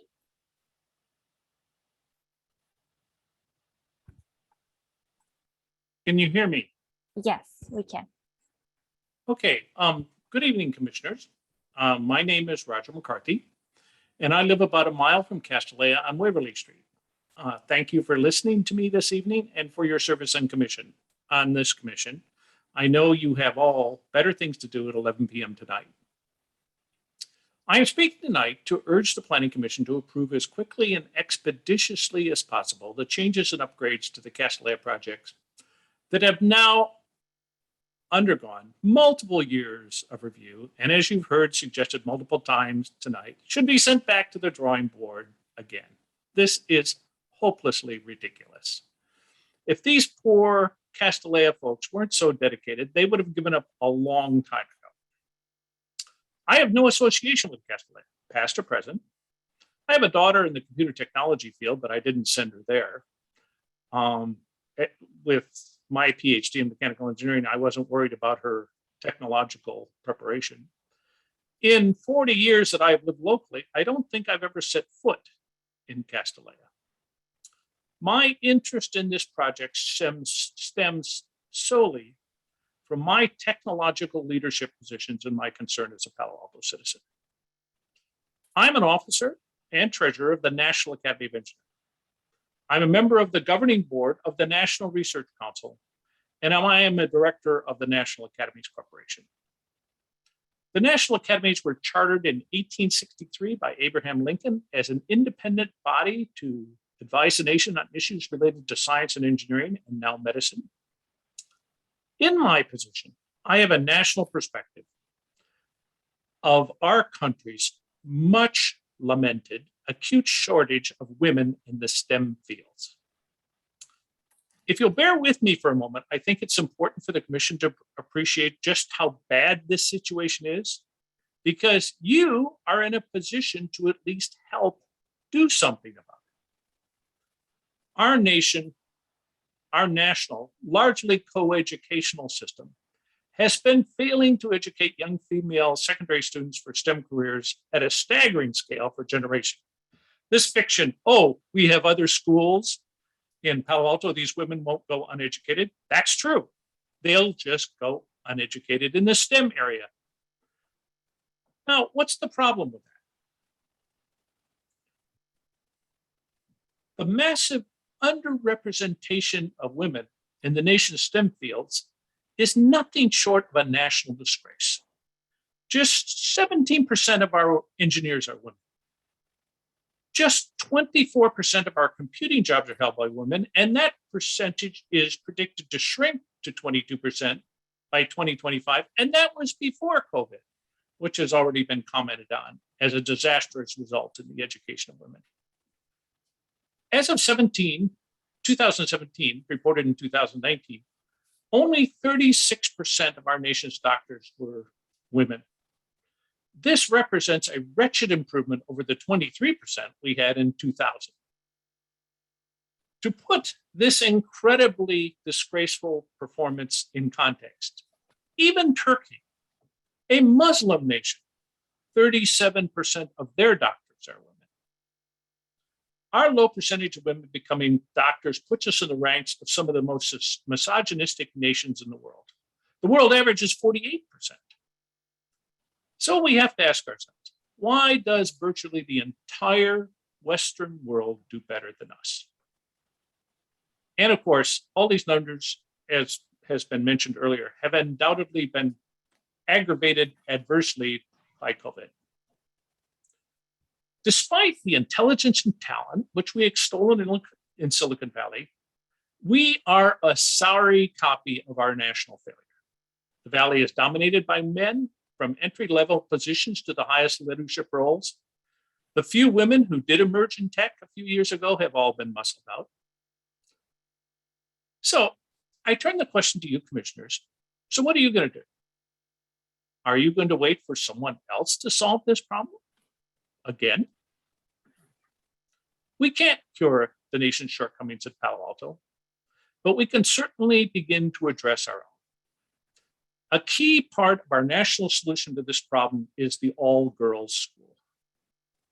Virtually every study that has ever addressed this issue has found women are far more likely to enter STEM fields in an all-girls secondary education environment.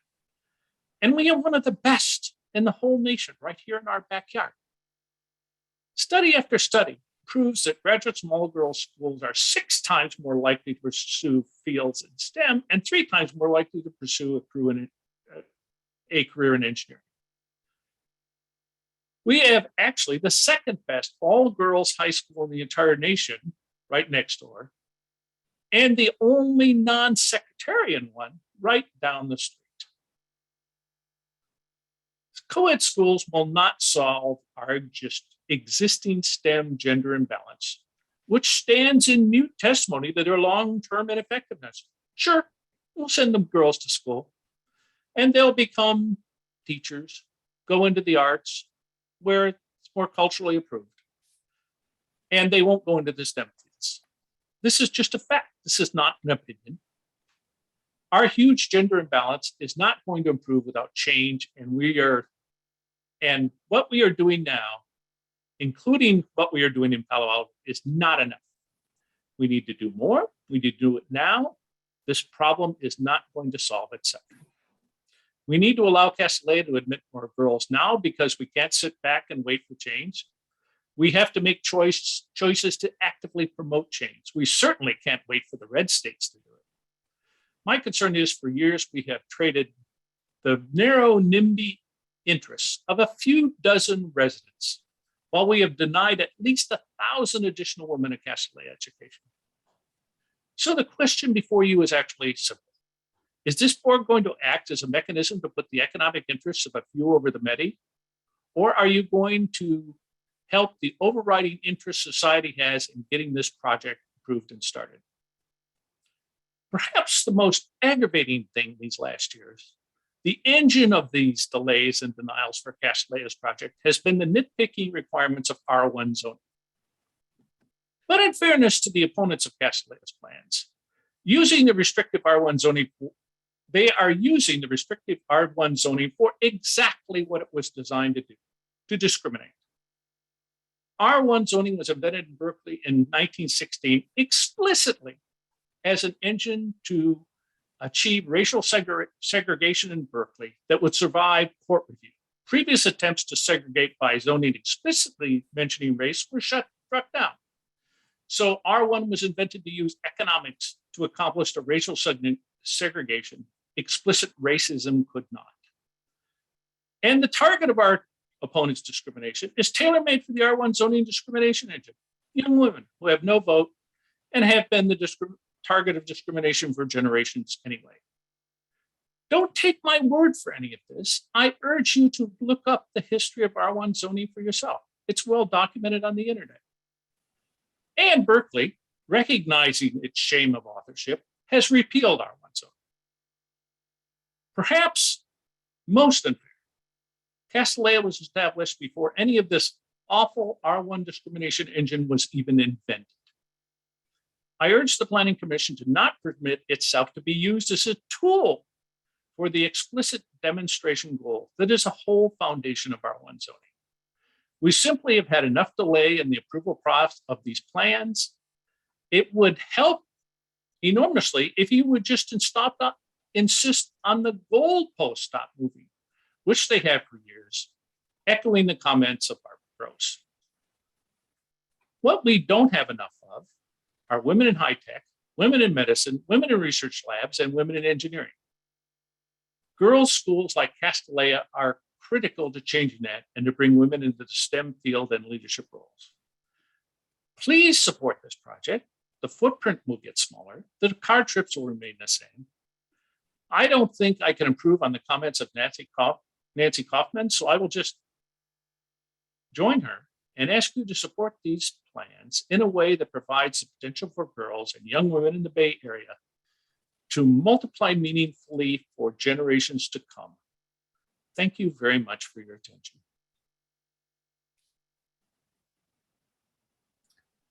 Thank you. Our next speaker is Roy Maidan.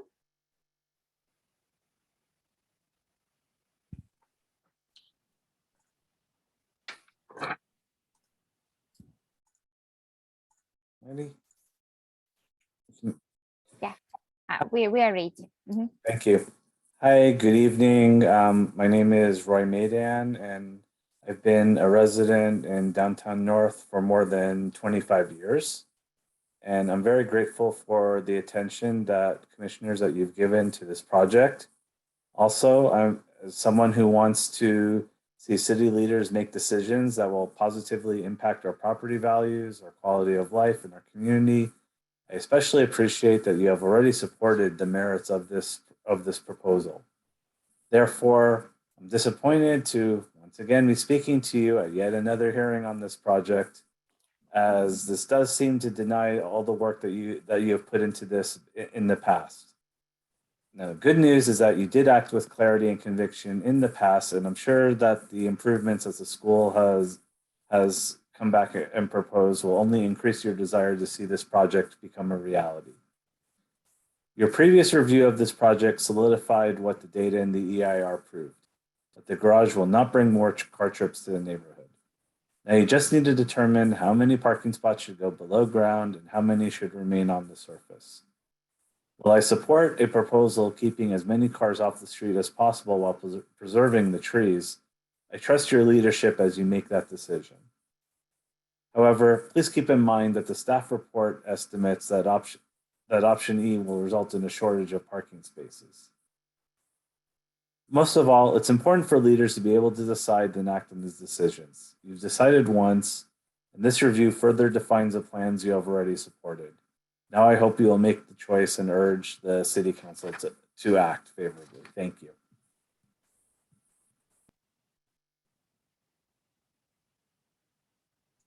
Thank you. Our next speaker is Stuart Raphael.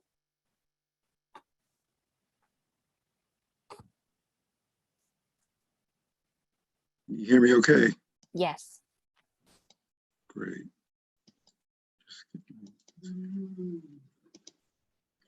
Good evening, Commissioner and community members. My name is Stuart Raphael, and I'm a Palo Alto resident for 9 years.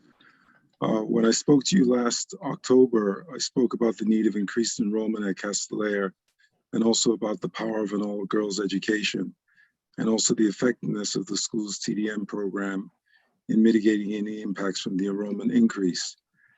At that time, I couldn't believe that now we'd still be debating this topic a year later. So I'd like to take this opportunity to restate the results of Castellar's aggressive TDM program. The school has reduced traffic in the neighborhood by around 30% thanks to requirements placed on employees and students. Their proposed CUP adds additional TDM measures to further mitigate the traffic in the neighborhood. Examples include guaranteed emergency rides home for employees who don't drive, new bus and shuttle routes, and an internal Castellar lift service. Castellar is really demonstrating their commitment to TDM, and the school has added new bus routes from San Mateo, from Burlingame, and Woodside when students from those communities didn't want to take the train due to the pandemic. And I might also point out that the underground garage is not going to bring additional cars to the neighborhood because car trips to the neighborhood are capped. And please remember that the environmental impact report showed there to be no negative impact on traffic with the new garage, as long as drop-off and pickup was distributed around the campus. So I asked you then, a year ago, and I ask you now, please recommend approval for this project so that the opportunity can be expanded and the campus can be modernized with no negative impact to the community.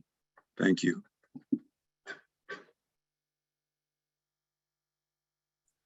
Thank you. Our next speaker is Tony Hughes.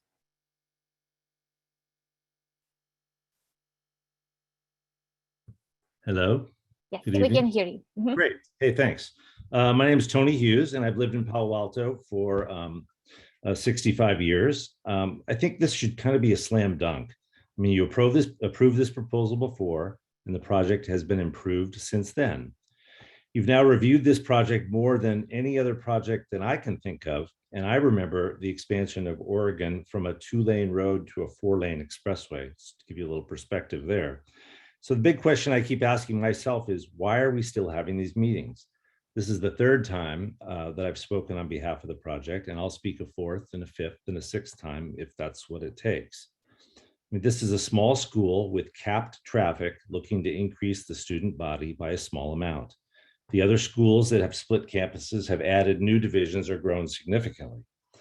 This is still going to be a 6th through 12th grade school, and they want to add 25 to 27 students a year as long as traffic does not increase. Repeating that, as long as traffic does not increase. So once again, in my mind, the salient details, it's a small school. We're talking about a modest increase in students contingent upon no new traffic. So I'm still asking the question, why this resistance? I mean, when I went to Pali, there were 800 students. Today, there are over 2,000 students. The gym at Pali has grown from 40,000 square feet to 91,000 square feet. The Performing Arts Center has grown from 12,000 square feet to 25,000 square feet. The football field has lights and there's night activities there as well. If you're still trying to figure out why there's more traffic and parking challenges in this area, I have 2 more clues for you, Town and Country and Stanford. With 5 different choices for underground parking, 2 different choices for deliveries and the location of the school, less above ground square footage and more trees preserved, I'm confused. What's the problem? In my eyes, and in the eyes of many, many Palo Altans, there's no problem here at all. This project should be approved for the second time by you and for the last time by the City Council. This is not an expansion. It's a project with no significant impacts. And I said at the outset, it seems like it should be a slam dunk. Thanks very much. Thanks for your good work. And I'm finished. Thank you. Our next speaker is Vanya Fang. Hi, can you hear me? Yes, we can. Good evening. Thank you, commissioners, for the opportunity to speak. I'm Dania Fang, and I live across the street from Castellea on Kellogg Street. I cannot wait for this project to be approved. I want to look out the windows onto an updated campus with more trees and green space.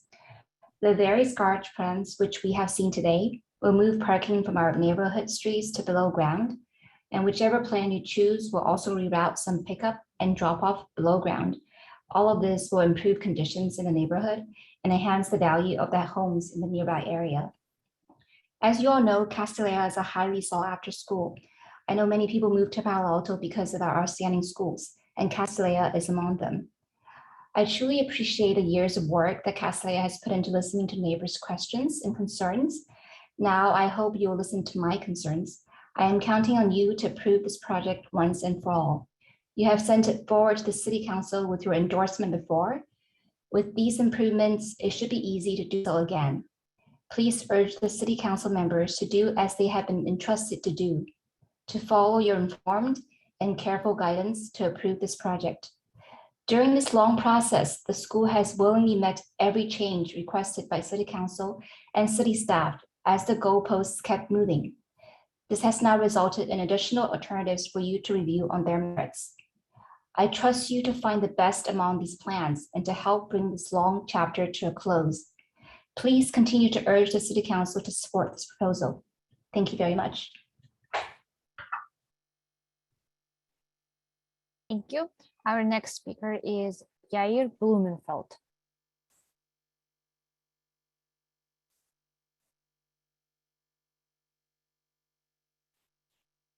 Thank you for the opportunity to speak, and thank you for staying up so late. I'm actually going to modify what I originally planned to say, given that I honestly don't have too much to add to the individuals who spoke so eloquently and really thoughtfully on behalf of the proposal. The proposal before you is clearly sound. It's environmentally superb, and Castellea is committed to not only keeping traffic at its current levels, but even improving traffic over time, and they've clearly done that over the last couple of years. I've been here for about 12 years as in Palo Alto with our family. We have 2 daughters, one in Castellea, one in Poly. And honestly, I'm not aware of any other school or organization for that matter in all of Palo Alto that has committed to improving traffic over this period of time, or that has taken the environmental aspects of the remodel to this extent. So I'll just add my voice to the overwhelming support on behalf of the proposal. And clearly all of us on this meeting and who've spoken before really, really hope that you recommend this project for approval.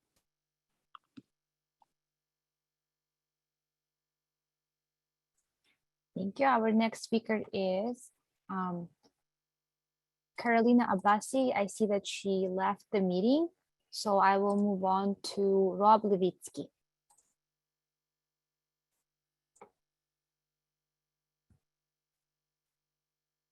Hello. I want to start off by saying I'm not the member of any prestigious boards, but I am a 65-year resident of Palo Alto and the only neighbor whose property actually adjoins Castellea School. As of last week at the ARB meeting, it became clear that the planning staff were pushing Scheme E of the underground garage, finally accepting that protected trees need to be left alone. 5.5 years it took to get the planning staff to follow the tree ordinance. So don't blame the neighbors for asking that zoning rules be followed. It took about 4 years to protect the houses at 1235 and 1263 Emerson that Castellea wanted to just demolish.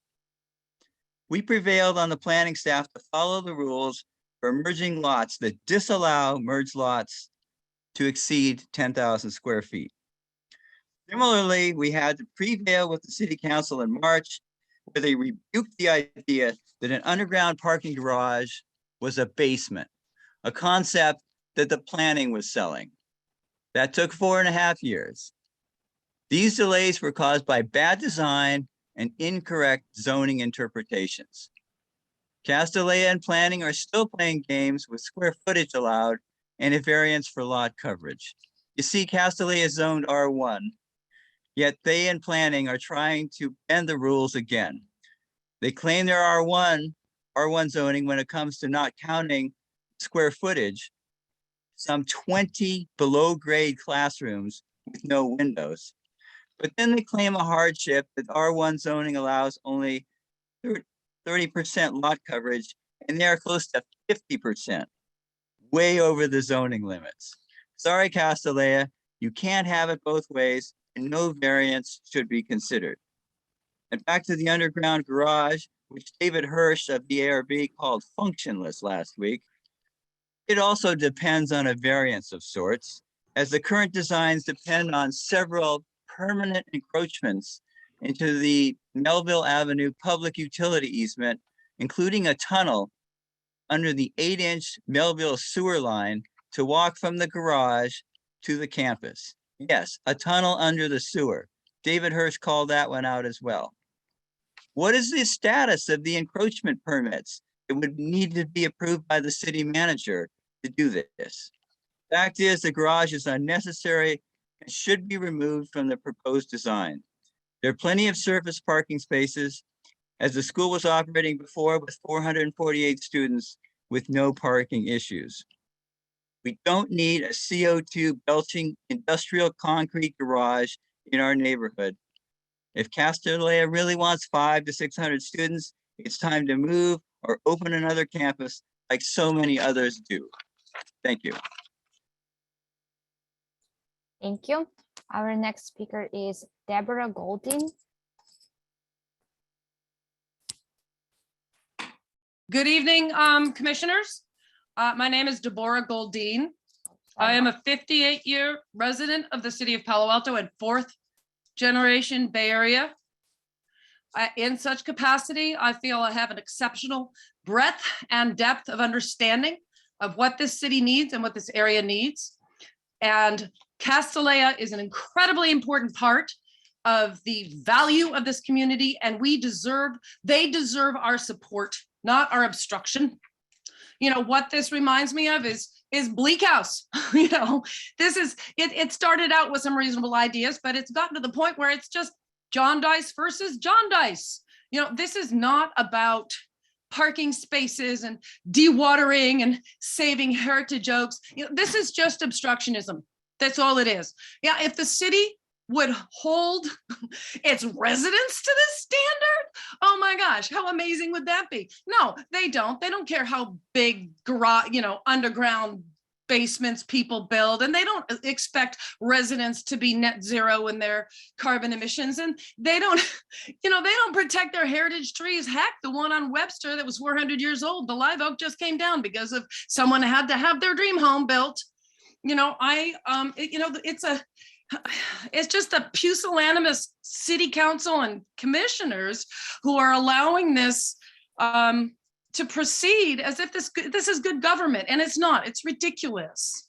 In my perfect world, what I would love to see happen is I would love to see Stanford University lease a huge tract of land to Castellea for $1 a year, just like it leases land to the city of Palo Alto for Pally and Gun.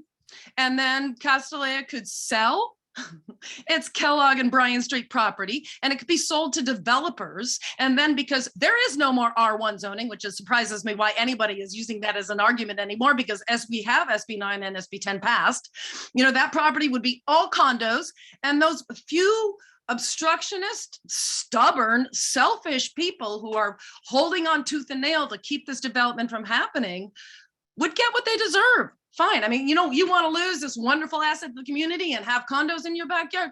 Go for it. Just do that.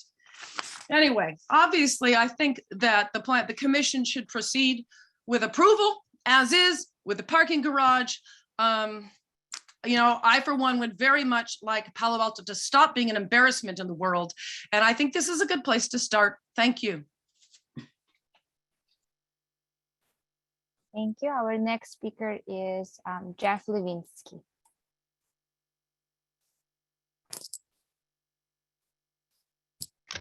Okay, good evening, commissioners, staff, and everyone still awake. I'm very glad that the council adopted the position that Castlea's underground garage is floor area. Council is now asking you to consider whether to recommend exempting that garage from floor area. As you work that through, here are 5 things to consider. 1, as a number of speakers pointed out tonight, the proposed ordinance isn't needed because Castlea already has more than the required surface parking. That is, with a 20% TDM, Castlea needs only 83 spaces, but they currently have 89 above ground.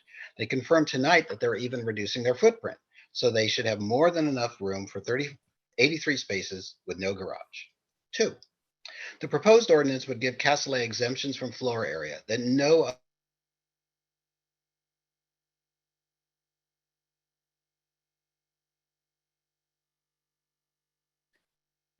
We pause the. Let's pause the time. Mr. Levinsky, we Yes. can't hear you. If you can hear us, Mr. Levinsky, we cannot hear you.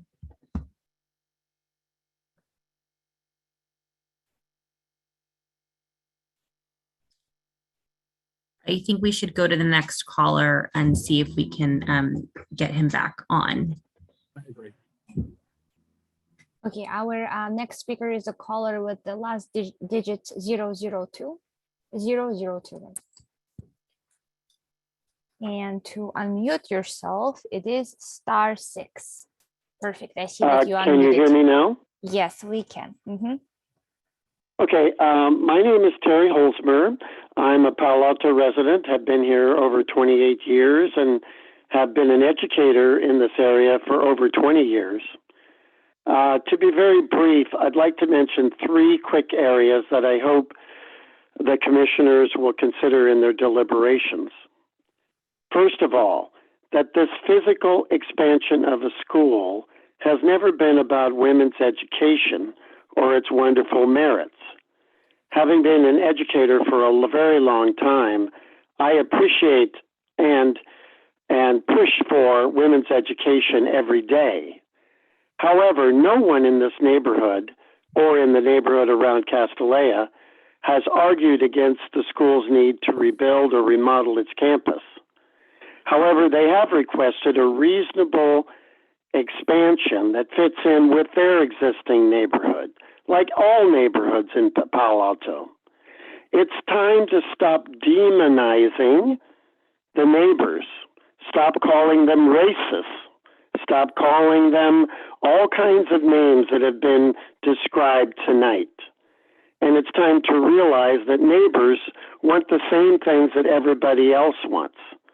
They want a reasonable, quiet, residential neighborhood, okay? I think a small increase to 450 students seems reasonable, given a period of time, of course, to see how it works out. And again, no garage, as those reports earlier have been described, those reports earlier, an underground garage is not necessary. And that's been clearly reported, even to the school. Number 2, very quickly, the importance of fairness and total transparency. For example, why should Castlea get exceptional treatment to not having to count for gross floor area that already exceeds the current code? I don't think that this is fair. And I think that this also has to be examined by the commissioners. And finally, precedence. Will all nonprofit schools and churches in R1 zones, and there are many, be allowed the extra floor space? Will underground garages be allowed? And not without counting the square footage, of course. There is already a stream of cars going into the neighborhood. I know this. I've observed it. And with an increase of more than 1/3 of those cars on a daily basis, how this will impact the neighbors. And finally, I'll mention the events. 50 and 70 events a year Doesn't sound like a lot if you don't live in that neighborhood. But if you do, any neighborhood, that's a heck of a lot of events. Activities that I hope the school would either reconsider lowering or compromising to reduce this number over a period of years. Okay, thank you very much. And please do not demonize the neighbors. Thank you. And we are coming back to Jeff Levinsky. Jeff, Mr. Levinsky, you should be able to unmute yourself and share your comments with us.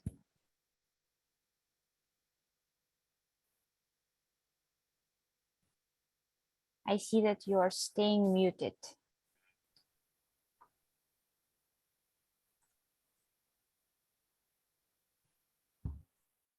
Mr. Levinsky, on your side, I think you have to unmute yourself, I believe.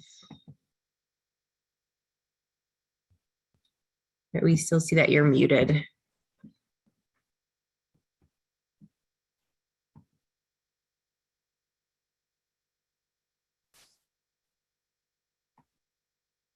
Maybe I should show a slide with phone number so that maybe Mr. Levinsky could call in instead. Yeah, if he would like to call in, we could do that. Or if he wants to submit his comments in writing, you can go ahead and show the slide if you'd like. Yeah. So. Okay. Yeah. Mr. Levinsky, if you can hear us, if you want to use the phone number to call in, 1-669-900-6833. And then the Zoom meeting ID for this meeting is 916-4155-9499. We'll just give a moment to see if you're able to call in, and if not, we will encourage you to write to the Planning Commission and submit your comments in writing.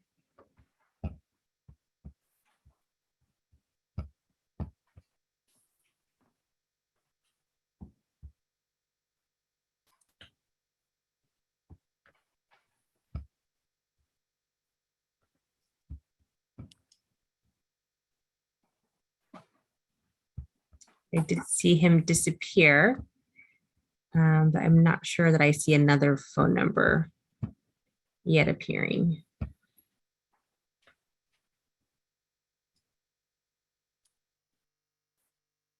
All right, I'm going to move us on now.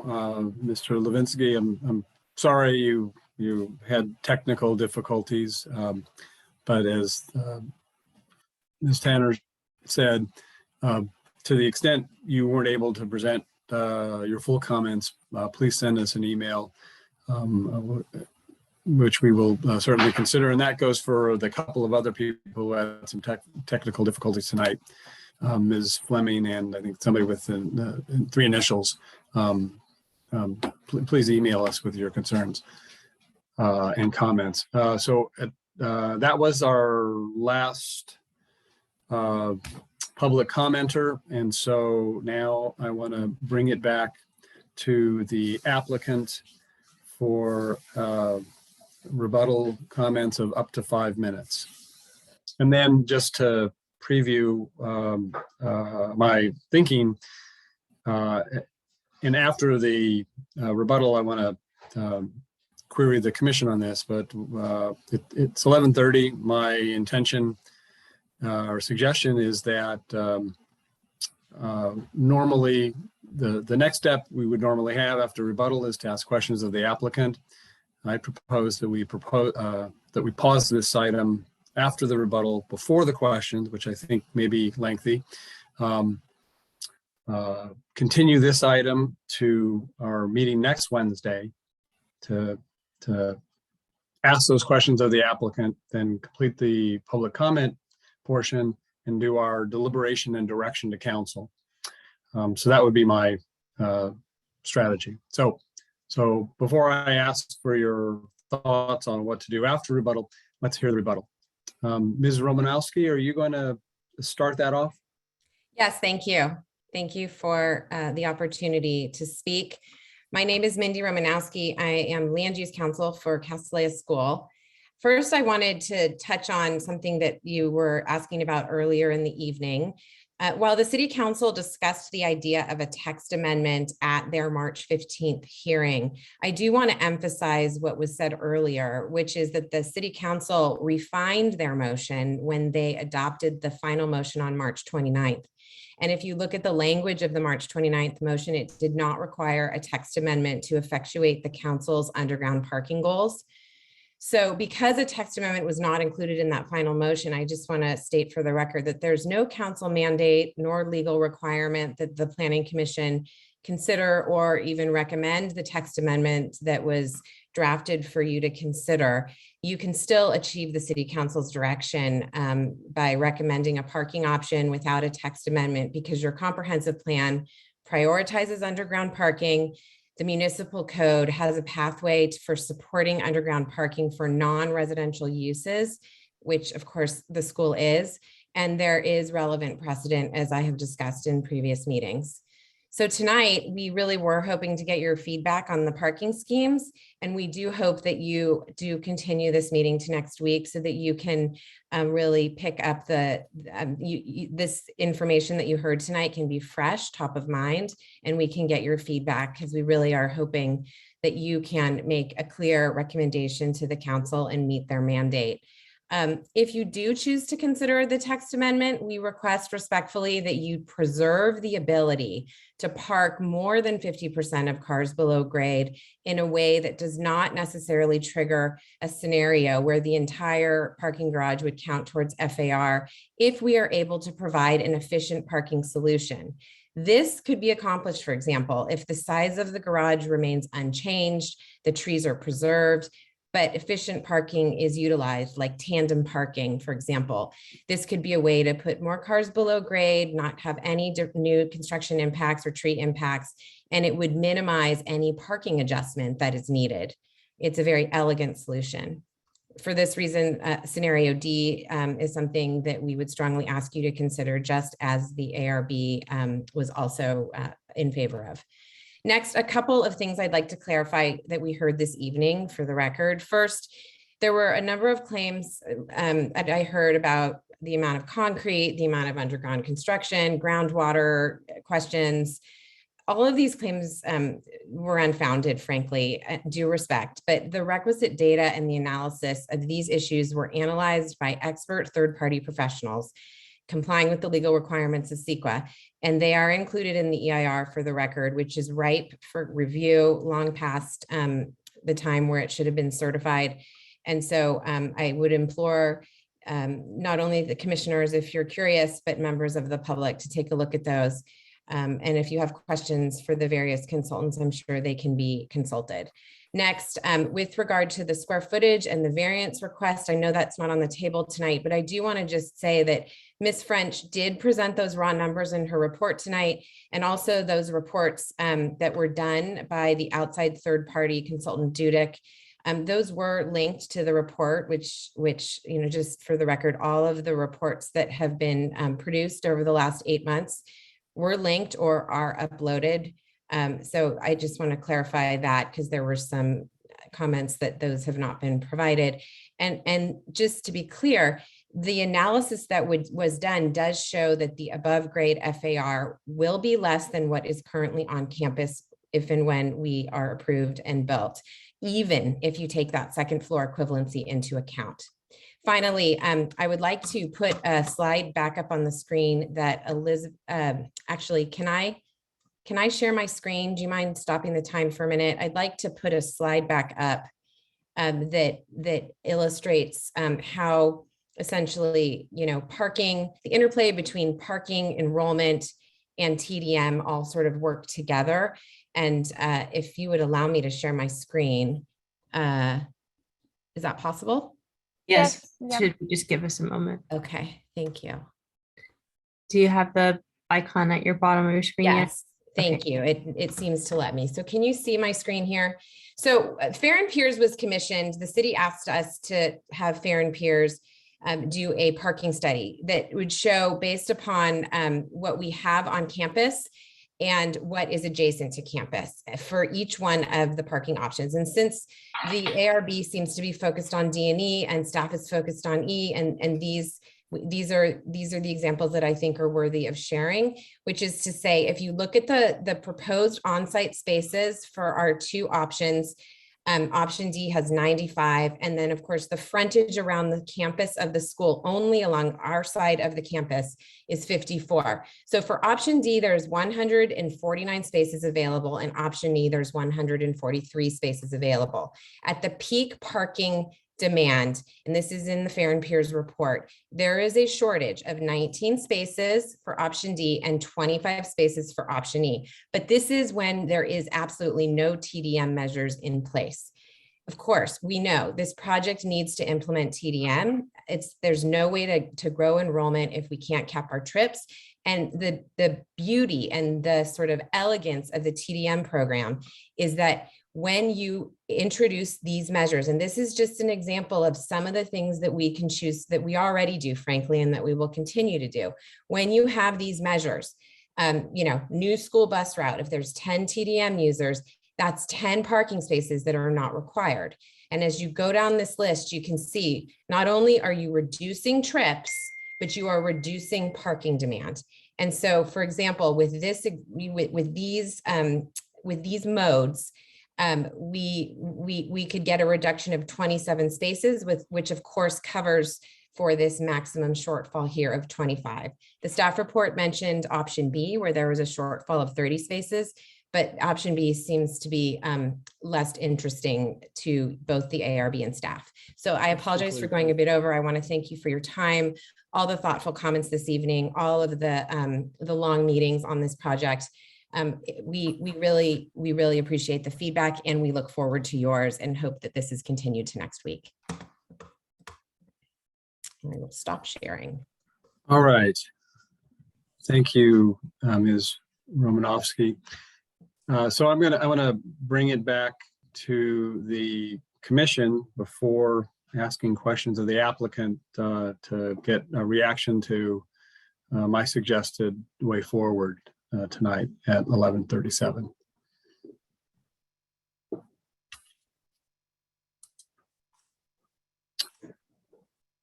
Does anyone have a different idea that you would like to propose? Commissioner Lowing, your hand is up first. Yes, I have a question, and just a broader one is what else do we have to cover, as always? It looked like we're going to be pretty full next week as well. And, we basically only took public comment tonight and some questions. So I'm just, on the fly here trying to calculate how many more hours in one or two meetings we're going to need to go through all of the things that we've been asked to look at. So I don't know how urgent wireless is in Channing for the 5th time, but you guys have to plan that in as well. So just a broader question of how does this stack up for next week as opposed to other things that have to get done?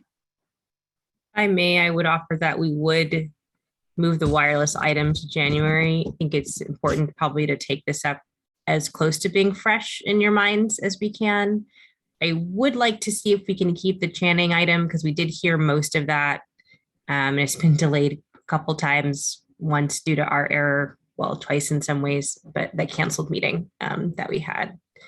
But hopefully that would be somewhat brief, but we would probably just have the two items. I don't think we could certainly couldn't do wireless and this item on the same evening.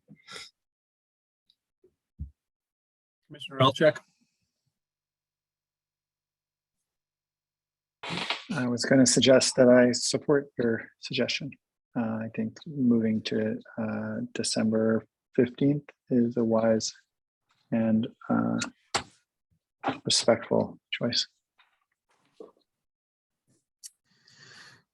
Does anyone else have additional comments, or would someone, Commissioner Suma?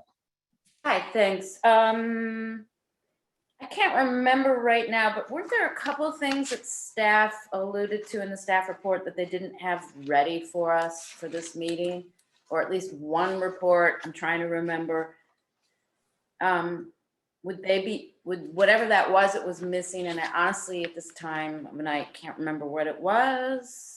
It's okay. Ms. French, are there items that you think you were planning to prepare for the next hearing, or maybe that might be a future hearing? I think one was a comparison of other school events, I think, maybe. Would those be ready? Well, I think part of what we would want to do next week is, well, what I might suggest would be to not introduce new information. And so if this truly is a continued hearing, we would really just pick up with, we might reprint the staff report for ease of access to the public, but it wouldn't be any additional information at this time. Okay. Come forward. And for some reason, Commissioner Lowing asked that question at the beginning of the meeting, whether there was going to be different information in the next continued meeting. Okay. Maybe I'm remembering incorrectly. Thank you. And on that note, I might suggest if there is a motion, it might be helpful for the public to know if there will be public comment at the next one, or, just to be clear for everybody. Right. So, before there is a motion.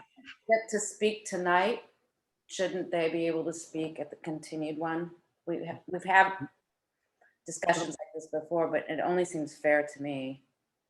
So let me clarify the intention. We've been presented with information by staff, and the public tonight had a full opportunity to comment on that.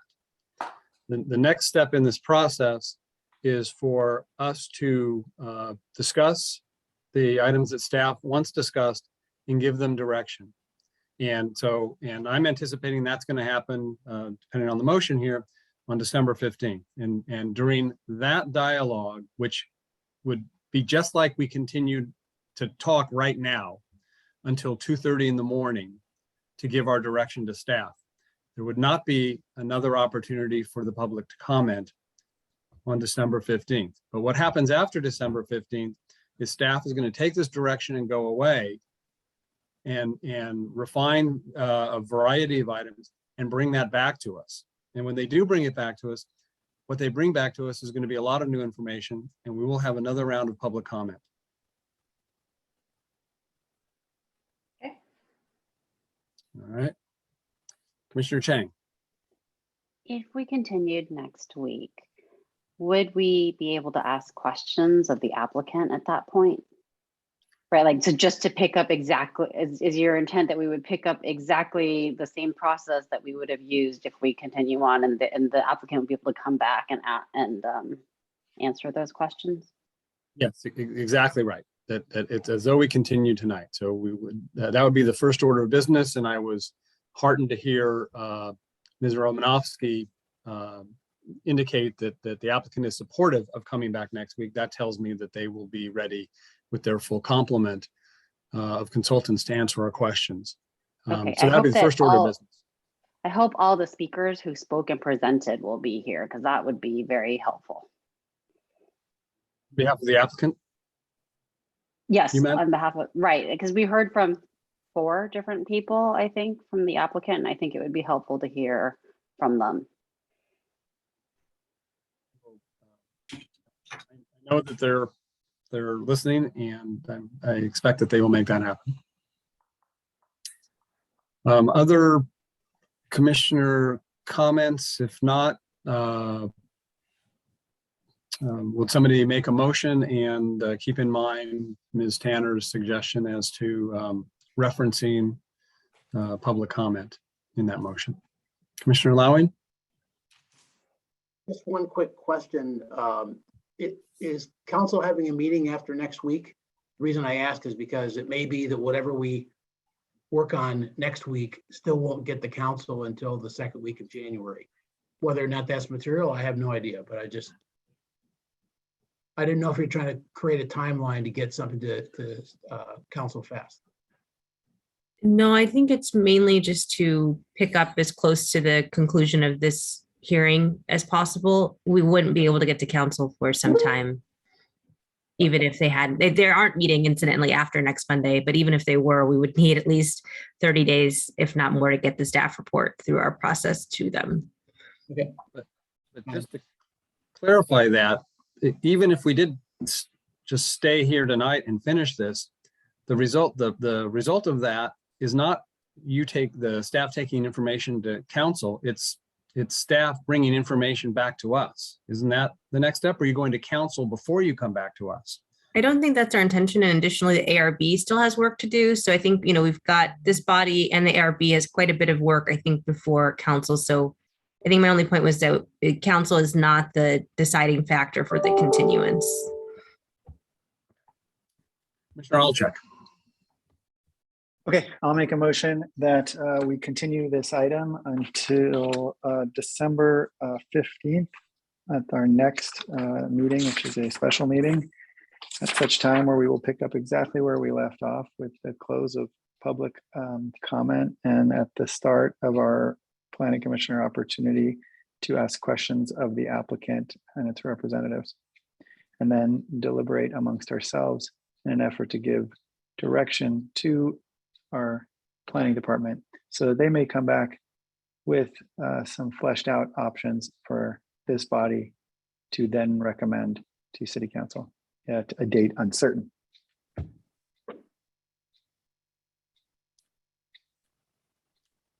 That's how it's done. Thank you. Do we have a second for that motion? I'll second it. Thank you, Commissioner Lowing, for the second. Any discussion? Commissioner Suma? Nope. Commissioner Olchek, your hand is still up. I'm assuming you don't want to, do you want to speak to your motion? Yeah, I think the wisdom tonight is that this is fresh, and I think it's prudent that the process, the ball be kept rolling as opposed to pause, considering the context. So I'm glad that you made that suggestion at the beginning of this discussion. All right, Ms. Klacheva, can we have a roll call vote, please? Commissioner Alchek, Aye. Commissioner Chang, Yes. Chair Hackman, Yes. Commissioner Lowing, Yes. Vice Chair Rupervar, Yes. Commissioner Suma, Yes. Commissioner Templeton. Templeton departed toward the end of the public speakers. So Okay. she will reconstitute herself for the December 15th meeting. Okay, the motion carries 6-0. All right, thank you. Thank you to all of the members of the public who spoke and who stayed. And I am particularly appreciative of 6 groups putting together cohesive points of view on items in groups of 5. That's actually the most I've ever seen, and I think it's a very effective tool, and I'm glad to see so many people using it. So, and we will see all of you and those who have already gone to bed, I hope, a week from today. It's still today for a few more minutes. So I'd like to move us now to approval of minutes. We have 2 sets of minutes, October 13th as revised and October 27th as revised. I think we take those serially. Can I have a motion on the October 13th minutes? So moved. Thank you, Commissioner Olchek. Second, please.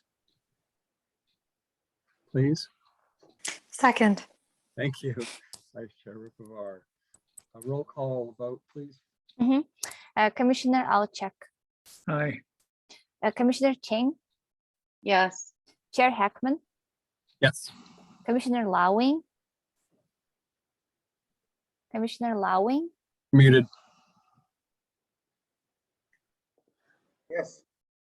Vice Chair Rupervar, Yes. Commissioner Suma, I believe I will abstain. I know I missed the 27th, and I think it's likely the 13th was the other meeting I missed.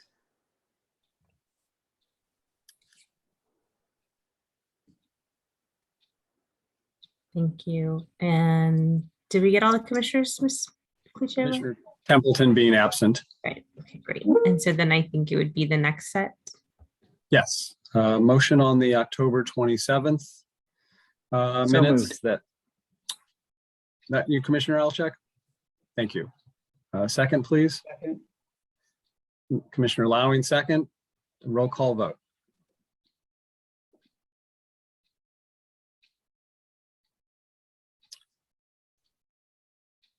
Ms. Quacheva, are you there? Muted if you're talking. Oh, sorry. Yes, thank you so much. Commissioner Alchek, Aye. Commissioner Ching, Yes. Chair Hackman, Yes. Commissioner Lowing, Yes. Vice Chair Ruparvar, Yes. Commissioner Suma, Abstain. Commissioner Templeton is absent. Motion carries 5-1 with Commissioner Templeton absent. To committee items. Commissioners, are there any committee items?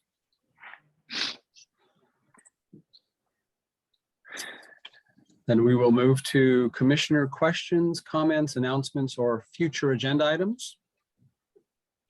Commissioner Suma. Thank you. I have a question for, I guess, Assistant Director Tanner. I was curious, the meeting that I missed on October 27th had a discussion of electrification issues. And I was just curious what the timeline for that coming back to us and whether each issue would come out as its own separate thing or if all the items would be brought together again. That's a great question. To be honest, I'm not sure the exact timeline. I think we'll probably bring the first item in the first part of next year, like first quarter, but they would come back separately. It was kind of an overview kind of the items together, kind of topically related, and then they would come back probably separately because maybe some of them might be grouped together, but some of them are pretty different, from one another. Okay. In the first quarter, probably. Yeah, we'd like to get started soon, so. Thank you. I'll check.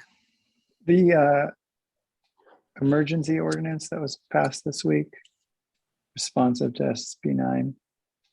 I'm curious to know when that, what is that going to be reviewed by the PTC at some point, and when do you anticipate that? And also, how was that? I'm just curious how the process for that recommendation or staff-led discussion came about. Yeah, so just procedurally, we didn't have time to, we barely had time to draft the urgency ordinance, honestly, and the objective standard. So due to the time that the law passed and the time that it goes into effect. And so part of the urgency is that it goes into effect immediately. So that goes into effect immediately, on Monday. And so it's in effect on January 1st. Otherwise, if it was just a regular ordinance, it would need 2 readings. The second reading wouldn't be able to happen until January, and that would have already been the time when SB 9 would be implemented and available.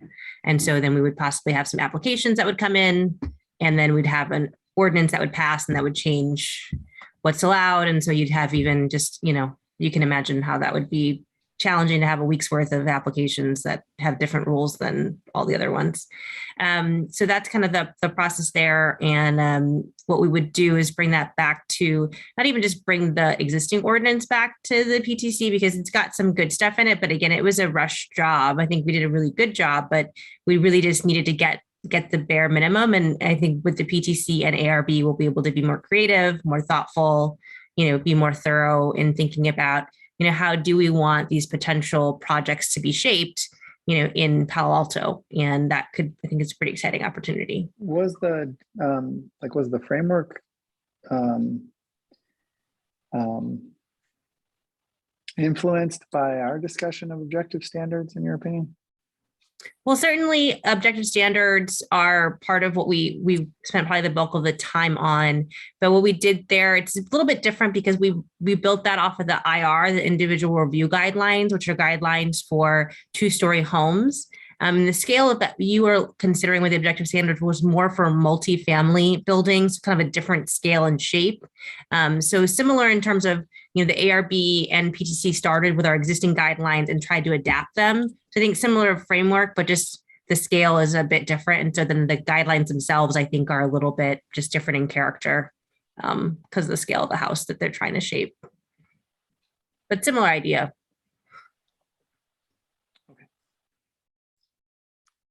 All right, other commissioners?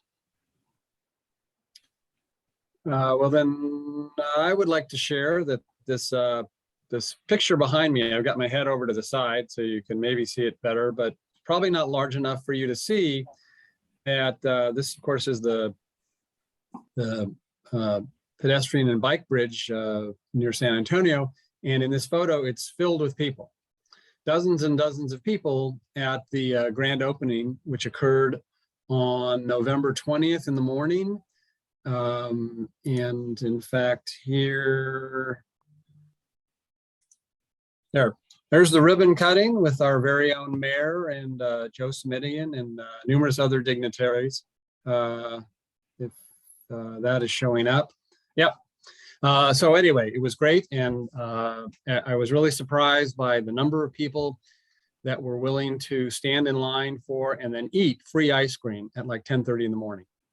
It was quite something. But anyway, it's a great addition to our biking and hiking fabric. And if you haven't been out to walk or bike across it, I encourage you to access the Baylands that way. It's really a wonderful addition to Palo Alto. And I'm appreciative of all of the work that went into it from at the community level, at staff level, and at the leadership on the council to get it done. Any other commissioner? Chair, I just want to there's a good little anecdote. I think it was in 2013 that this body, I was a part of, voted to start a process by which a design competition would be conducted for the design of this bridge. Ultimately, none of the designs were chosen. But if it ever seems like I'm in a bit of a rush to push things through, it's because a bike bridge took 8 years to finish in Palo Alto. So a little perspective that the city that is disrupting the world, as wonderful as this bridge is, because it is, I've been there. And even the smallest crossings are challenging. And so it's worth appreciating that. I hope for all of you, as you move forward on your commissionship, find that projects that you participate in come to fruition while you're still breathing. All right, On the thank commission. you. Thank you, Commissioner Alchek. So as the moon rises behind Commissioner Lowing, I will declare this meeting of the PTC adjourned. Good night, everyone.